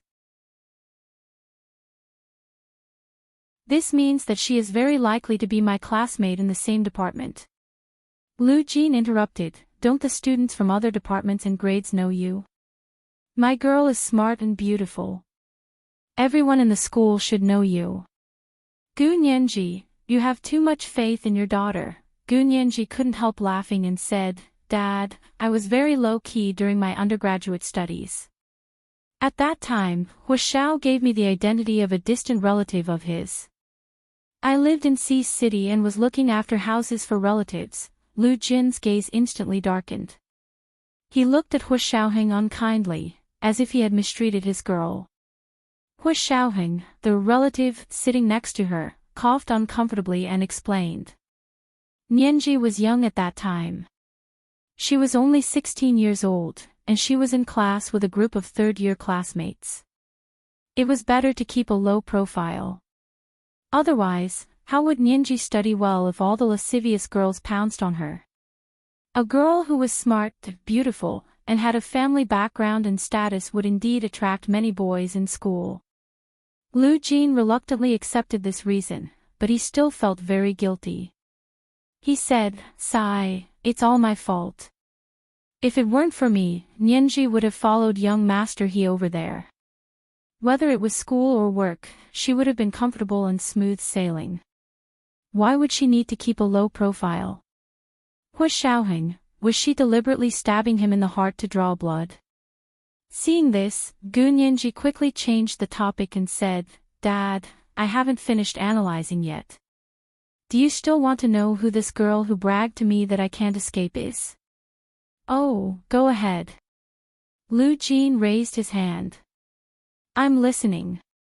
Gu Nianji tilted her head and moved closer to the front of the sofa, slightly avoiding Hu Xiaoheng's burning arm around her waist. Only then would she be able to clear her head. She stretched out her finger and continued, "Based on how familiar she was with my roommates in the game, I still think she's a classmate in the same department as me, or at least temporarily, a classmate in the same department as me. This person shouldn't have cared about me in the first place." As soon as she spoke, I couldn't suppress her desire for me to be unlucky. Even if she was a game character, I could feel the malice and disgust coming from her. At this point, she suddenly stopped talking and thought about it seriously for a while. She shook her head and said, "No, it shouldn't be." "What's wrong?" Lu Jin and Hu Xiaoheng asked in unison. Gu Nianji almost pinched her fingers and posed like a fortune teller. She frowned slightly and said, "I've thought about it carefully. There were actually very few people who had a problem with me when I was an undergraduate. There were much fewer weird people and things than when I went to be university in the imperial capital for graduate school. At that time, she had met Wen Shui, the weirdo among weirdos, in order to take the exam for Hejichu's graduate school." Gu Nianji pursed her lips and retracted her thoughts from Wen Shui. "Isn't that good? The scope is smaller again. How could that be wrong?" Lu Jin asked in confusion. "It's because the scope is small. There were only a few people who had a problem with me when I was an undergraduate, but none of them had the time or conditions to commit the crime." Gu Nianji spoke smoothly and even used legal terminology. "That doesn't matter. Let's see if they have the motive first, and then see if they have the objective conditions." Hu Xiaoheng immediately decided. "Who else has a problem with you that I don't know about?" Gu Nianji, she had forgotten that Hu Xiaoheng probably knew more about her than she did. However, when it came to what happened back then, she couldn't avoid talking about their first time. With Lu Jin glaring at her covetously to hear the details, Gu Nianji felt that her face was so hot that it could burn. Hu Xiaoheng turned his head and glanced at Gu Nianji. Seeing her suddenly blush, he was slightly stunned and also thought of that matter. His heart trembled slightly, and he quickly changed the topic. "I think the person who had a problem with you the most during your undergraduate years was your ex-first boyfriend, Mei Xiaoan, right?" Lu Jin's eyes suddenly widened. "First boyfriend? Nianji, your first boyfriend wasn't Hu Xiaoheng." Gu Nianji quickly waved her hand. "Dad, don't listen to Major General Hua's nonsense. Of course my first boyfriend was Major General Hua." Hu Xiaoheng, although he was still sitting next to Gu Nianji without batting an eyelid, his iron bones were about to be warmed by Gu Nianji's words.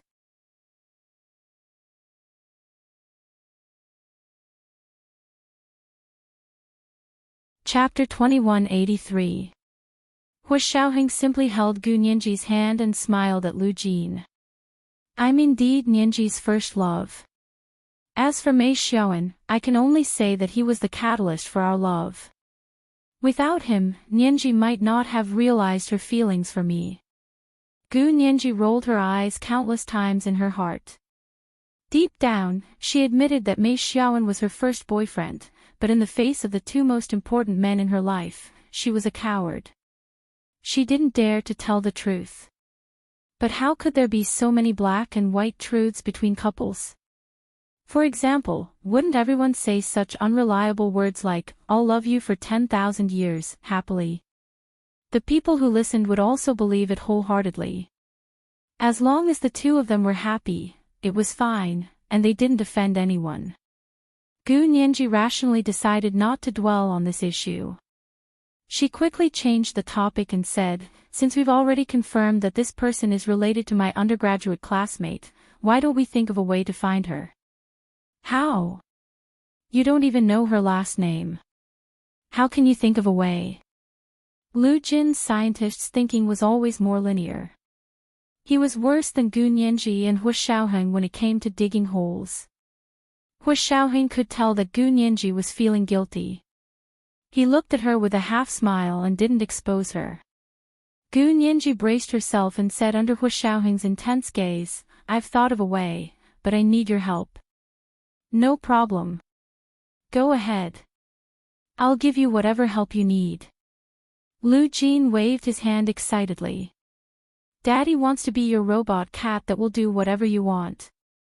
Gu Nianji, robot cat. She didn't expect Lu Jin to have a hobby of watching antique cartoons. The corners of Gu Nianji's mouth twitched, and she quickly glanced at Hu Xiaoheng before replying seriously. "I'm getting married soon, aren't I? I want to treat my undergrad classmates to a meal and have them join in as well. Have a part." When this extremely down-to-earth word came out of Gu Nianji's mouth, Lu Jin felt like the world had turned into a fantasy. Hu Xiaoheng still looked indifferent. Anyway, he was already used to Gu Nianji's various behaviors. Even when she said she wanted to learn Yanko, he would calmly borrow a video for her to dance to. Lu Jin looked at Hu Xiaoheng a few times. Seeing that he wasn't shocked at all, he suppressed the surprise in his heart and asked Gu Nianji, "Then did you attend your classmate's wedding?" "Gu Nianji," she said coldly, "Dad, now is not the time to talk about courtesy." "Then why do you still want your classmate to follow you?" Lu Jin scratched his head. "I don't think it's appropriate to use this method to find that person. Would that person be so stupid as to rush to give you money and even get caught by you? This is just a pretext." Hu Xiaoheng put his hand on Gu Nianji's shoulder and explained to Lu Jin with a warm expression, and with Nianji's current status, even if the price was clearly stated, there would still be a bunch of people fighting to get it, let alone just letting everyone follow suit. Gu Nianji rolled her eyes at him. "Hu Xiao, don't make me sound so snobbish. I do want to get together with my old classmates. As for the follow suit, it's just a joke. If they can come, I'll cover everything, including the travel expenses, accommodation expenses, and the cost of the dinner." "That's more like it." Lu Jin nodded in satisfaction. "I'll transfer you some money later. Take it to treat your classmates to a meal. Don't let them pay for it. Do you need money?" As he said this, Lu Jin glared at Hu Xiaoheng, as if he was condemning him for not giving his woman money to spend. Hu Xiaoheng rubbed his nose and asked noncommittally, "Nianji, what do you want us to do?" Gu Nianji smiled and told them her plan. Lu Jin and Hu Xiaoheng nodded and said, "Okay, let's do that." One day in May, Gu Nianji called her undergraduate dorm roommates, Green Tea Fong, Little Temptress, and Lady Chow. "Green Tea Fong, it's Gu Nianji. Do you remember me?" Green Tea Fong's hands trembled when she heard Gu Nianji's voice, but she still said gently, "Who are you?" "I don't know you." "Green Tea Fong. How dare you not recognize me?" Gu Nianji's voice suddenly rose an octave. She looked flustered and exasperated, making Green Tea Fong giggle for a long time. Okay, I won't tease you anymore. What can I do for you, Chief Gu? You finally remember your old classmate. TSK, I've been waiting for your call for so long. Green Tea Fong's voice was still so gentle and elegant, but she was actually very black-bellied. Men were deceived by her green tea appearance. Gu Nianji also clicked her tongue. It's still the same taste, the same recipe. Green Tea Fong, your green tea skills have increased. That's right. I naturally have to be very focused in front of my old classmate, especially in front of you, Chief Gu. I'm afraid that if I'm not careful, I'll only be able to answer yes or no, Green Tea Fong said as she sat in her office, signing documents. Gu Nianji laughed and said, okay, enough nonsense. I called you today because I want to treat my old classmate to a meal. Aren't I getting married? Green Tea Fong's hand tightened, and the pen scratched a hard line on the paper. Get married. She threw the pen in her hand and stood up with one foot on her chair. She put her hands on her hips and posed like a teapot. She yelled into the phone, you finally said you're getting married. Where's the invitation? Where's the bridesmaid group? Gu Nianji, I've waited so long that my hair has turned white. If you don't give me the invitation and let me be your bridesmaid, I'll break off all ties with you. Gu Nianji's eardrums were about to burst from Green Tea Fong's roar. She quickly moved the phone further away and said with a drawn-out laugh, okay, of course I'll give you the invitation. The four of us in my dorm are so nice, why wouldn't I give you the invitation? But before my official wedding, I want to treat my undergrad classmates to a meal. Do you think I should go to Sea City or the Imperial Capital? Green Tea Fong finally let out a long sigh of relief after getting the invitation. She turned to glare at her subordinates, who were almost petrified, and waved her hand. What are you looking at? Haven't you seen me lose my temper before? She turned and closed the office door. Green Tea Fong finally sat down and asked quietly, you want to treat your former undergrad classmates to a meal? Sure, with your reputation, you'll be able to get a lot of support once you gather them. Let's see how much money you're offering to treat them. You're even welcome to eat until you're broke. Gu Nianji laughed so hard she put her hands on her hips. No problem, you're welcome to eat. But I've barely contacted my former classmates. I only have the contact details of the three of you. She spoke very subtly, but Green Tea Fong already understood. She immediately said, no problem, leave it to the three of us. I'll discuss it with Little Temptress and Lady Chow right away. As for the location, we'll see how many classmates we can gather and let you know. Gu Nianji nodded. Sure, I'll also call Little Temptress and Lady Chow separately. Otherwise, they'll say I'm biased. Oh, you know about that. To be fair, Green Tea Fong had taken care of Gu Nianji the most. Gu Nianji was closer to her and treated her like an older sister. Gu Nianji giggled. Green Tea Fong, you're the green sand mole in my heart. You know that. Pfft. You're the mosquito's blood on my wall. Green Tea Fong teased her for a while before saying, all right, don't worry. I'll help you gather them. We'll definitely have a good gathering when the time comes.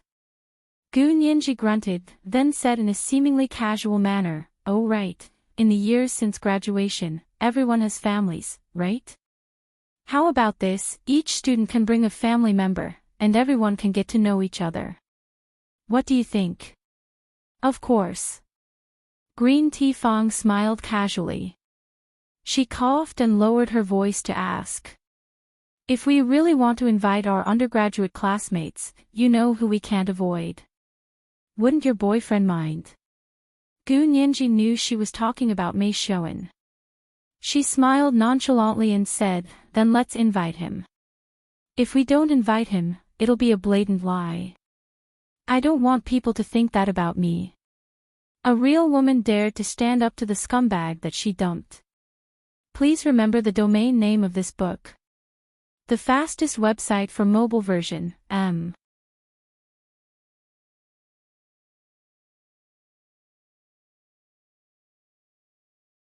Chapter 2184.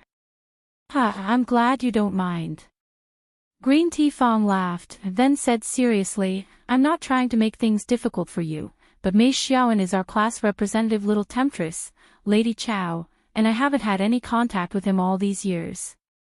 He treated you so badly back then, so of course we're on the same side.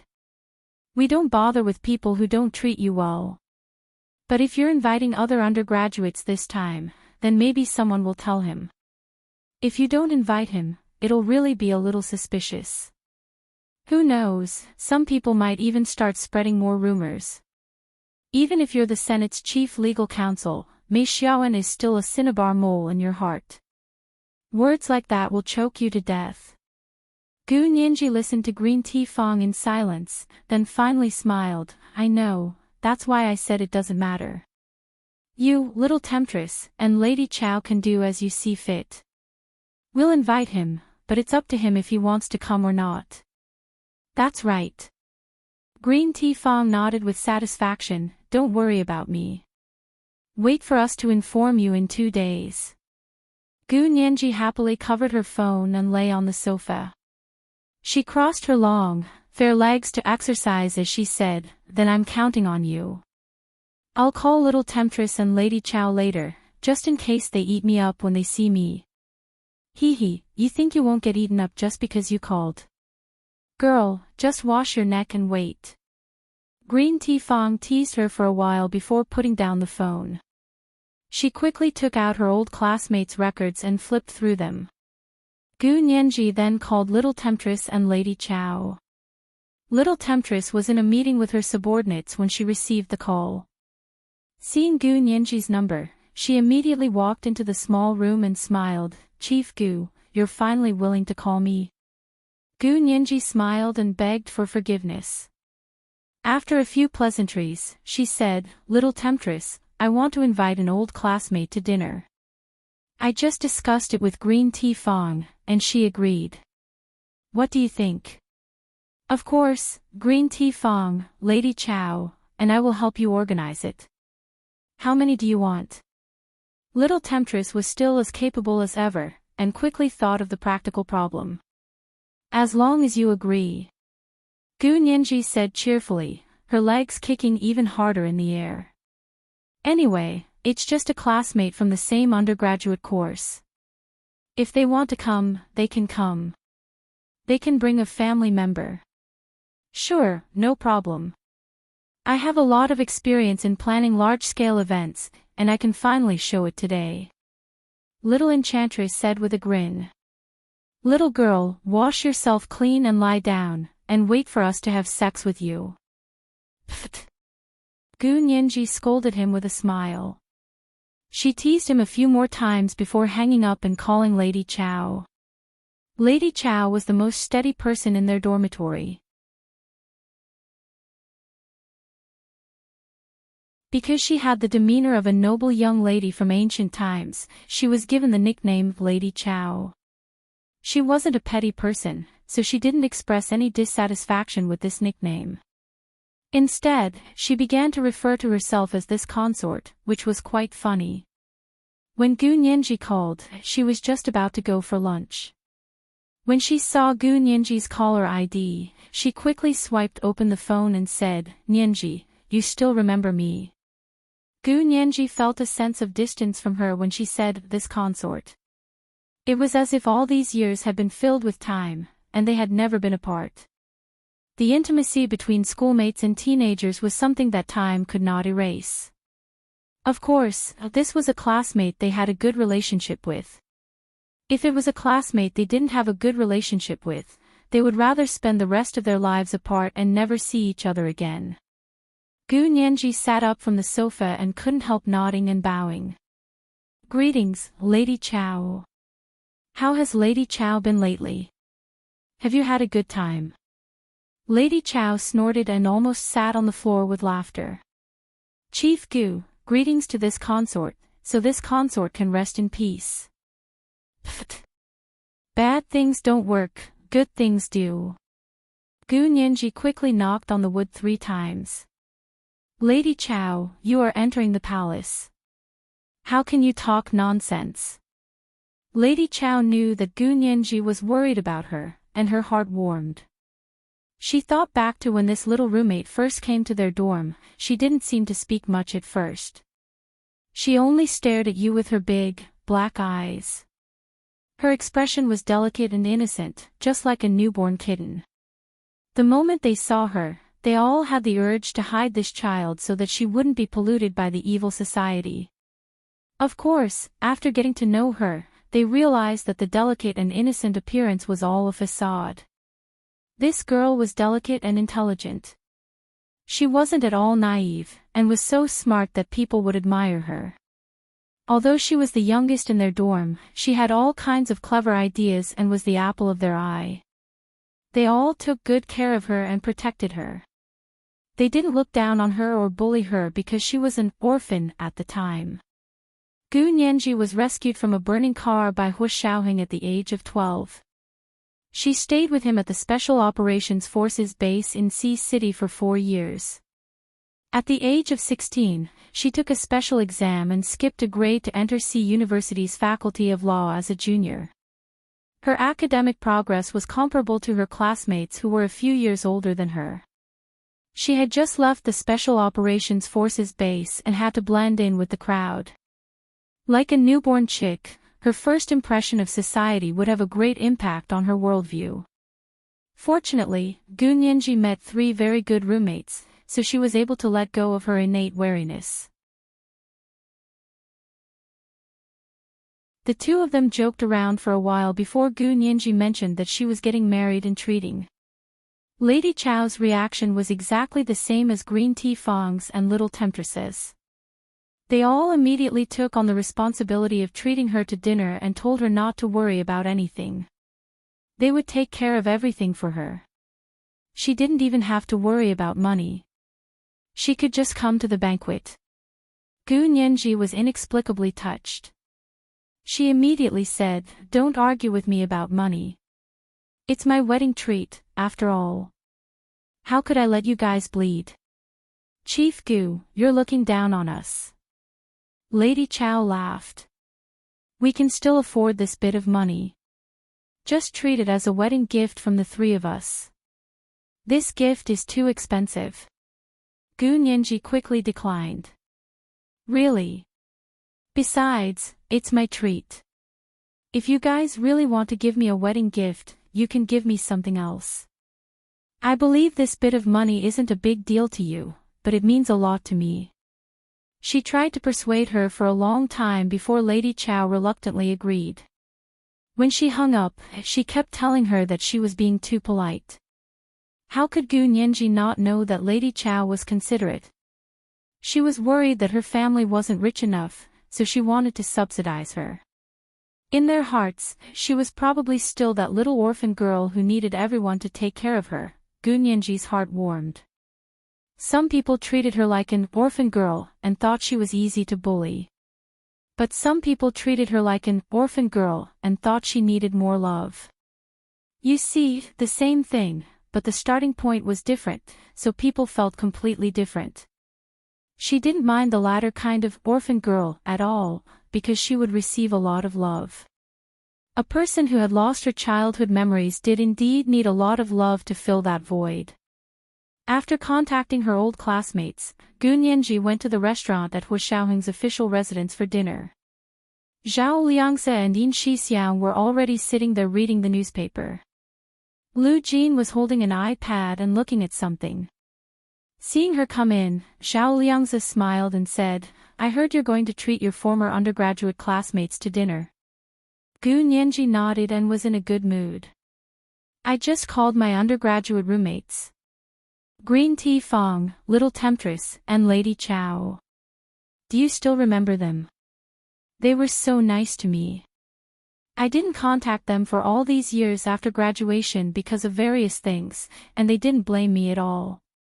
I'm so lucky to have such roommates. Yin Shixiang and Zhao Liangzi looked at each other and smiled. Yin Shixiang said proudly, "Of course." That year, Major General Hua said he wanted to send you to college and get in touch with society. In order to find you roommates, Major General Hua went to great lengths to do all kinds of investigations. He even hired a psychiatrist to do a psychological assessment and personality analysis of those people. He only chose those classmates who could match your personality as roommates. He was afraid that our little princess would be wronged. Zhao Liangzi also blinked and said, "Green Tea Fong, Little Temptress, and Lady Chow. We're very familiar with them, but they don't know that we've investigated them. Don't let it slip." Gu Nianji.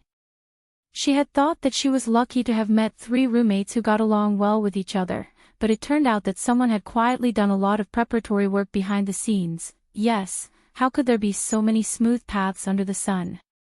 Someone had helped her remove all the stumbling stones. Genius. 1 second to remember this website's address. Mobile version.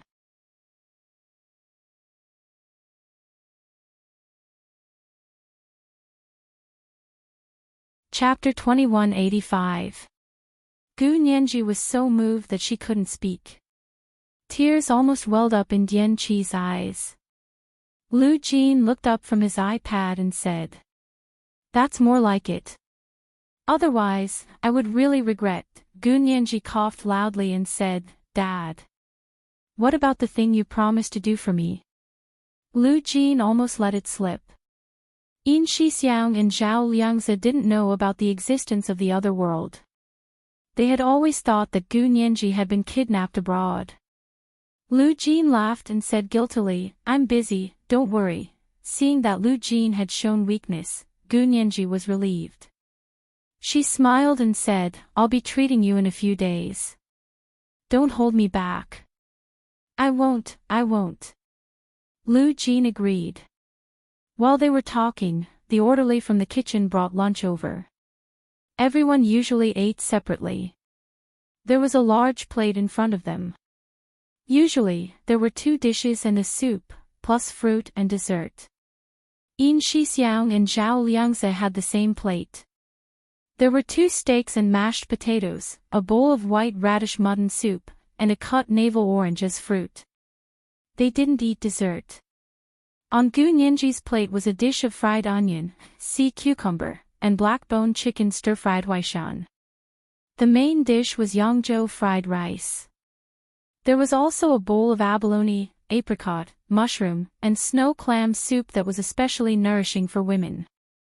It was yellow and delicious in her mouth.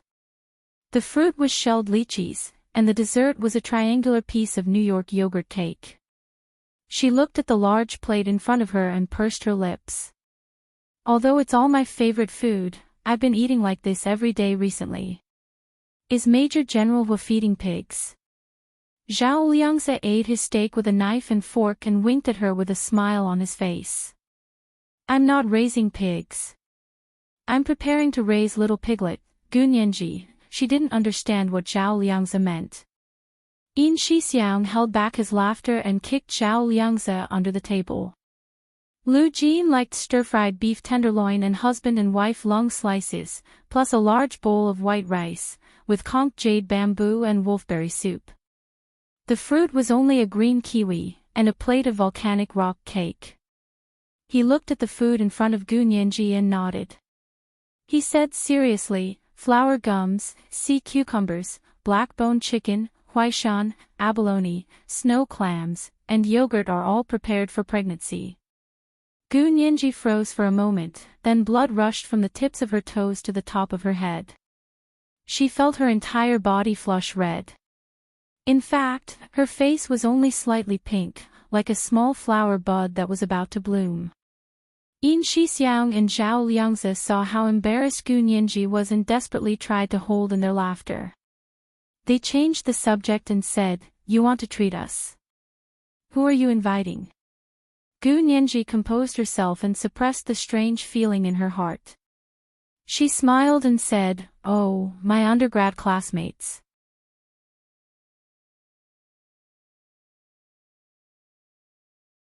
I just called Green Tea Fong, Little Temptress, and Lady Chow you were talking about. Oh, are you treating everyone to a meal before you get married? Why don't you let them have a share?" Yin Shixiang said with a smirk, "When I married Chi-Chi, I let my classmates from childhood have a share." Gu Nianji rolled her eyes at him.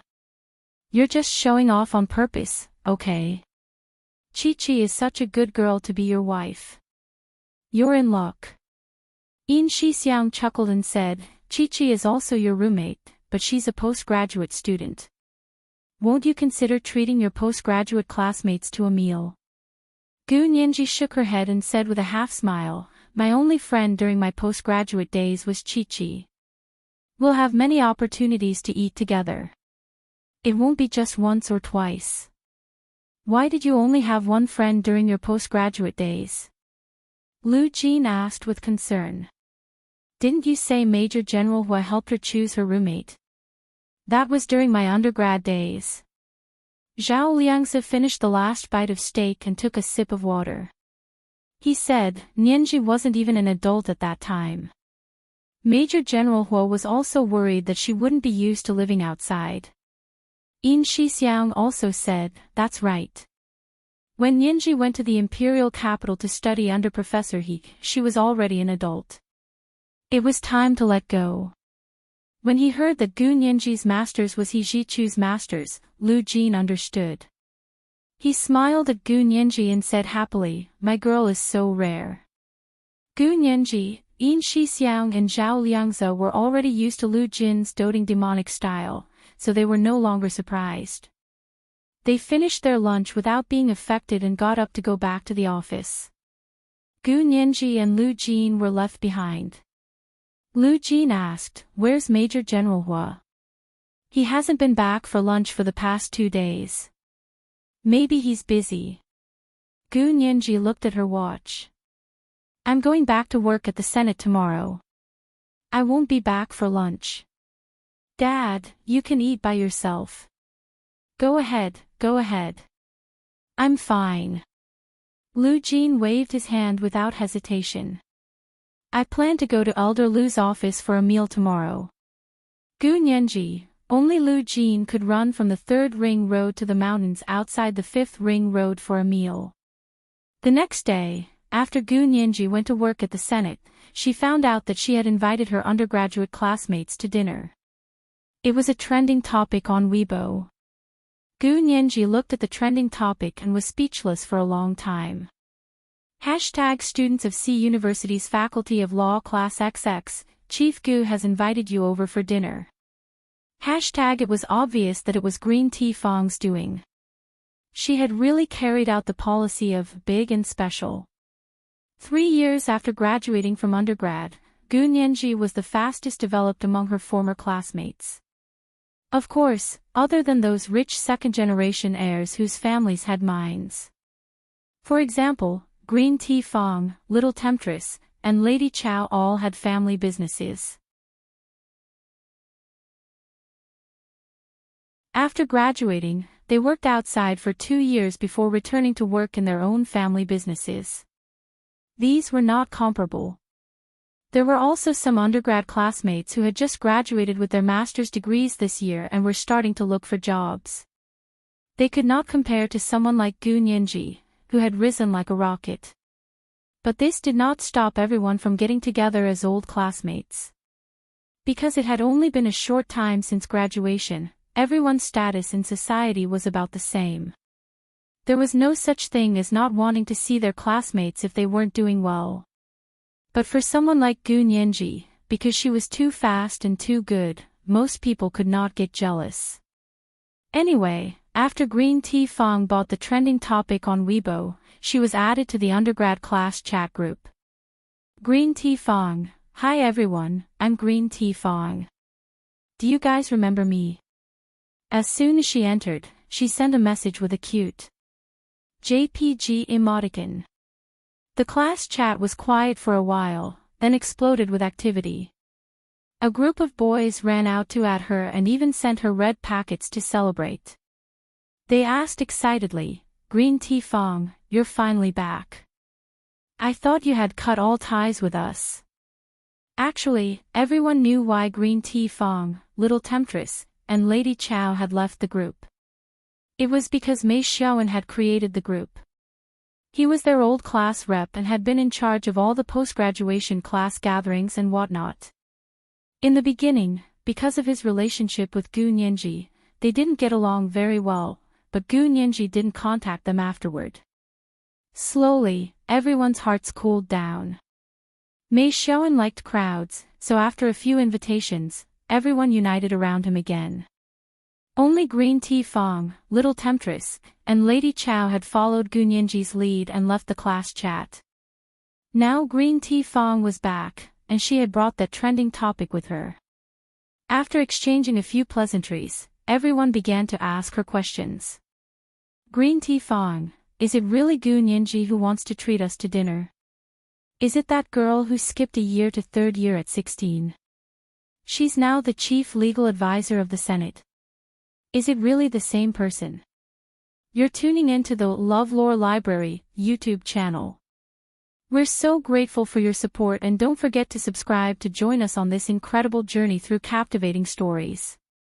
Your generosity through donations truly makes a world of difference, as it's the primary source of revenue that allows me to expand and enhance this channel for you. Thank you from the bottom of my heart for being a part of this adventure.